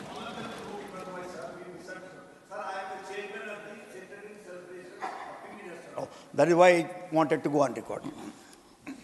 Honorable Prime Minister. Chairman, sir, thank you very much. We've had a short duration discussion, but I think quite a lot of members, many of them have given us their valuable inputs on what they think of the white paper and its contents.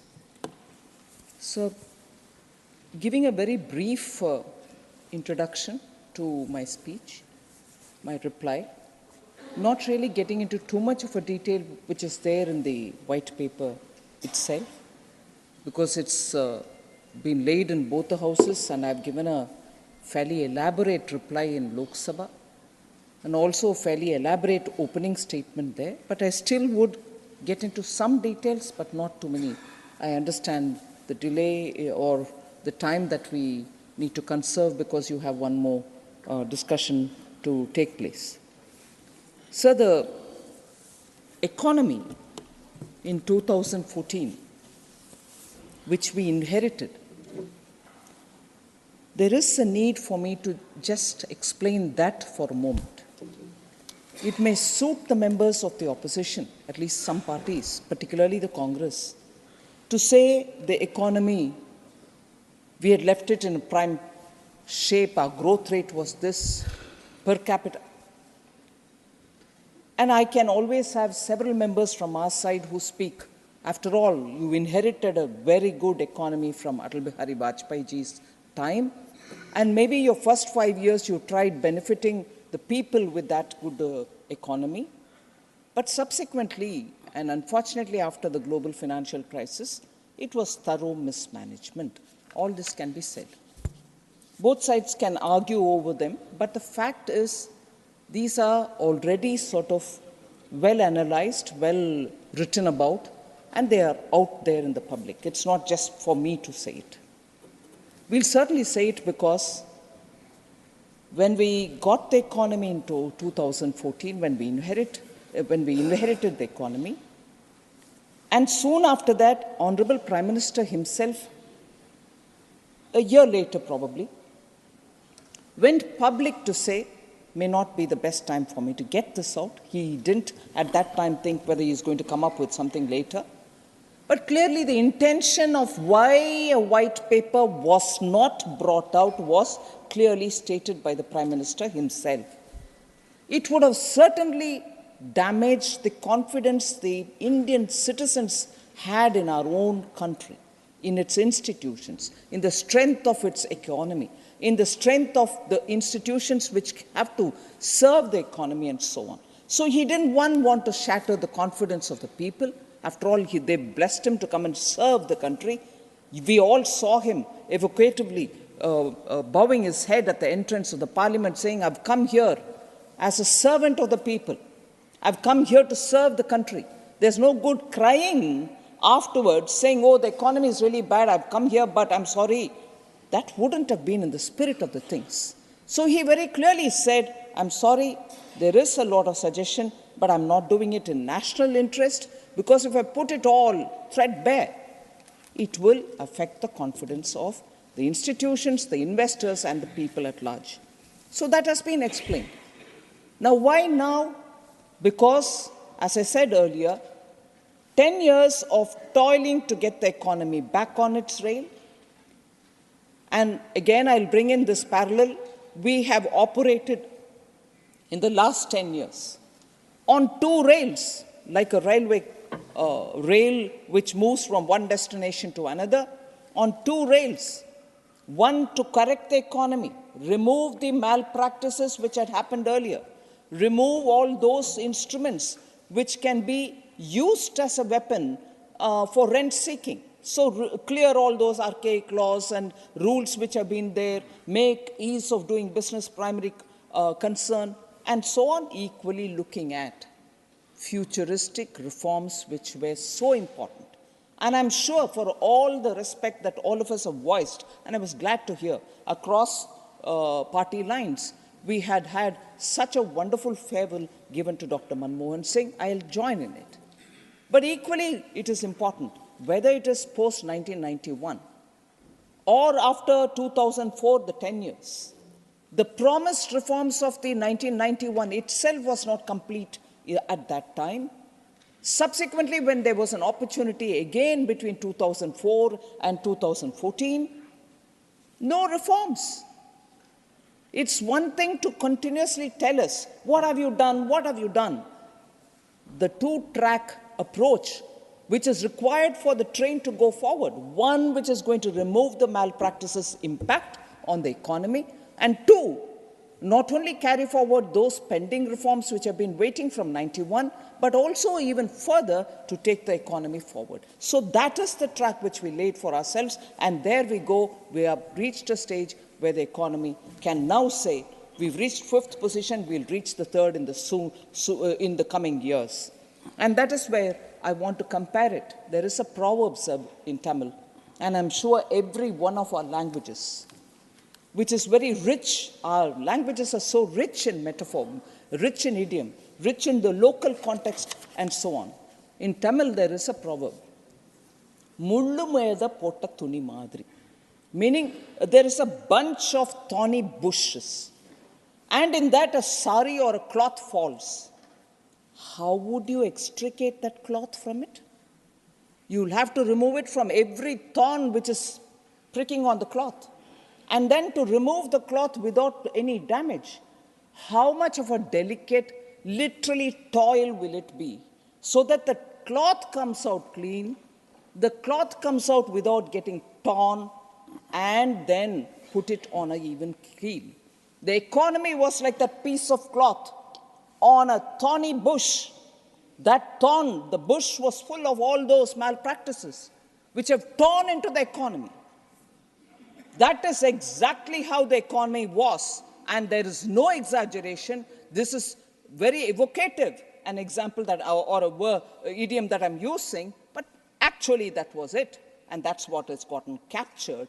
Otherwise, why me? Mullu peda putta thuni. What was the idiom, or what was the phrase which the whole world was using for us? Fragile 5.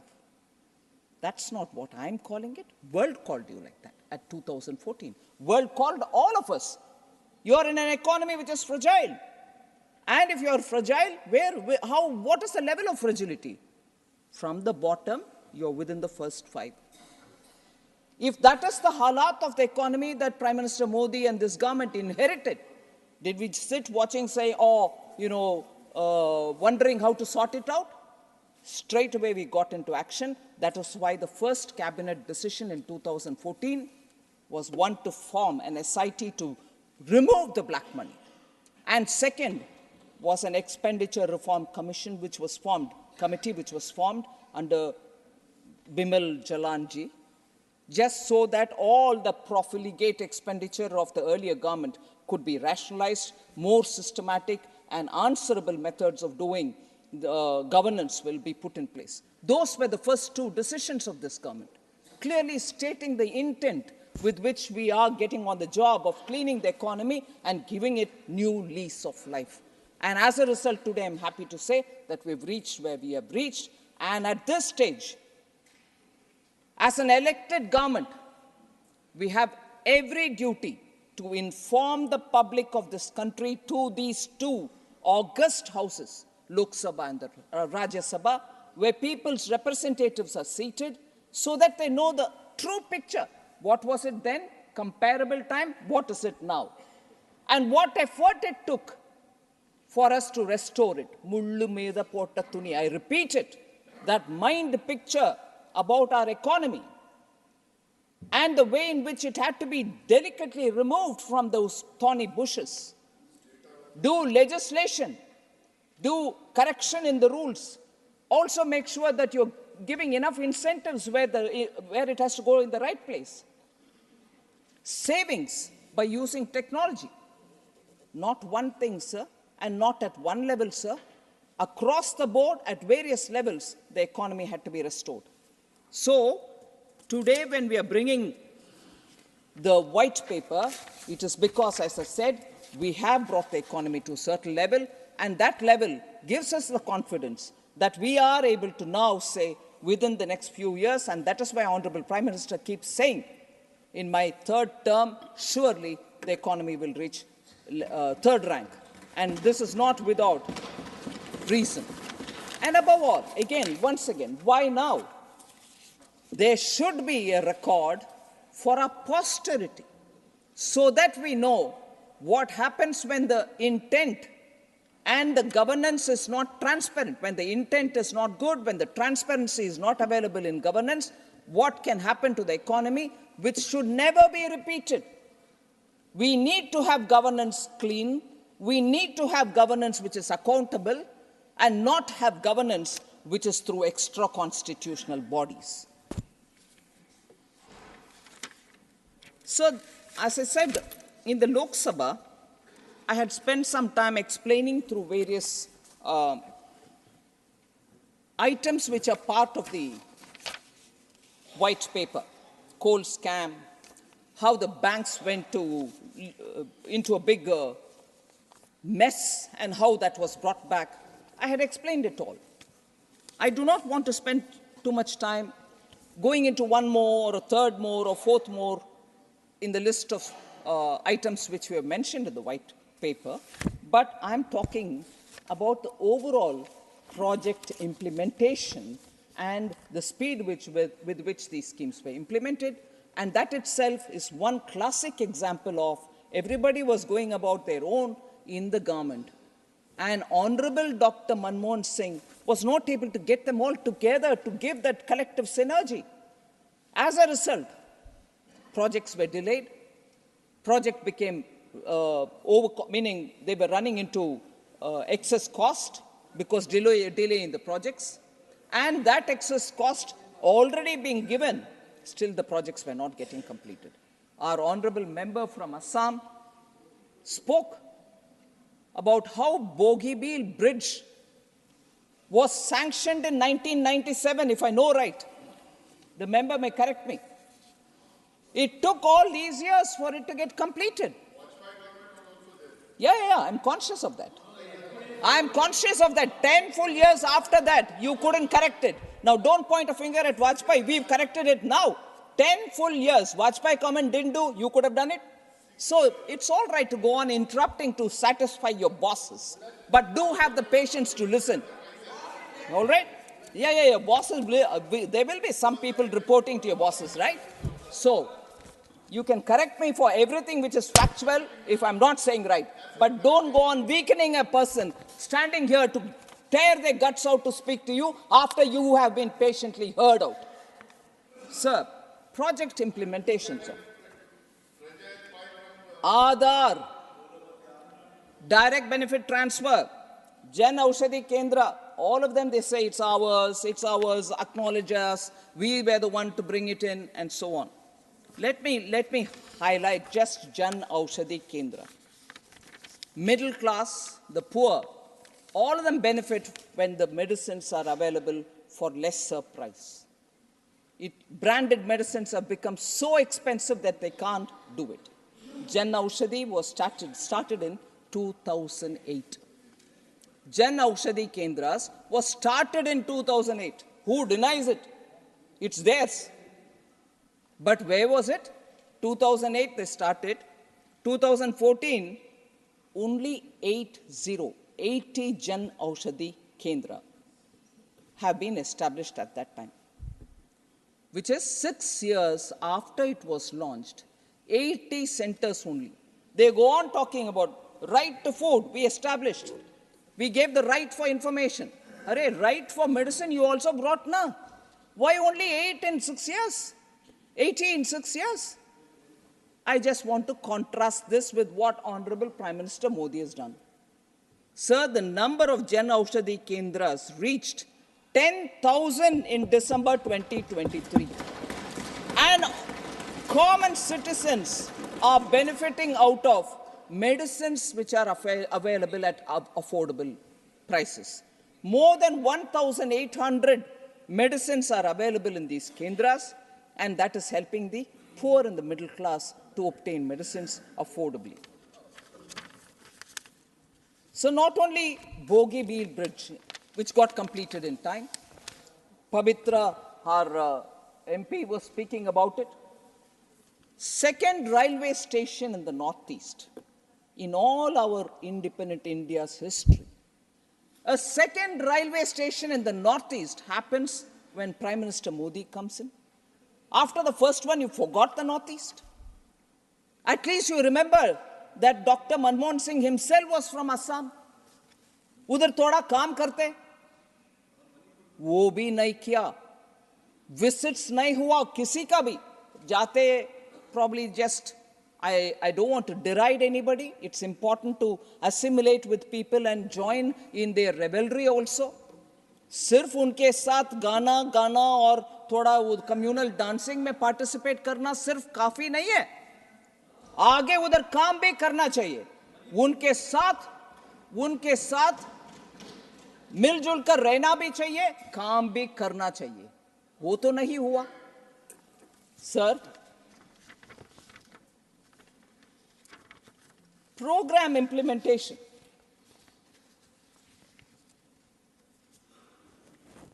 I'd like to state it here. PM Modi personally monitors programs and their progress through the Pragati video conference that he holds with the district level officers also, saying how much progress is happening. If it's not happening, then a minister goes there, also follows it up.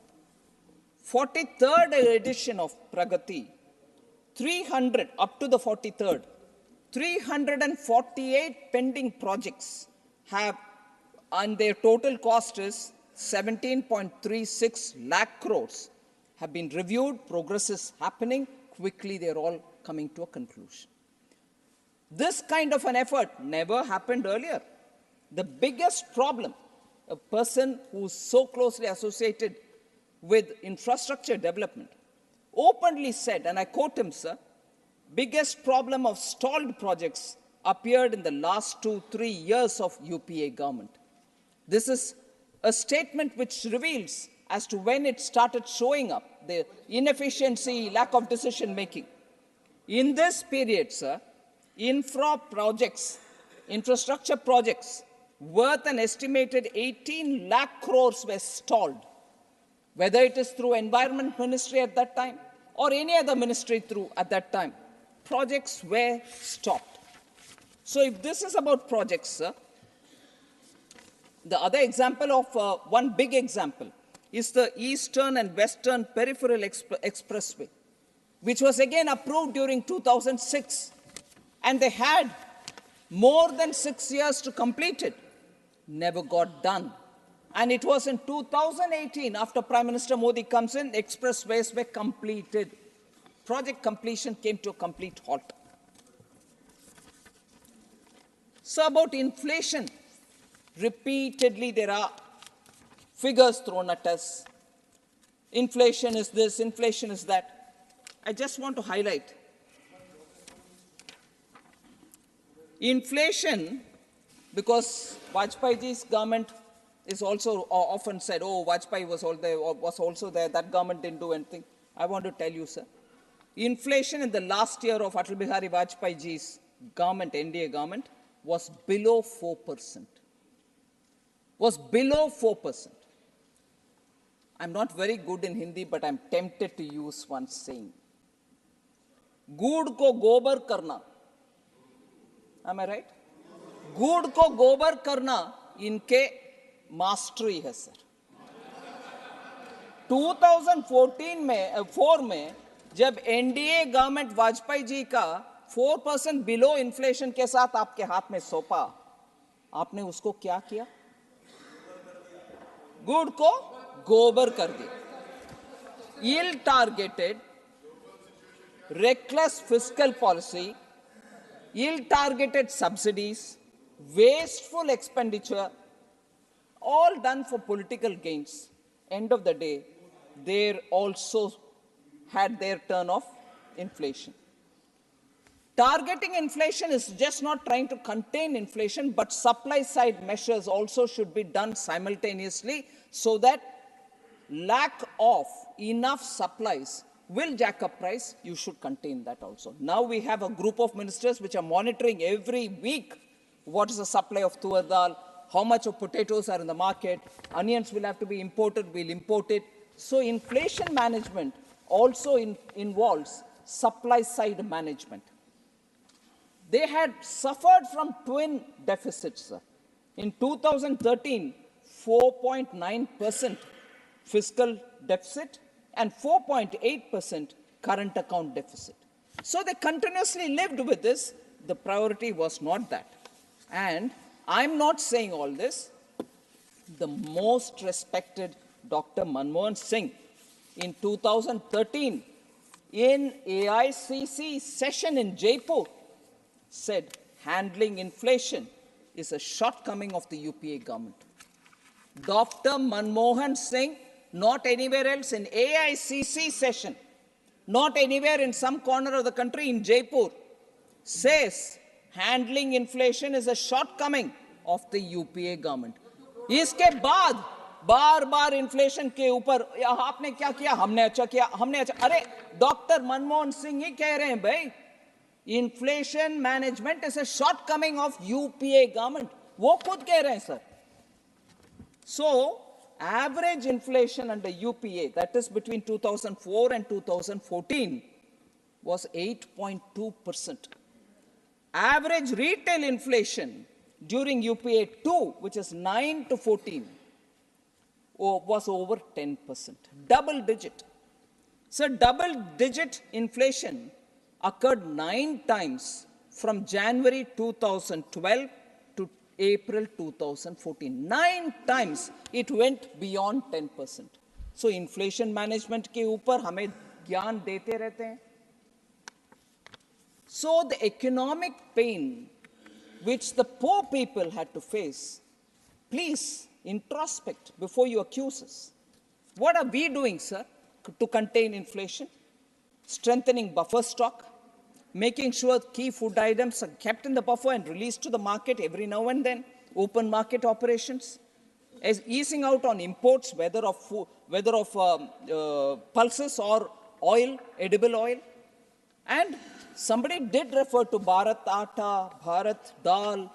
Yes, we had to make sure that wholesale we purchase, pack them in containers or bags which are saleable in Mother Dairy or NAFED or some Markfed kind of institutions. Therefore, when we did this, Bharat Atta, 27 rupees 50 paise per kg, already we have sold 2.37 lakh metric tons as of 28 January 2024, which means the subsidized, easily available atta now is available for the common man in different places, and they notice it and they bought and benefited from it. We have taken measures, and as a result, subsidized Bharat Dal, 60 rupees per kg bags and 55 rupees per kg if it is 30 kg bag.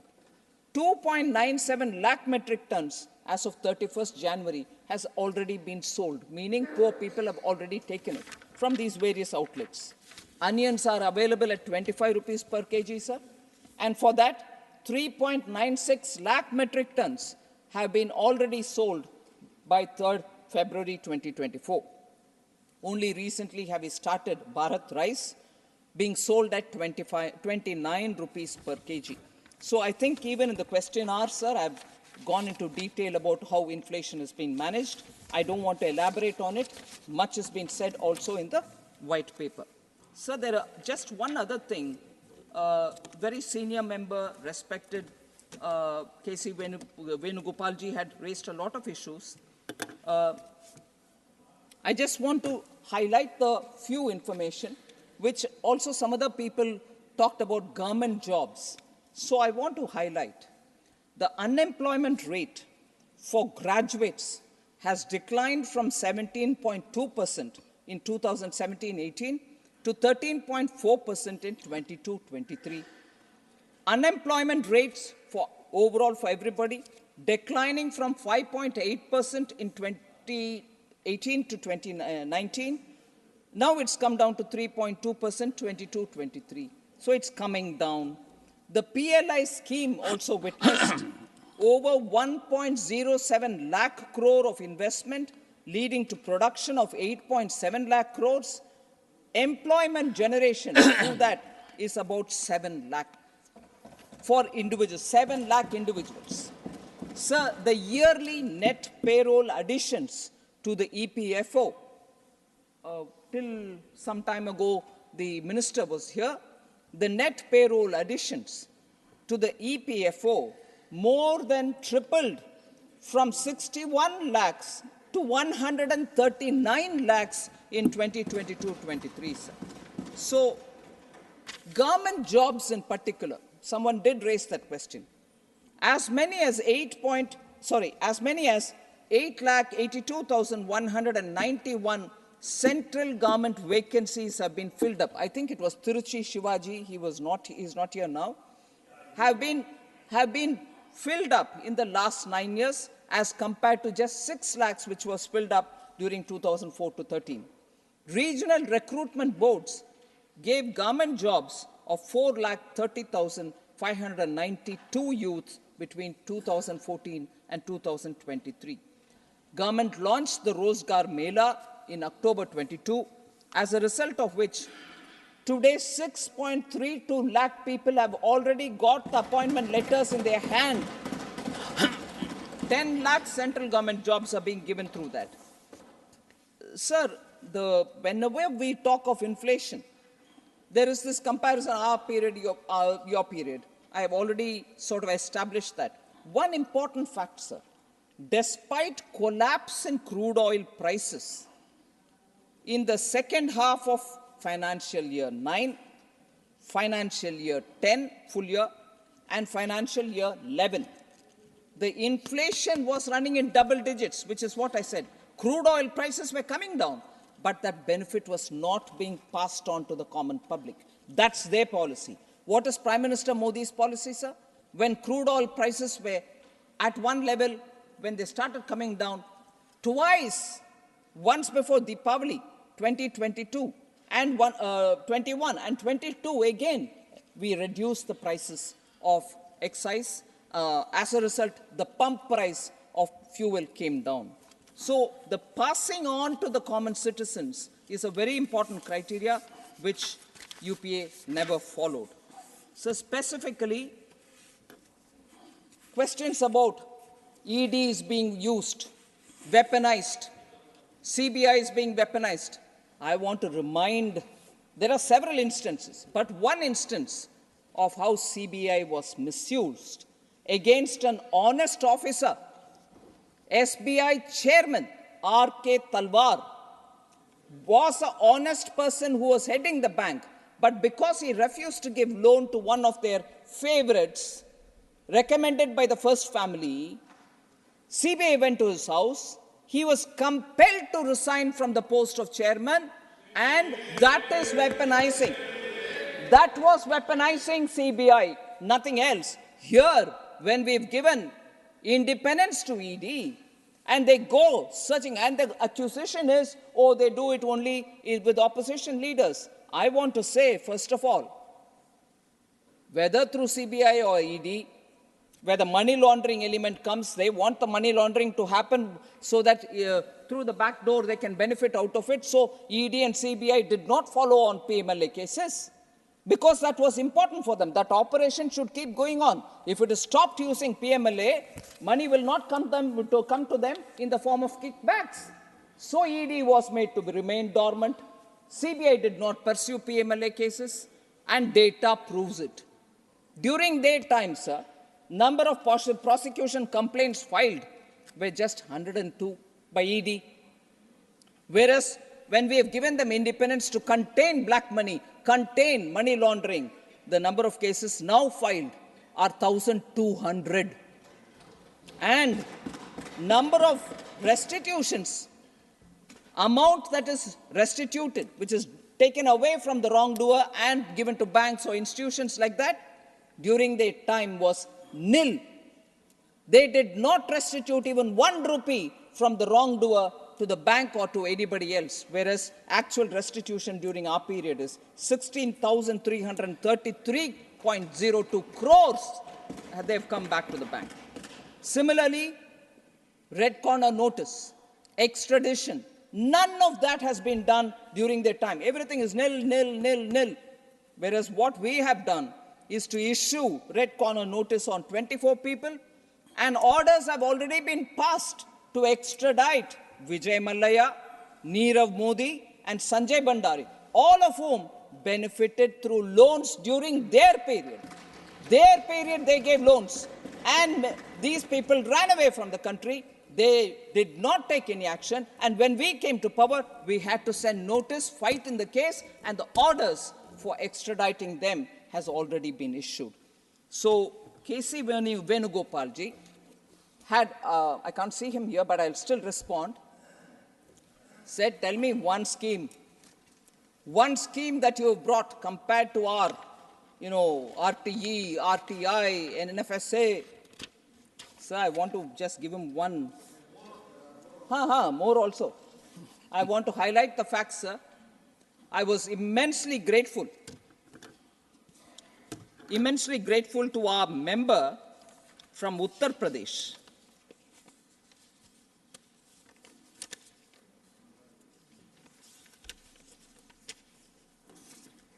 I'm immensely grateful to our member from Uttar Pradesh, Rajyasabha.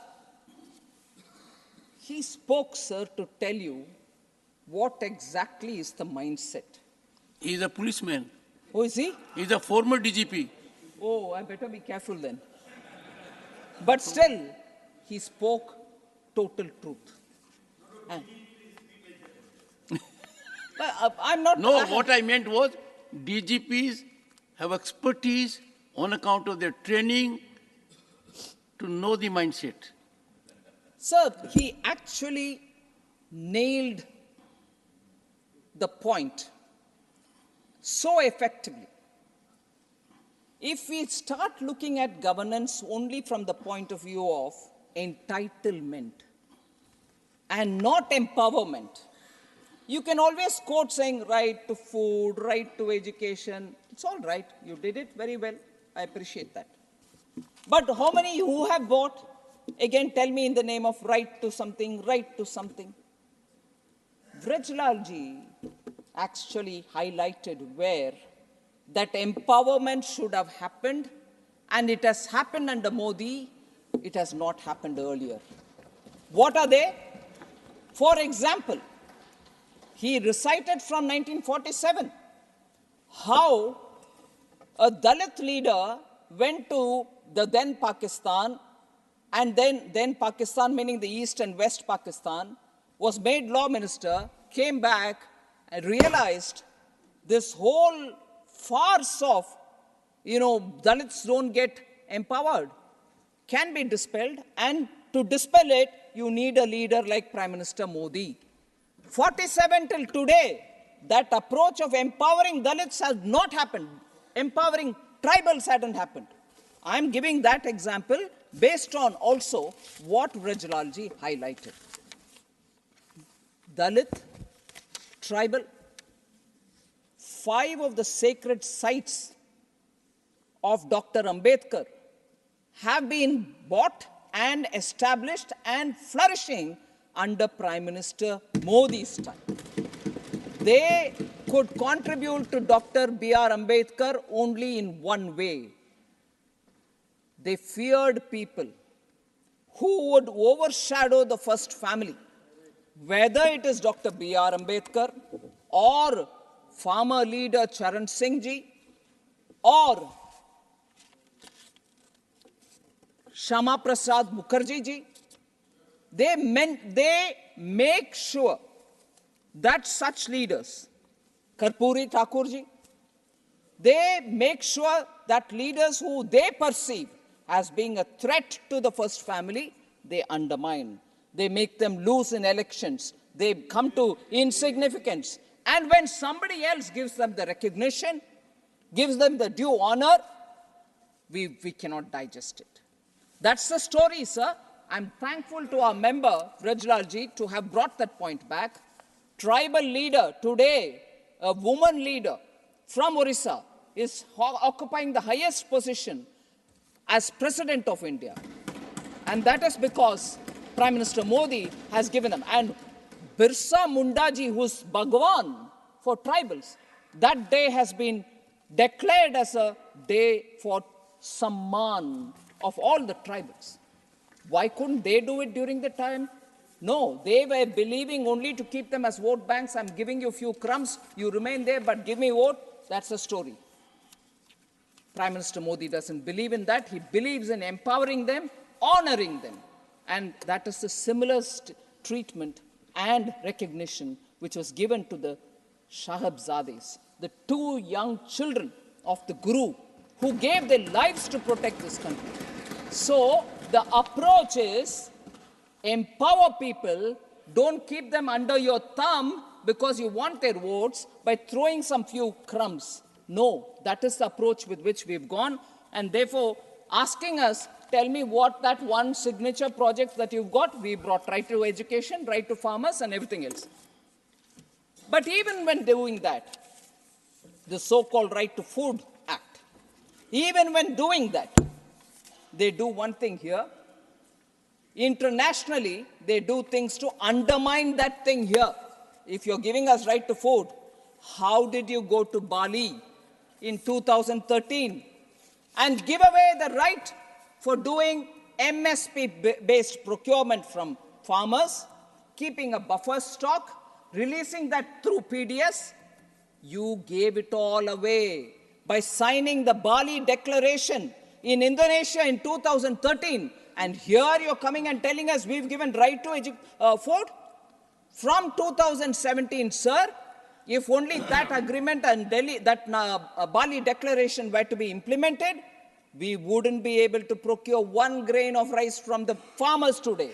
We wouldn't be able to have a ration shop today. We couldn't have given food grains from our buffer stock for the poor today.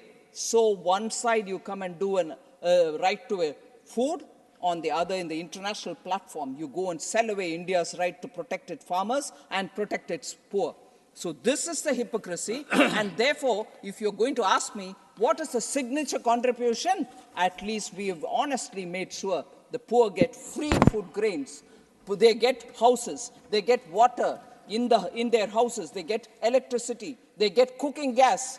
All this under Prime Minister Modi. So, sir, I don't want to further take more time. There are just one important issue on the not so glamorous side of reform. Because most of us look at a glamorous side. There are some work which have been done which has resulted in good amount being saved. Otherwise, pilferages happened. And because of pilferages, the government was short of revenue. Now that we save it, we are able to do more projects for the poor. So we introduced, I did say that the expenditure reforms committee was formed, and as a result, the budget cycle also was changed.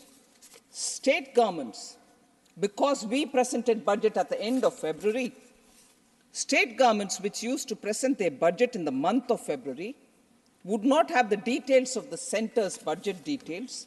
And as a result, they were presenting budgets on the, because we were presenting our budget in the end of February, they were just presenting something and trying to readjust. That got corrected because budgets were started being presented on 1st February. States now are able to get an idea of what is coming to them and plan for themselves. That is one. Second, plan, non-plan expenditure. By keeping that difference, you're constantly playing with discretionary allotments, which is what the Planning Commission earlier did with all the state governments. Such distinction is not even appropriate, as non-plan expenditures include maintenance of defense systems, social security, and pensions and insurance and so on, even the subsidy for poor. So we have shifted the focus to holistic allocation with bifurcation on revenue and capital expenditure. So these changes have resulted in states feeling a lot more empowered to plan their budget. Also, sir, Treasury single account. That's a system that we brought in, which influences how money goes to states for their schemes just in time. As resources are borrowed to finance the government's developmental agenda, the just-in-time release helps in saving interest costs and fostering transparency. Let me clearly say here, sir, Treasury single account system, which we brought, has given an estimated savings of 10,000 crores, and that is being used for bigger schemes and giving poor in return. The single nodal system, another reform, unglamorous, which we brought in, has given an estimated savings of 10,592 crores. Again, all these are going for Garib Kalyan. Sir, MSME, this is my last point. MSME, after demonetization, all MSMEs have got wiped out. K.C. Venugopal ji was feeling very concerned. All of us feel concerned about MSME. And he said because of that went away, all MSMEs are struggling, many died. But I want to say here, sir, as on 4th December 2023, as per the Udyam registration portal, the total number of MSMEs registered in the country are 3.16 crores, including informal micro enterprises, which are in the Assist platform. Again, early January, as per the Udyam registration portal, the total number of women-owned MSMEs was 1.17 crores. So MSMEs are getting registered even newly. Export of MSMEs in all India exports during the year 22-23 was 44%. Do you think it will happen in 22-23 if post-demonetization all MSMEs got wiped away? 40%, 44% of all India exports are happening through the MSMEs. So they should do some more homework rather than come with general observations which are getting disproved each time data is thrown at them. Sir, the efforts that we take are, during the COVID itself, 5 lakh crore emergency credit line guarantee scheme for businesses were extended, which were used by a lot of MSMEs. And I'm telling you with great sense of pride that even as we come to the end of that period, many of them have honored their own loans returns and servicing the interest. This guarantee is not going to be used by most of those loans which were given. 50,000 crore equity infusion through MSME Self-Reliant India Fund has happened. We've done that for MSMEs. No global tenders in this country for procurement can happen up to 200 crores. They have to be reserved for MSMEs. No global tenders. Similarly, sir, launching an online portal, Champions, in June 2020 to cover many aspects of e-governance so that they can be made easy. Inclusion. When we think of MSMEs, we think of only manufacturing. But what we've done is also to bring in small traders onto this. Retail and wholesale traders are also now recognized as MSMEs. They can get all the benefit. Non-tax benefits have been extended for 3 years in case of an upward change in status of MSME. Rollout of Racing and Accelerating MSME Performance Program with an outlay of 6,000 crores over 5 years. And lastly, sir, the Udyam Assist platform, which was launched in 23 to bring informal micro enterprises under the formal ambit to avail priority sector lending has also been done. So MSME can now take the money which is coming under the priority sector lending umbrella. So lastly, I was a bit appalled. Madam, this is second lastly. Did I say one lastly? I'm sorry. Second lastly. I'm sorry, sir. I'll correct myself. Sir, who made Charan Singh PM? Was an observation by K.C. Venugopal ji. People make PMs. I hope the Congress party is not living in that thing. They make PM, they throw PM, they bring in PM, they reject PM. No. People have rejected the Congress. But if you're well aware of that politics of that time, sir. Indira Congress decided to extend support to Chaudhry Charan Singh, who took oath as Prime Minister on 28 July 1979. Within 24 days, he resigns. Why? Because Indira Gandhi's Congress withdrew support from him. Charan Singh said he resigned because he was not ready to be blackmailed into withdrawing cases against Indira Gandhi. Indira Gandhi cases which were put on her post-emergency. Indira Gandhi ji wanted Charan Singh to withdraw certain cases against her relating to the excesses committed during emergency, and he refused. Charan Singh ji said while resigning, and I quote, "The country would not have forgiven us if we had, for the sake of remaining in office, agreed to withdraw prosecutions against persons responsible for atrocities during emergency." Unquote. That's the honor with which that person left from there. Chaudhry Charan Singh ji had to leave because he didn't think he should yield to that blackmail. So it was the Congress party which brought down Chaudhry Charan Singh ji in 1979. Good that K.C. Venugopal ji brought that up. It's all right for them to now say, it's all right, you go away to his grandson, but the fact remains they had no respect for Chaudhry Charan Singh ji. This is the way they blackmailed him. An honorable man that he was, he said, no, I'm not falling into this, and he went away. Similarly, today, I'm grateful that our government has honored P.V. Narasimha Rao ji. Many things can be said. 91 reform, if he wasn't the Prime Minister at that time, even an economist, Dr. Manmohan Singh, couldn't have performed what he did as a government. Congress party did not even have the gratefulness to recognize him even after his death. The pictures, the video of the party's office, headquarters, office gate closing, even as his corpse was going, will bring tears to anybody's eyes. A person sacrifices and serves the party, but because of prejudice, you ignored him even after his death. That is the gratefulness this party has shown. And I don't need to say that it is the party which gave, under their own prime ministers, the prime ministers gave themselves Bharat Ratna. Nehru ji, Indira ji, all gave themselves the Bharat Ratna. They didn't bother about others. And they certainly didn't bother about Dr. B.R. Ambedkar, who they constantly kept defeating in political fields. They didn't give the Bharat Ratna to him. And therefore, sir, this party should not shed crocodile tears, or should not, for the record's sake, say, oh, no, we welcome Bharat Ratna being given for P.V. Narasimha Rao, for Chaudhry Charan Singh ji, and so on. They've proven when they were alive how torturous their lives were, how they tortured them.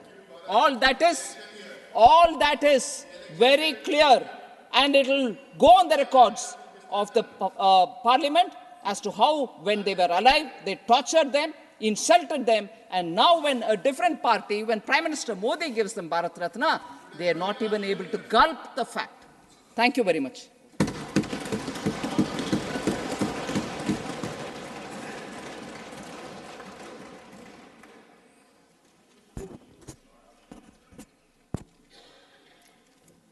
माननीय सदस्यगण,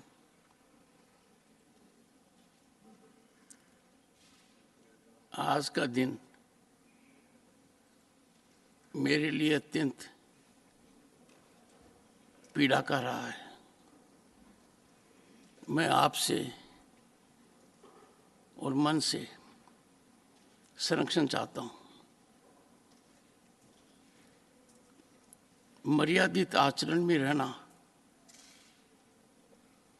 ऐसे पल आते हैं, मुश्किल हो जाता है। पूर्ण सद्भाव के साथ सदन की प्रतिष्ठा को ध्यान में रखते हुए दुखी और आहत मन से मैं आपके समक्ष चिंतन का एक विषय रखता हूँ। यह सदन पूरे देश का प्रतीक है। इस सदन में जो भी आचरण होता है उसका चिंतन होता है, अध्ययन होता है, लोगों के मन में प्रसन्नता होती है, लोगों का मन दुखी भी होता है। ईमानदारी के प्रतीक, उत्कृष्ट आचरण के धनी, किसान और गरीब के हितकारी भारत के पूर्व प्रधानमंत्री चौधरी चरण सिंह को भारत का सर्वोच्च नागरिक सम्मान भारत रत्न देना स्वाभाविक रूप से सभी के लिए एक उत्सव का विषय होना चाहिए था। बाकी 4 महानुभावों को दिया, अत्यंत उत्सव का विषय होना चाहिए था। न समय को हम देख सकते, न ये कह सकते क्यों दिया। मैं ये भी आपके सामने कहना चाहता हूं कि आज दिन भर में बहुत से लोगों ने मुझे सूचित भी किया है। इस सदन की गरिमा का आहत होना और मेरे इस आसन पर विराजमान होना मेरे लिए दुखदायी रहा। आज मैं मानकर चलता हूं कि सदन का हर सदस्य भारत के इस महान सपूत को, जो भारत रत्न दिया गया, उस पर गर्व महसूस करता है। उनके पोते को उनके लिखित अनुरोध पर कुछ समय सदन में देना स्वाभाविक था। चौधरी चरण सिंह किसी परिवार में सीमित नहीं है। चौधरी चरण सिंह अपने उस परिवार के भी सीमित नहीं, वो पूरे देश में थे। जब ये मुद्दा उठा और जो आचरण मैंने देखा और आप सबने देखा, वो अप्रत्याशित था, अपमानजनक था, पीड़ादायक था, हमारी गरिमा के विपरीत था। हमारा आचरण इतना छोटा था उस दिन कुछ लोगों का कि मैं शर्मसार हो गया। मेरे मन में कई विचार आए और मेरे मन में एक विचार तुरंत पद त्याग का भी आया कि बताता हूं, कृषक पुत्र होने के नाते, नहीं सेंसिटिव नहीं सर, नहीं केशव जी प्लीज, केशव जी सेंसिटिव नहीं हूं। मैंने जीवन में कभी भी, आप मेरे से कई बार मिल चुके हैं, आपकी हर रीजनेबल बात को मैंने देखा है। फिर मेरे को बताया गया कि मैं इस पद पर पदासीन नहीं हूं। मैं इस पद पर पदासीन हूं by virtue of being ex officio the vice president of the country. उस पद की वजह से मैं यहाँ हूं। मैं कह सकता हूं कि मेरे जीवन में बहुत कठिन पल आए हैं। मैंने मेरे जवान बेटे को खोया है, लोगों ने सहानुभूति दी है, पर आज की पीड़ा, जब जयंत चौधरी बोल रहे थे वो जयराम रमेश क्या कह रहा था, मैंने सुना है, मेरे कानों ने सुना है कि जाओ जहां जाना है। शमशान घाट के ऊपर उत्सव नहीं मनाया जाता है। ये हरकत नजरअंदाज नहीं कर सकते। मैंने देखी है, ये पीड़ा महसूस की है। मैं नहीं चाहता कि इस विषय को और आगे बढ़ाया जाए। आज मेरी आपसे पुरजोर प्रार्थना है कि राजनीतिक बहस में जितने हथियार निकालने हैं निकालिए, पर जहां व्यक्तियों के सम्मान की बात आती है, राजनीतिक व्यक्ति के भी सम्मान की बात आती है, हमको बहुत सेंसिटिव होना चाहिए। ये बात सदन तक सीमित नहीं है डॉक्टर केशव, ये बात करोड़ों लोगों तक जाएगी। ऐसा नहीं होना चाहिए। मैं बहुत ही संयमित होकर, सद्भाव तरीके से सदन की प्रतिष्ठा को दृष्टिगत रखकर विवशपूर्ण वातावरण में हाथ दिल से ये बात कह रहा हूं। मेरा अनुरोध रहेगा सदन को कि हमको अलग से मिलकर, सदन के बाहर मिलकर, बैठकर इन विषयों पर एक मत होना चाहिए। इस जगह से मैंने किन किन को सम्मानित नहीं किया। मैं सदस्य के जन्मदिन को सम्मानित करता हूं, मैं हमारे खिलाड़ियों को सम्मानित करता हूं, जिनको ऑस्कर अवार्ड मिले मैं उनको सम्मानित करता हूं। मैं व्यक्तिगत रूप से ध्यान देता हूं। जब मुझे पता लगा कि इन 3 महानुभावों को भारत रत्न दिया गया है, बिना समय गंवाए हुए, मुझे पता था कुछ लोग टिप्पणी कर सकते हैं कि इस आसन पर बैठकर आप प्रधानमंत्री का ट्वीट पढ़ रहे हो, पर मुझे लगा कि सभापति के रूप में मुझे तुरंत ये जानकारी सदन से शेयर करनी चाहिए, क्योंकि सदन का हर सदस्य ये महसूस करेगा कि पूर्व प्रधानमंत्री नरसिम्हा राव को भारत रत्न मिला है, डॉक्टर स्वामीनाथन को भारत रत्न मिला है, चौधरी चरण सिंह जी को भारत रत्न मिला है। अब क्या गुजरी होगी उस परिवार पर, क्या गुजरी होगी किसानों पर, गरीब पर, मजदूर पर, गांव के अंदर, कि जयंत चौधरी को बोलने नहीं दिया, उसके साथ अभद्र व्यवहार किया गया, अमानवीय तरीके से किया गया, इशारों से किया गया। ये आंखों से देखा मैंने। मैं बहुत दुखी हूं, and I am sure you will appreciate it. We must in one voice condemn it. व्यक्तिगत रूप से मैं इसकी इतनी भर्त्सना करता हूं कि मेरे पास शब्द नहीं है, और मैं आपसे भी अनुरोध करूंगा, चिंतन कीजिए, मंथन कीजिए। इस सदन की गिरावट की हद तक आ गए हम, अब हम इसको और न गिरने दें। मानकर चलिए इसका बहुत व्यापक असर होगा। खुशी का असर कम होता है, दुख बहुत लंबे समय तक पीड़ा देता है। आज के दिन क्या आवश्यकता थी? 2 मिनट बोल लेते, बात खत्म थी।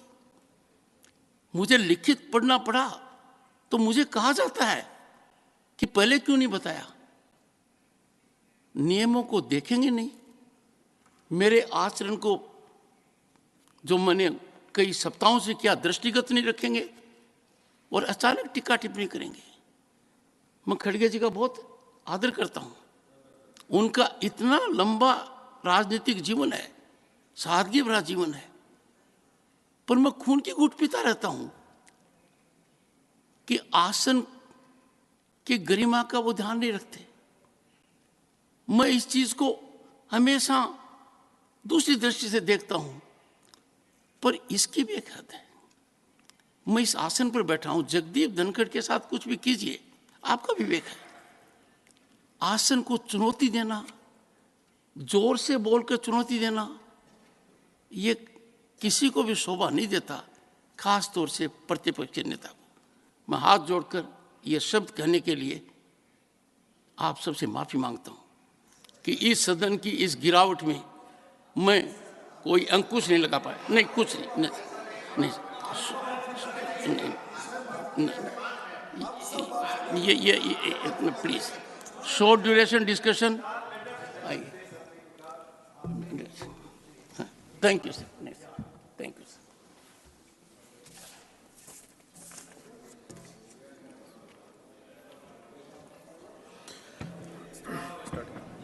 Short duration discussion. Notices have been received from the following members to raise a discussion.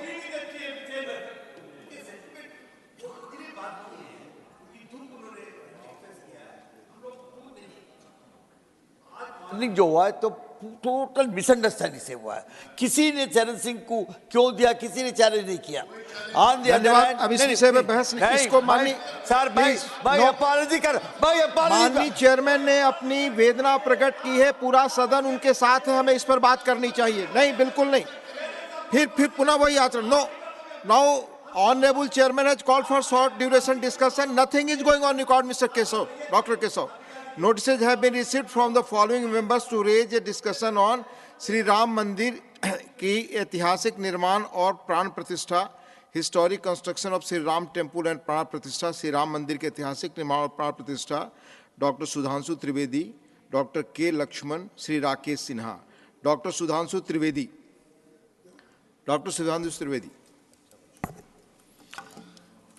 माननीय सभापति महोदय, आज जब हम लोग इस कालखंड में खड़े हुए हैं तो मुझे लगता है कि जब मैं किशोरावस्था में था और श्री राम जन्मभूमि का आंदोलन प्रारंभ हुआ था, उस महान यज्ञ में जिसमें करोड़ों लोगों ने कई पीढ़ियों तक अपनी आहुति दी, उसकी पूर्णाहुति देखते हुए देखना अपने आप में एक बहुत सुखद अनुभव होता है।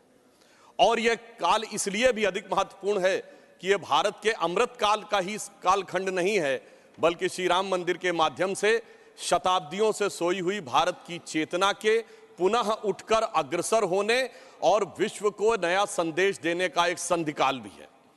और इसलिए मैं ये कह सकता हूं कि मेरे मन में एक भाव आया कि यह ऐसा काल था जिसमें बहुत कुछ असंभव लगने वाली चीज भी साकार रूप धारण हुई है, तो मेरे मन में यह भाव आया कि मानो अक्षर सभी पलट गए भारत के भाल के, साकार हुआ स्वप्न हर बला को टाल के, नए क्षितिज उभर रहे हैं अमृत काल के, और दिव्य दर्शन हो रहे हैं श्री राम लाल के। मान्यवर, भगवान राम उस भारत की स्व की अनुभूति है जो भारत के स्वतंत्रता के बाद निश्चित रूप से प्रकट होनी चाहिए थी, जो अनादिकाल से भारत में उत्तर से दक्षिण तक, उत्तर में यदि गुरु गोविंद सिंह जी ने गुरुमुखी में रामावतार लिखा, तो दक्षिण में तमिल में कंबन ऋषि ने वही रामावतारम नाम से ही लिखा, तो बंगला में कृतिवास ने यदि लिखा, तो हिंदी में तुलसीदास ने लिखा, तो उत्तर दक्षिण पूरब पश्चिम से सब तरफ भारत के प्राण को अनुप्राणित करने वाला यह तत्व था। इसीलिए महात्मा गांधी ने भी जिस समय स्वतंत्रता आंदोलन की शुरुआत की, तो अपना राजनीतिक दर्शन रखा था राम राज्य, और प्रतिदिन का भजन रखा था रघुपति राघव राजा राम, अंतिम शब्द रखा था हे राम। परंतु हे राम, मैं ये कहना चाहूंगा, उन राम को भी प्राण प्रतिष्ठित करने में इतना संघर्ष करना पड़ा, जो भारत के समाज से लेके आध्यात्म और मन तक विद्यमान थे, जिसे हम लोग उस आंदोलन के समय कहते थे कि ये तन प्रभु राम का, मन प्रभु राम का, तो हर क्षण बोलिए जय श्री राम की, आस प्रभु राम की, श्वास प्रभु राम की, तो प्रति क्षण बोलिए जय श्री राम की। मगर आगे समस्या ये थी, तो हम कहते थे शासन चलाए चाहे सीने पर गोलियां, परवाह नहीं कीजिए शरीर और प्राण की, आए आपदाएं विपदाएं भले कितनी, बनाएंगे हम मंदिर सौगंध श्री राम की। और आपदाओं विपदाओं को पार करते हुए वह सौगंध आज पूर्ण हुई। इसके लिए अनेकानेक लोगों ने बलिदान दिया, देवी दीन पांडे जी से लेके सरदार फकीर सिंह से लेके हजारों संतों से लेके कार सेवकों तक और कोठारी बंधुओं तक। परंतु मैं एक बात कहना चाहूंगा, मैं इस विषय पे कोट करना चाहता हूं। 2003 के नोबेल पुरस्कार विजेता वीएस नायपॉल ने एक किताब लिखी थी भारत के बारे में, इंडिया ए वुंडेड सिविलाइजेशन। उन्होंने कहा भारत एक विचित्र देश है जहां पर कि अपनी संस्कृति को आघात करने वाले विषय को पढ़ाया जाता है और आघात करने का प्रयास किया जाता है, इसीलिए उन्होंने वुंडेड सिविलाइजेशन वर्ड कहा।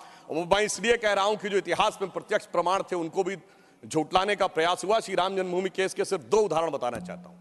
जब मुकदमा चला तो ये पूछा गया कि भाई पिछले उदाहरण दीजिए कोई शताब्दियों के, तो विपरीत पक्ष के पास कोई उदाहरण नहीं थे। हमने फॉरेन ट्रेवलर्स के उदाहरण कोट किए। विलियम फिंच नाम का ब्रिटिश ट्रेवलर आया 1610-20 के आसपास, उसने कहीं पर मस्जिद का उल्लेख नहीं किया, सिर्फ मंदिर का उल्लेख किया। फ्रेंच ट्रेवलर आया जोसेफ टिफेंथलर 1720 के आसपास, तो वो कहता वहां पर चबूतरा है जिसमें कि और एक पक्ष में वो मस्जिद की बात करता है और बताता है कि रामनवमी पे लाखों की भीड़ लगती है। परंतु उसके बावजूद एक मजेदार बात बताना चाहता हूं, जब से ब्रिटिश डॉक्यूमेंट आया तो जो पहली एफआईआर ऑफिशियली दर्ज हुई है नवंबर 1858 में, फैजाबाद के थानेदार को रिपोर्ट दी गई है कि 25 निहंग सिखों ने आकर कब्जा कर लिया है, यज्ञ हवन किया है और मस्जिद जन्म स्थान के सब तरफ राम राम लिख दिया। और जानते हो उस पे सभापति महोदय सिग्नेचर क्या है? मुतव्वली मस्जिद जन्म स्थान। अब बताइए, जन्म स्थान पहली एफआईआर में खुद मुतव्वली लिख रहा है और उसके बाद इस विषय को इतना बढ़ाया गया। और स्वतंत्रता के बाद मैं एक बात कहना चाहता हूं, 22-23 दिसंबर 1949 की रात को जब श्री राम लला प्रकट हुए, उसके बाद यह ध्यान देने योग्य बात है, यह समुदायों के बीच के संघर्ष का विषय नहीं था, यह भारत के स्वाभिमान का विषय था। 12 साल टाइटल सूट की मियाद होती है, 12 साल तक मुस्लिम पक्ष सुन्नी सेंट्रल वक्फ बोर्ड उसमें पैरोकारी नहीं था। 1961 में, दिसंबर 1961 में जब 12 साल पूरे होने में 4 दिन रह गए थे, तब सेंट्रल सुन्नी वक्फ बोर्ड उसमें पैरोकार बना। क्यों? कुछ सेकुलरिस्टों ने समझाया, कुछ लेफ्टिस्टों ने समझाया, और इसका उल्लेख के मोहम्मद साहब ने अपनी किताब में किया है कि मुस्लिम समाज में एक बहुत बड़ा तबका ये मानता था कि हमें इस विषय में पढ़ने की जरूरत नहीं है। परंतु राजनीति के चलते हुए भारत के स्वाभिमान का विषय ये इसका प्रतीक बना।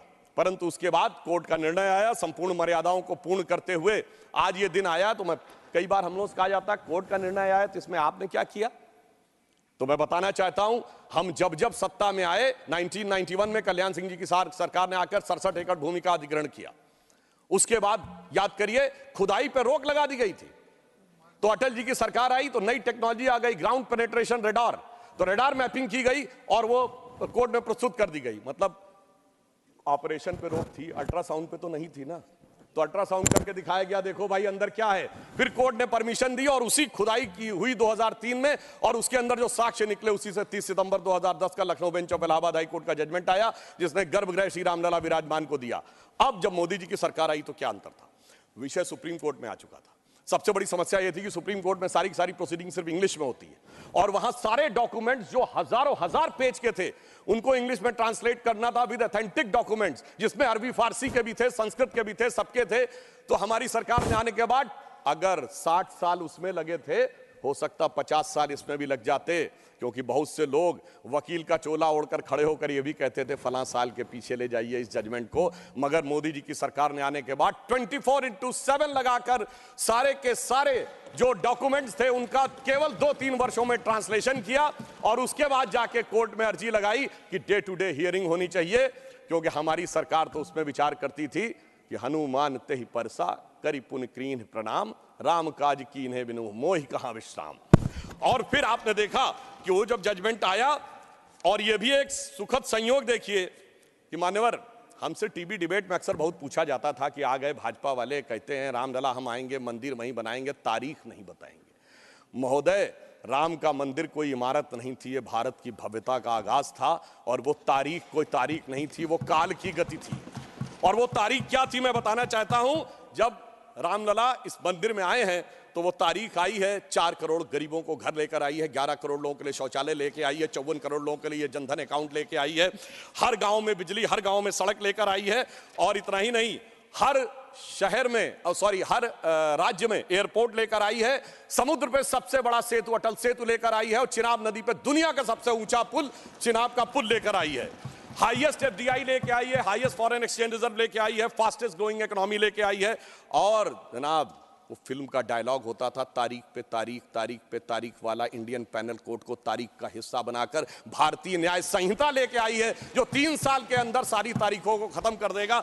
मगर महोदय, ये तारीख का राज थोड़ा और गहरा है, क्योंकि जब राम मंदिर की प्राण प्रतिष्ठा होनी थी तो तारीख वो होनी थी कि प्रधानमंत्री को जाना था, यानी तारीख उसका इंतजार कर रही थी कि ऐसा प्रधानमंत्री आएगा जो उस दिन आकर प्राण प्रतिष्ठा करेगा। और वो प्रधानमंत्री भी कैसा होगा, जो कि पूरे राष्ट्र का सपोर्ट लेकर, हाँ बोल रहे हैं प्लीज, अरे भाई बोल रहे हैं madam please, not allowed, please बैठे आप, काहे परेशान आपको इजाजत नहीं है, nothing is going on record, please. अरे सुनिए, आप बोले। महोदय, प्रधानमंत्री भी कौन होगा, जो पूरे देश का जनादेश लेकर आया होगा और दूसरी बार भी लेकर आया होगा, जो अपने घोषणा पत्र में यह लिख के लाया होगा कि हम राम मंदिर का प्राण प्रतिष्ठा करेंगे, हम निर्माण का मार्ग प्रशस्त करेंगे, यानी 140 करोड़ लोगों के जनादेश के साथ वो तारीख आने वाली थी जिस तारीख का इंतजार था। और महोदय, सिर्फ तारीख इतनी नहीं थी मान्यवर, अगर शास्त्रीय ढंग से प्राण प्रतिष्ठा होनी थी तो 11 दिन का उपवास रख के तपस्या भी करनी थी। तो ऐसा भी प्रधानमंत्री आने वाला था जो संकल्प लेकर 11 दिन की तपस्या करे। और मैं महोदय एक और बात कहना चाहता हूं, 11 दिन नारियल का पानी पी के हम में से कितने लोग तपस्या कर सकते हैं महोदय? वो जो हर नवरात्र ऐसे रहता हो उसी के तपस्या का वो अभ्यास होगा। और मैं बताना चाहता हूं, स्वामी गोविंद गिरी जी जो कोषाध्यक्ष हैं न्यास के, उन्होंने जब उपवास तोड़वाया तो उन्होंने कहा मैं तार्किक व्यक्ति हूं, मेरे मन में संदेह था। तो जब इनकी माताजी जीवित थी तो मैंने उनसे पूछा था, तो उन्होंने कहा 40 वर्षों से अभ्यास है ये उपवास रखने का, इसलिए 11 दिन शासकीय कार्य रखते हुए भी वो उपवास कर पाए। ऐसे व्यक्ति की प्रतीक्षा थी तारीख को। और फिर दक्षिण में जाकर, चाहे नासिक हो और फिर चाहे गुरुवायूर का मंदिर हो अथवा रामेश्वरम में खड़े होकर जब प्रधानमंत्री जी 22 कुओं के जल से स्नान कर रहे थे, जो भारत के संपूर्ण क्षेत्र का प्रतिनिधित्व करते हैं, तो यह संदेश था दूर दक्षिण सिरे पर खड़े होकर कि देखिए ये राम है जो घट-घट में व्याप्त है पूरे उत्तर से दक्षिण तक। और उस तपस्या से प्रकट होने के बाद उस प्रधानमंत्री की दरकार थी तारीख को, क्योंकि राम का काज कौन कर सकता है? गोस्वामी जी लिख गए हनुमान चालीसा में, सब पर राम तपस्वी राजा जिनके काज सकल तुम साजा। अगर राम तपस्वी राजा थे तो तपस्वी प्रधानमंत्री भी होना चाहिए था वो करने के लिए। और इस तारीख का इंतजार था, तारीख का ये राज समझने के लिए। हम आपको समझाएंगे भी तो शायद आप नहीं समझ पाएंगे। और इसीलिए मैं कहना चाहता हूं कि इतना ही नहीं, महत्वपूर्ण बात यह थी कि सब कुछ शांति और सौहार्द से निपट गया। जब राम मंदिर का मुद्दा उठा था तो कितने प्रकार की चीजें होती थी। इसके लिए हमें निश्चित रूप से सरकार, प्रधानमंत्री को धन्यवाद देना चाहिए। पूरे देश में जिस प्रकार का सौहार्दपूर्ण वातावरण रहा, और महोदय 90-92 में भारत ही नहीं अगल बगल भी बहुत कुछ हुआ था, अब की अगल बगल में भी शांति बनी रही, ये तपस्वी राजा का प्रताप था। और इतना ही नहीं महोदय, अबू धाबी में भी मंदिर बनने जा रहा है। मुझे लगता है भारत के लिए अमृत काल में सांस्कृतिक गौरव का इससे बेहतर काल नहीं आ सकता था कि राम मंदिर भी बन रहा है और अबू धाबी में भी मंदिर बन रहा है। और मैं एक और बात कहना चाहता हूं महोदय, ये हिंदू मुस्लिम का विषय नहीं था, ये भारत के जय और विजय का विषय था, और उससे भी बढ़कर ये मूल्यों का विषय था। कौन से मूल्य थे? एक मूल्य वो जिसमें भगवान राम उस मूल्य के प्रतीक बनते हैं जिसमें 4 भाई हैं, पिता के एक वचन पर वन चले जाना, दूसरे भाई का जंगल जाना, तीसरे भाई का खड़ाऊ रखकर शासन करना, एक ये परंपरा थी। और दूसरी परंपरा वो जिस बाबरी परंपरा में भी 4 भाई थे, शुजा, मुराद, दारा और औरंगजेब। एक ने 3 को कत्ल कर दिया, बुढ़ापे में बाप को जेल में डाल दिया, और इतने पे भी संतोष नहीं हुआ, बल्कि सर काटकर थाली में रख के जेल में बंद बाप के पास भेजा। आप किसी मत को मानने वाले हो, अपने घर में क्या देखना चाहते हैं, भाई की खड़ाऊ या भाई का सर? इन 2 मूल्यों के अंतर का यह प्रतीक था। इसका हिंदू मुस्लिम से कोई नहीं था। और मैं अपने विरोधियों को बताना चाहता हूं, मान्यवर, उर्दू में भी एक रामायण लिखी गई है, चकबस्त रामायण, और उसमें इसी मूल्य को अप्रिशिएट किया गया है कि जब भगवान राम राजा दशरथ से अनुमति लेकर जाते हैं तो उर्दू के प्रसिद्ध शायर चकबस्त ने, और वो लखनऊ के रहने वाले थे, उन्होंने लिखा है, रुखसत हुए वो बाप से लेकर खुदा का नाम, रुखसत हुए वो बाप से लेकर खुदा का नाम, और राहे वफा की मंजिलें अव्वल हुई तमाम। यानी उनको तो दिखा कि राहे वफा की कौन सी मंजिलें हैं जो अव्वल हो रही हैं। मगर क्या बताऊं महोदय, एक फैक्ट बताना चाहता हूं, 22-23 दिसंबर 1949 की रात को जब श्री राम लला प्रकट हुए तो सबसे पहले वो रोशनी किसने देखी थी? वो यूपी गवर्नमेंट का एक सिपाही था जिसका नाम था अब्दुल बरकत। उसने बाकायदा मजिस्ट्रेट के सामने बयान दिया है कि रात में उसको दिव्य रोशनी दिखी, और जब दिव्य रोशनी हटी तो वहां पर श्री राम लला विराजमान थे। अब्दुल बरकत को रोशनी 1949 में दिख गई, मगर कुछ सियासत वालों को रोशनी 2024 में नहीं दिख रही है। और मैं आपको बताना चाहता हूं, बाबरी पक्ष के पैरोकार थे इकबाल अंसारी, और यह उदारता देखिए कि सबको बुलाया गया, विरोध करने वालों को बुलाया गया, ट्रस्ट के द्वारा गोली चलाने वालों को बुलाया गया, और इकबाल अंसारी को ही बुलाया गया, और इकबाल अंसारी प्राण प्रतिष्ठा में आ गए। उनका इकबाल तो बुलंद हो गया, मगर इन लोगों का इकबाल जमींदोज हो गया। और मैं ये भी बताना चाहता हूं, उसका एक कारण है, ऑन द लाइटर नोट, इसको कोई पर्सनल ना ले महोदय। ये कहा जाता है कि हमारे यहां राम का तत्व या ईश्वर का तत्व कौन नहीं समझ पाता है? जो कामी, क्रोधी, लोभी, खलकामी हो।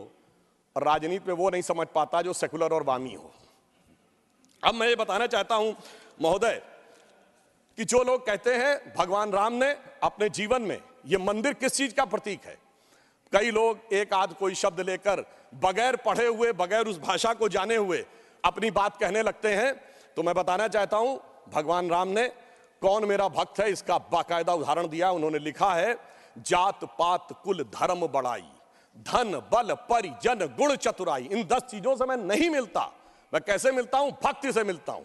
ये सारी 10 चीजें हो किसी के पास और भक्ति ना हो, तो उन्होंने कहा, भगतहीन नर मोहे ऐसे, जल बिन बारिध लागे जैसे। अर्थात अगर ये सब कुछ हो, जात पात कुल धर्म बड़ाई ये हो, भक्ति ना हो तो ऐसा जैसे बादल हो उसमें पानी ना हो। इसलिए भगवान ने इस बात का संदेश दिया। और मैं एक विषय और कहना चाहता हूं, जब राम मंदिर का निर्माण हो रहा था तो कहा जाता था, साहब वैज्ञानिक प्रमाण दीजिए। मैं बस एक बिंदु विज्ञान का भी और बताना चाहता हूं। यह विशुद्ध विज्ञान है, क्योंकि अगर आपने रामचरितमानस के शुरुआती श्लोक पढ़े हो तो उसमें बहुत साफ लिखा, सीताराम गुणगाम पुण्य अरण्य विहारिण्यो वंदे विशुद्ध विज्ञानो कबीश्वरो कपीश्वरो। अर्थात विशुद्ध विज्ञान महर्षि वाल्मीकि ने लिखा। और विज्ञान क्या है? पूछा गया था कि भगवान हुए कब, ये तो बताइए, यहां हुए कि नहीं ये बताइए। अब आप ये बताइए कि आज हम समय कहते हैं, उनका एग्जैक्ट टाइम लिखा है। जैसे आज हम टाइम कह रहे हैं, दिल्ली में कुछ और है, लंदन में कुछ और है, तो एक जीएमटी ग्रीनिच मीन टाइम बताया गया। पर अगर आपसे पूछा जाए टाइम का एब्सोल्यूट मेजरिंग पैरामीटर क्या है, which is equally applicable on earth, moon, solar system and any point in the space, it is only the relative positions of planet। और भगवान राम का वो exact relative positions of planet, जो Einstein का 4th dimension कहा जा सकता है, वो लिखा है कि मेष राशि में सूर्य था, मकर राशि में मंगल था, तुला राशि में शनि था, मीन राशि में शुक्र था, और जब नासा ने अपने प्लेनेटोरियम गोल्ड सॉफ्टवेयर में डाला तो 5114 बीसी की डेट निकल आई। इससे ज्यादा किसी को सबूत चाहिए? विज्ञान का वो सबूत मिला। और इतना ही नहीं, मैं बताना चाहता हूं, जिन लोगों ने अगर पढ़ी हो तो भगवान राम के जन्म के समय लिखा है कि चैत्र मास के समय शरद ऋतु थी। अंगद बताते हैं कि अश्विनी मास यानी आज के अक्टूबर के समय वसंत ऋतु थी। और इतना ही नहीं, कहा गया जब किष्किंधा से भगवान निकलते हैं तो धूमकेतु टकराया था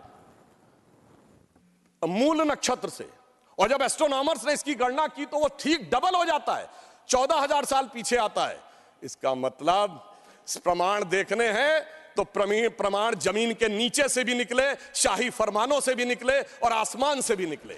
समस्त मर्यादाओं को पूर्ण करते हुए हमारे ये इस विषय के ऊपर आए। और मैं एक बात और कह दूं, कभी कहा जाता था महर्षि वाल्मीकि ने तो रामायण भगवान राम के पैदा होने से पहले लिख दी थी, और कहा जाता है भविष्य में जाके लिख दी। कहा जाता है गप है, बकवास है, कैसे हो सकता है। महाभारत कहा जाता है वेद व्यास ने भूतकाल में जाके लिखी, वैशंपायन के समय। अरे ऐसा कैसे हो सकता है?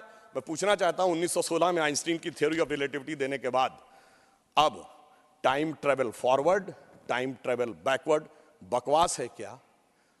अगर किसी ने साइंस नहीं पढ़ी है तो उसे समझना चाहिए। मगर मैं ये नहीं कहना चाहता हूं इसको कह के, मैं कहना चाहता हूं हमारे ऋषि त्रिकालदर्शी थे, और ये टाइम ट्रेवल तो बहुत छोटी बात थी जो अब धीरे धीरे लोगों को समझ में आ रही है।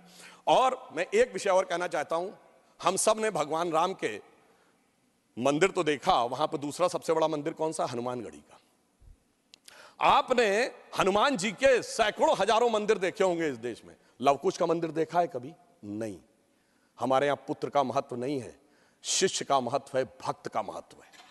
हमारे यहां बायोलॉजिकल सक्सेशन का महत्व नहीं है, स्पिरिचुअल सक्सेशन का महत्व है। इसीलिए द्रोणाचार्य के बेटे का स्थान ऊंचा नहीं है, शिष्य का स्थान ऊंचा है। इसीलिए हम हर जगह गुरु शिष्य परंपरा की बात करते हैं, पिता पुत्र परंपरा नहीं होती। भगवान राम का चरित्र इस बात का उदाहरण देता है कि हर जगह आपको हनुमान जी के मंदिर मिलेंगे, वो भी राम से ज्यादा मिलेंगे।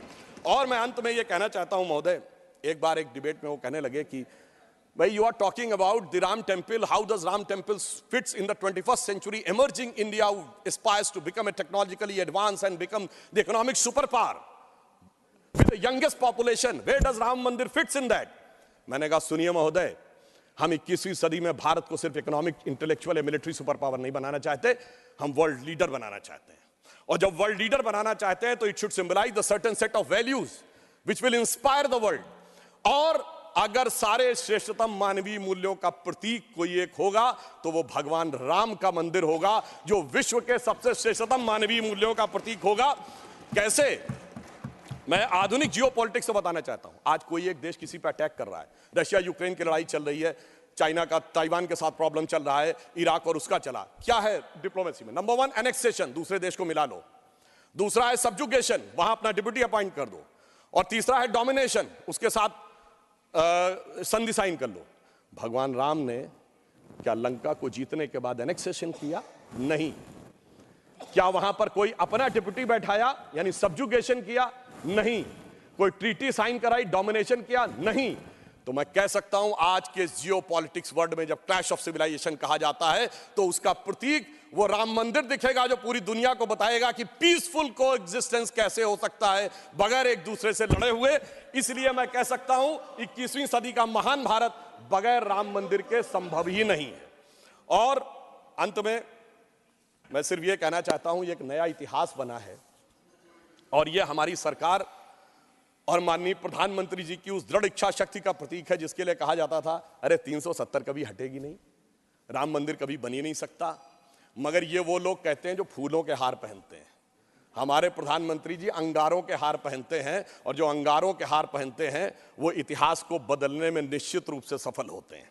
इसलिए मैं अंत में ये कहना चाहता हूं, अपनी सरकार को बधाई देते हुए, श्री राम जन्मभूमि न्यास ट्रस्ट, हमने बहुत साफ कहा था हम मंदिर नहीं बनवा रहे, मंदिर न्यास बनवा रहा, हम सिर्फ मार्ग प्रशस्त कर रहे हैं। दूसरों ने कहा था कि हम वो बनवा रहे हैं, तो हम सिर्फ उनके लिए कहना चाहते हैं प्रधानमंत्री जी की तरफ से कि अंगार हार उनका जिनकी सुन हाँक समय रुक जाता है, अंगार हार उनका जिनकी सुन हाँक समय रुक जाता है, आदेश इधर कर देते हैं इतिहास उधर मुड़ जाता है। धन्यवाद।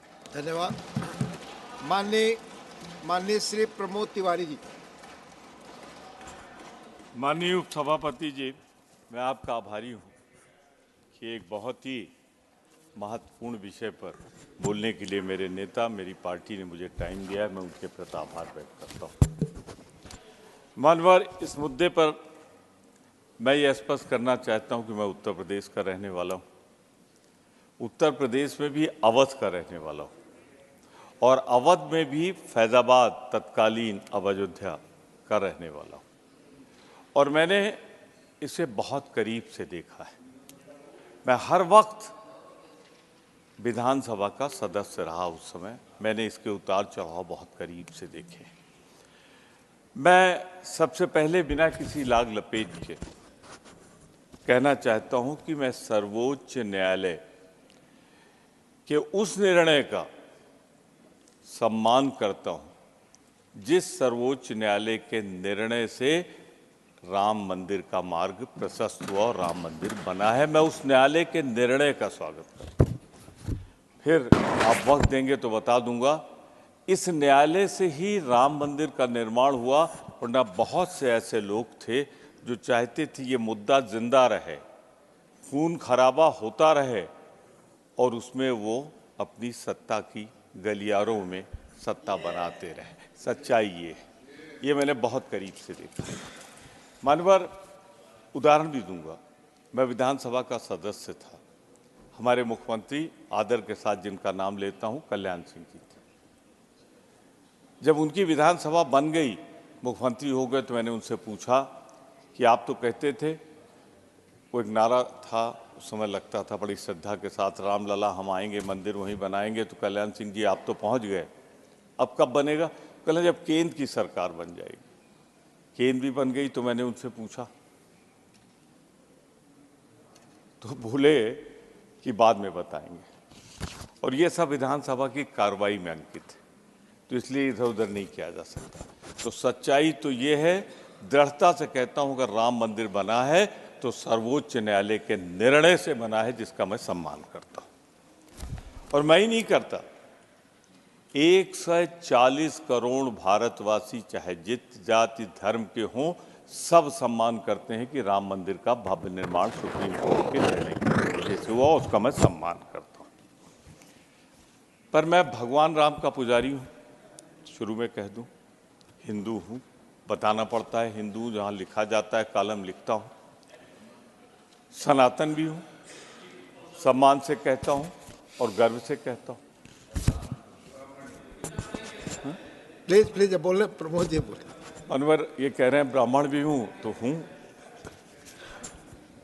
और गर्व करता हूं मानवर।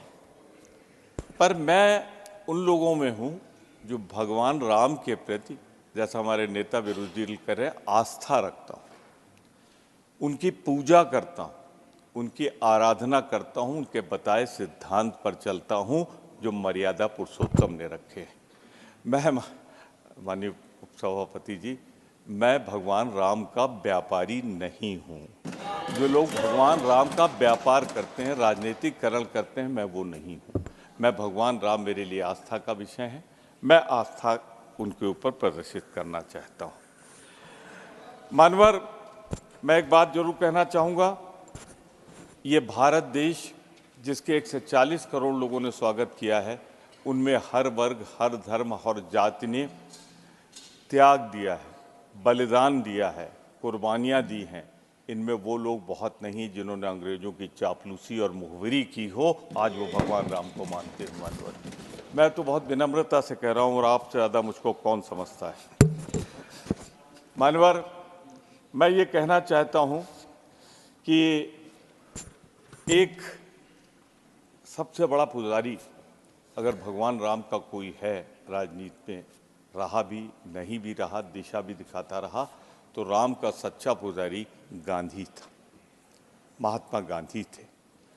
आज महात्मा गांधी को कौन मानता है, ये जग जाहिर है, पर भगवान राम के सबसे बड़े पुजारी, गांधी का हत्यारा गोडसे की पूजा करने वाला कौन है, ये भी दुनिया जानती है। आज उन सिद्धांतों पे लोग चल रहे हैं। पर मैं, एक मेरी चिंता है, मुझे उससे निवारण लेना है, इसलिए मैं कह रहा हूं।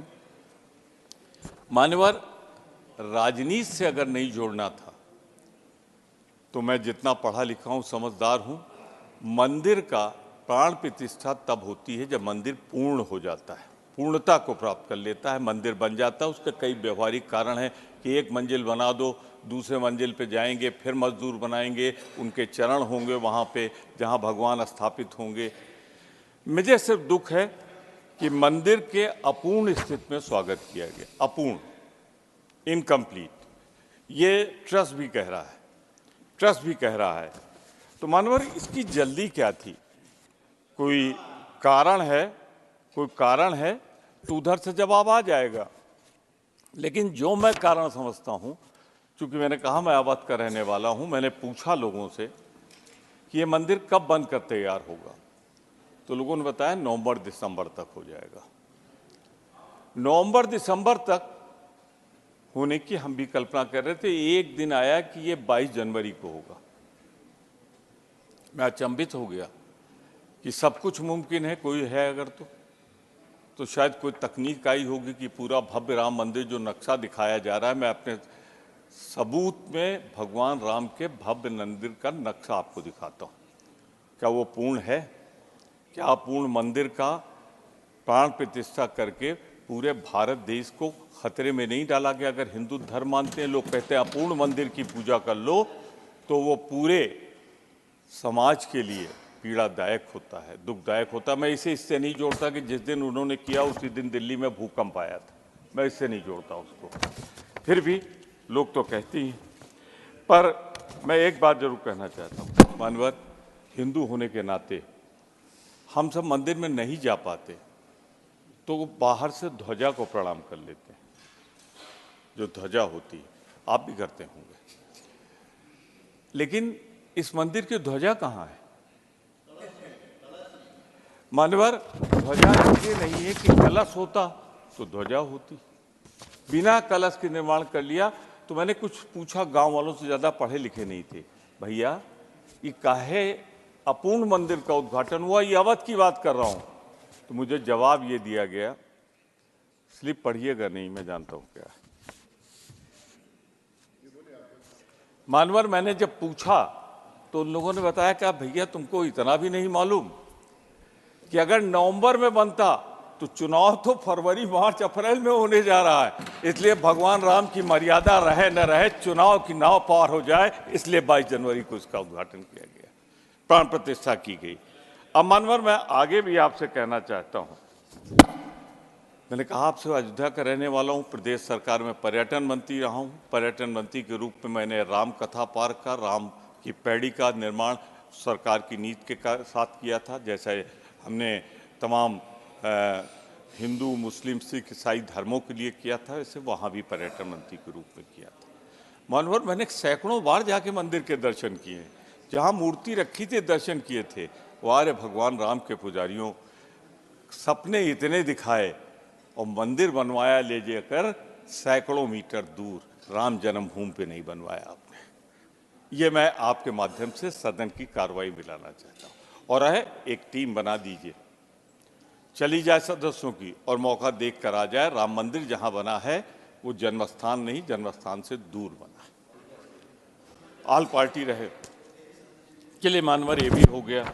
अब तो मैं आपसे ये कहना चाहता हूँ कि बड़ी चर्चा हो रही कि जैसे पहली बार हवाई जहाज़ वहाँ गया, निसंदेह अंतर्राष्ट्रीय, राष्ट्रीय उसका विकास हुआ।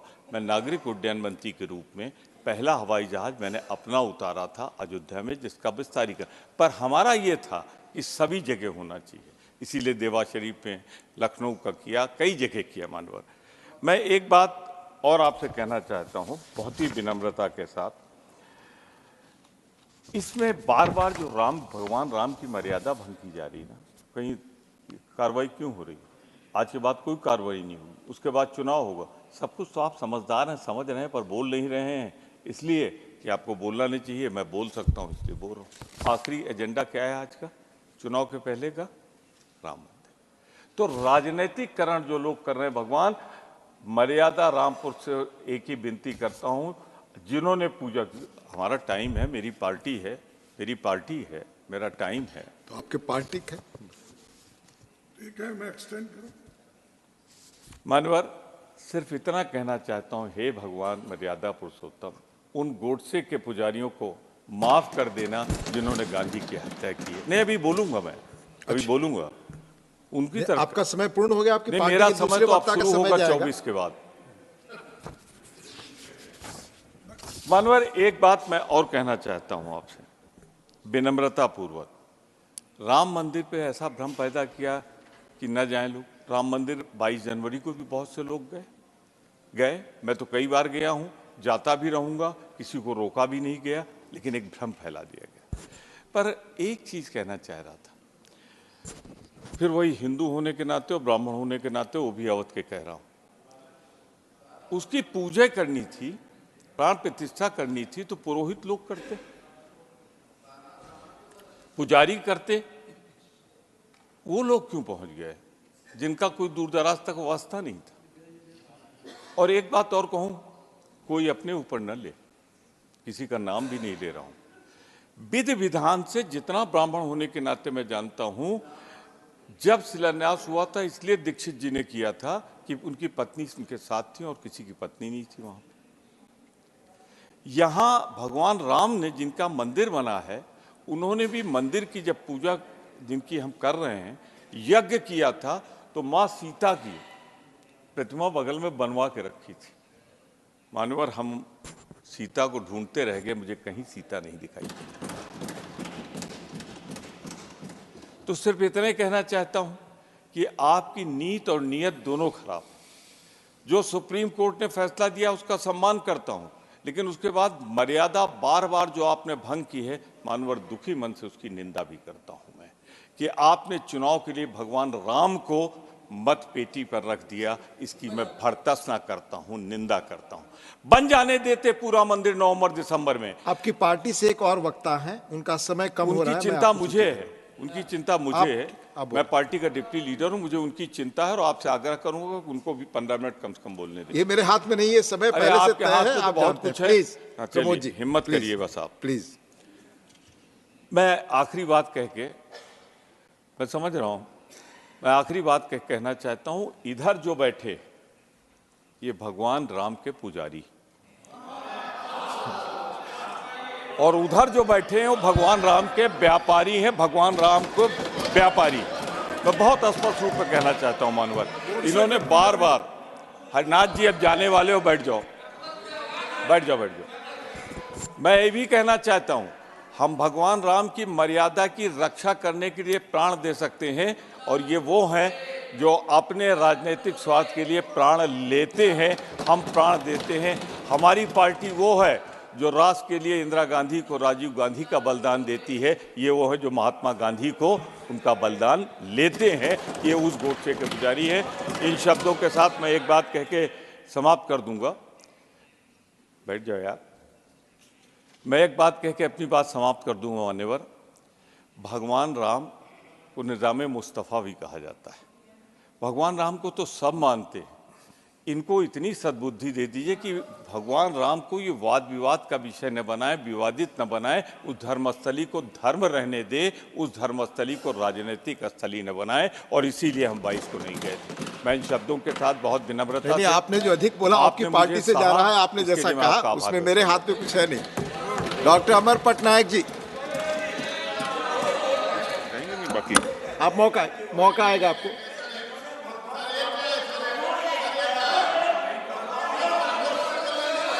Please doctor Amar Patnaik ji.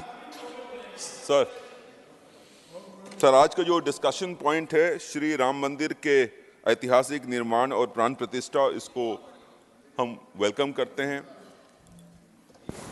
Sir, everyone would have seen when on the day of the Pran Pratishtha, Honorable CM of Orissa, Naveen Patnaik, with folded hands, praying before Lord Rama and enjoying the spiritual content of the entire ceremony.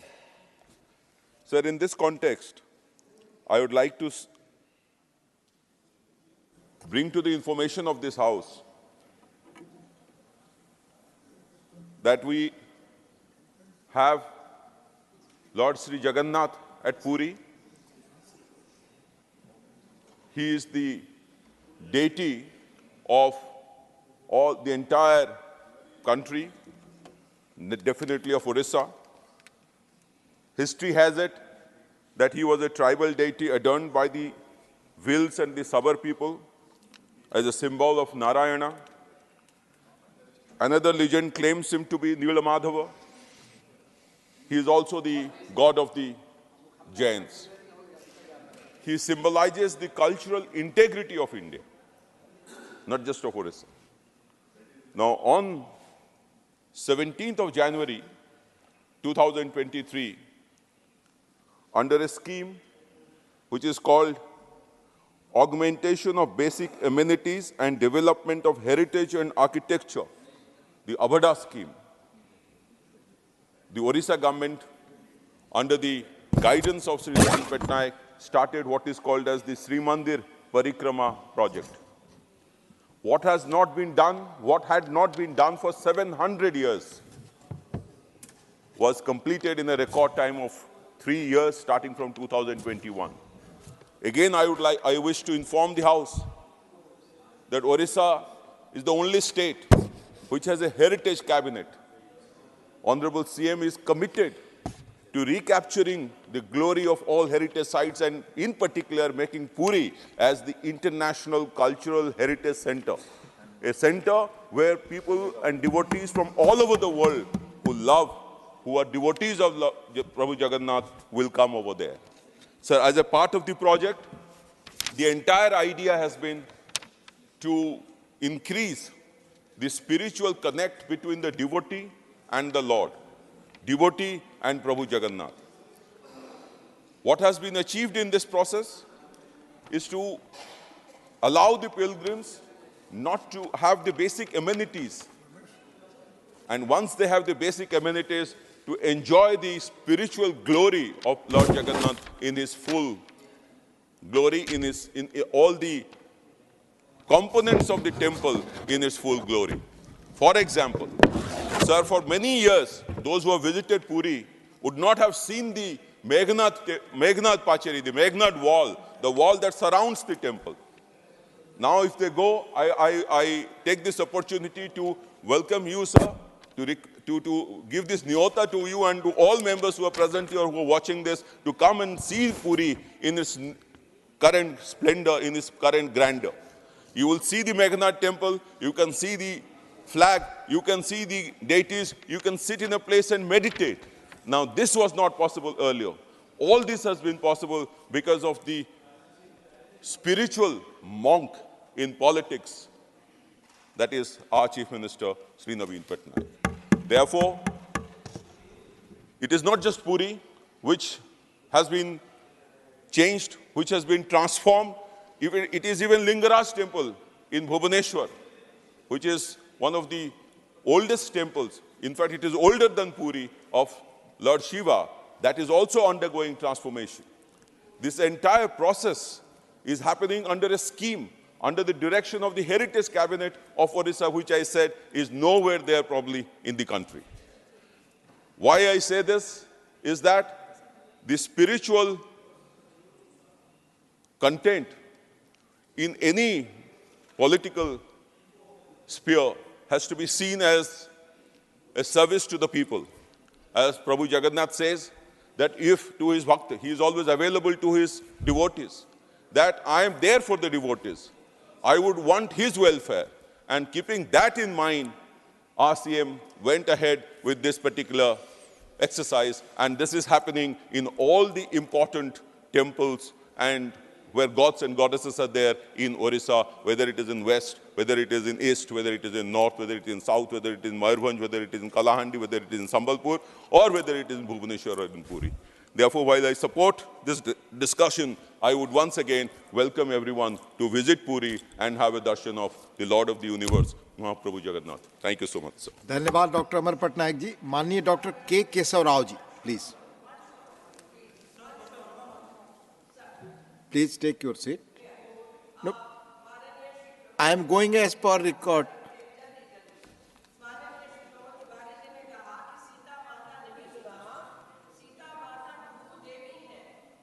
के ऊपर ये राम मंदिर बना है, इसलिए सीता माता वहां बिल्कुल थी, दिखी नहीं वो अलग बात है, उनको हम सबको दिखी। धन्यवाद। माननीय डॉक्टर के sir. Please let's time misunderstood, let me make it very clear, क्योंकि लक्ष्मण साहब मेरे भाई हैं, उन्होंने ये लाया है, उनको बता रहा हूँ।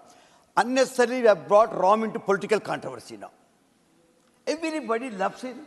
Everybody has Ram in his heart. Everybody had Ram in heart before 22nd January also. Everything was going on. आपके भद्राचल में भी जो था वहाँ जाके देख, लेकिन आज हम लोग ये डिस्कशन करके, what is this discussion 176? मैं मेरे भाई से पूछता हूँ कि अर्जेंट पब्लिक इंपॉर्टेंस क्या थी? अर्जेंट पब्लिक इंपॉर्टेंस कंट्रोवर्सी लाने के लिए राम के ऊपर दो त्रिवेदियां लल्ली है, ठीक है, उनकी एक डिस्कशन होगी। लेकिन let me tell you, if Ram you are talking in the context of Hinduism, it is not Hindu Muslim, it is Hindu versus Hindu. Let me tell you, as the other day I said, I am not allowed into your houses. None of your Brahmins allow me to touch your food. You don't allow me to touch your water. But yet, I am myself a great devotee. I go. हमारे हर गांव में एक छोटा मंदिर होता है। हमारे गांव में हमारा एक मंदिर होता है, वो विलेज मंदिर होता है, विलेज गॉड होता है। ऐसा नहीं कि नहीं है, लक्ष्मण साहब को मालूम है। तो हम लोग वो भी बात नहीं है हमारी इतनी। आज अगरचा आप अयोध्या की बात करते हैं, अगरचा अयोध्या को आप ये कहते हैं कि बहुत बड़ी आर्किटेक्चर है, आके देखिए, ठीक है, आर्किटेक्चर बहुत अच्छी होगी। मेरा विलेज में जो टेम्पल है वो उतना बड़ा नहीं है, टूटा हुआ टेम्पल है, पत्थर है, उसको हनुमान मानते हैं सब लोग। कोई ऐसा गांव नहीं है वहाँ के हनुमान का पत्थर नहीं होगा। लेकिन ये चीज़ें हम लोग, इसीलिए प्लीज अंडरस्टैंड, हिंदुइज्म अगर रिलीजन को आप हिंदुइज्म भी करते हैं, it is a universal character है हमारा। एवरीबडी एकम सत विप्र बहुत्वादाति, मर्जी को ऐसा आदमी बोलने दीजिए, एक गॉड तो एक है मानते हैं, लेकिन उसको डिफरेंट कीजिए। हिंदू मुस्लिम की बात ही क्या है और क्यों ये लड़ाई हो रही है? हम लोग, मैं बताता हूँ मेरे प्रैक्टिकल एक्सपीरियंस से, पर्सनल प्रैक्टिकल एक्सपीरियंस से, I am not allowed to touch this books. आज की बात नहीं कर रहा हूँ मैं, जब बचपन की बात थी, हमारे घर के बाजू बहुत बड़े पंडित थे, वो उसको स्क्रिप्चर कहते थे वो लोग। तो ये इस चीज दौर से हम लगा रहे हैं, हम लोग जी रहे हैं। अगरचे आप टोटली राइट्स की बात कर रहे हैं, आपकी संस्कार की बात कर रहे हैं, तो Shankaracharya should have been there, that is what Rajyasabha said. My registrar of Usma University came and told me, साहब अगर without Shankaracharya it cannot be, प्राण प्रतिष्ठान नहीं हो सकता, प्रतिष्ठान हो सकता है, प्राण प्रतिष्ठान होने के लिए शंकराचार्य हो। मैं बोला वो तो मैं नहीं जानता, लेकिन नहीं है। लेकिन what Prime Minister has done it, I am totally agree. I am approving, I have a great regard. वो आदमी 11 दिन उपवास थे, कोई बोल रहे रह सकते बोल के किसी ने पूछा। हम लोग जाते हैं केरला को, अयप्पा को, एक महीने 40 days हम खाना ही नहीं खाते, नहीं सोते हैं, चप्पल नहीं पहनते हैं, काले कपड़े पहनते हैं, एक नहीं होती है। तो ये चीज होती है। इसलिए सबसे फिर केरला को आता हूं, हमारे पास बलि का पूजा होता है, whom you call as asura emperor, आपके लिए वो असुरा है। केरला के लिए, मेरा नहीं होता, केरला के लिए बहुत बड़ा एम्परर है। वो चाहते हैं every year they celebrate Onam, asking emperor asura Bali to come back. और किसने मारा उनको? आप जो राम की बात ले रहे हैं, वही विष्णु अवतार हमारे वामना ने उनको जमीन में गाड़ दिया। तो ये इतने बहुत से चीजें हैं। इसीलिए कुर्मा पुराना बोलता है कि this society belongs to various communities, they have various gods, they have various rights, there are various rituals, they respect themselves. That makes Hinduism. Hinduism is not one book.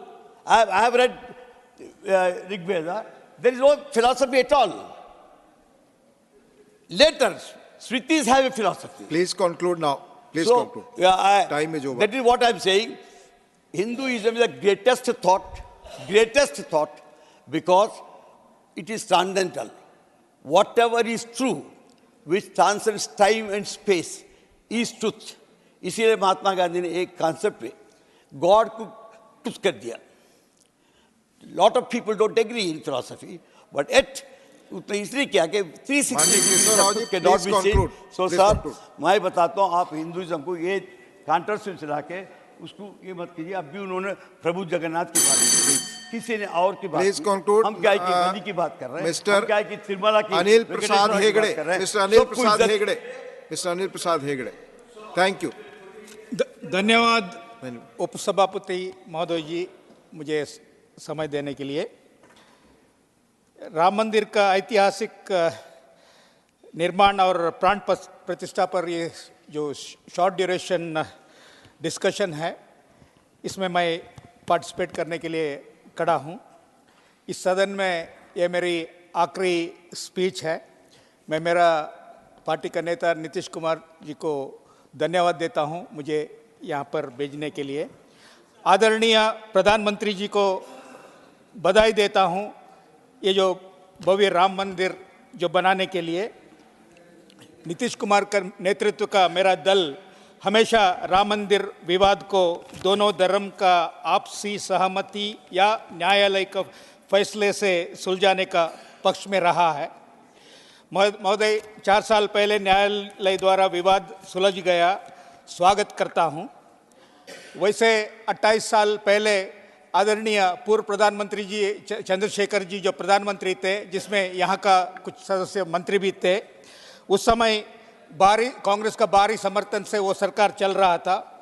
तो उस समय चंद्रशेखर जी राम जन्मभूमि न्यास और ऑल इंडिया बाबरी मस्जिद एक्शन कमेटी को confidence में लेकर, वैसे BJP का नेता आदरणीय भैरव सिंह शेखावत जी का भी बहुत योगदान रहा.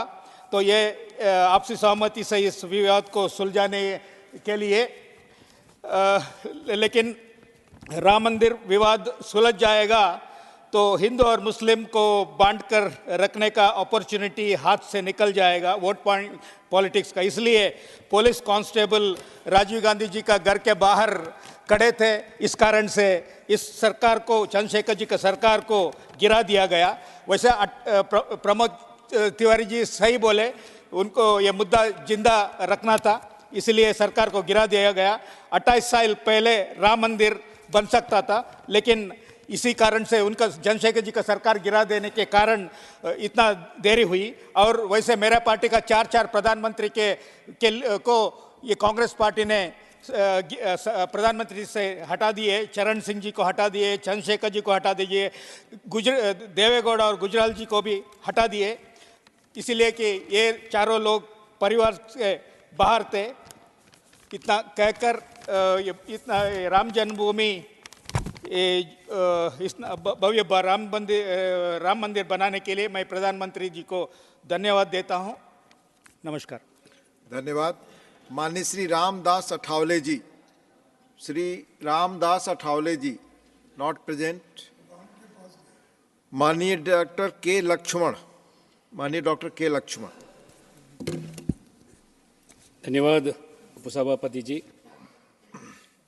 सर्वप्रथम माननीय उपसभापति जी को राम राम सा, प्रधानमंत्री जी को राम राम सा, आप सभी सम्मानित सदस्यों को भी राम राम. आज दिन हम सबके लिए गौरव का दिन है. सर्वप्रथम मैं अपनी पार्टी के शीर्ष नेतृत्व को और माननीय प्रधानमंत्री नरेंद्र मोदी जी को भी धन्यवाद अर्पित करता हूं कि इस पवित्र प्रस्ताव पर मुझे बोलने का अवसर दिया.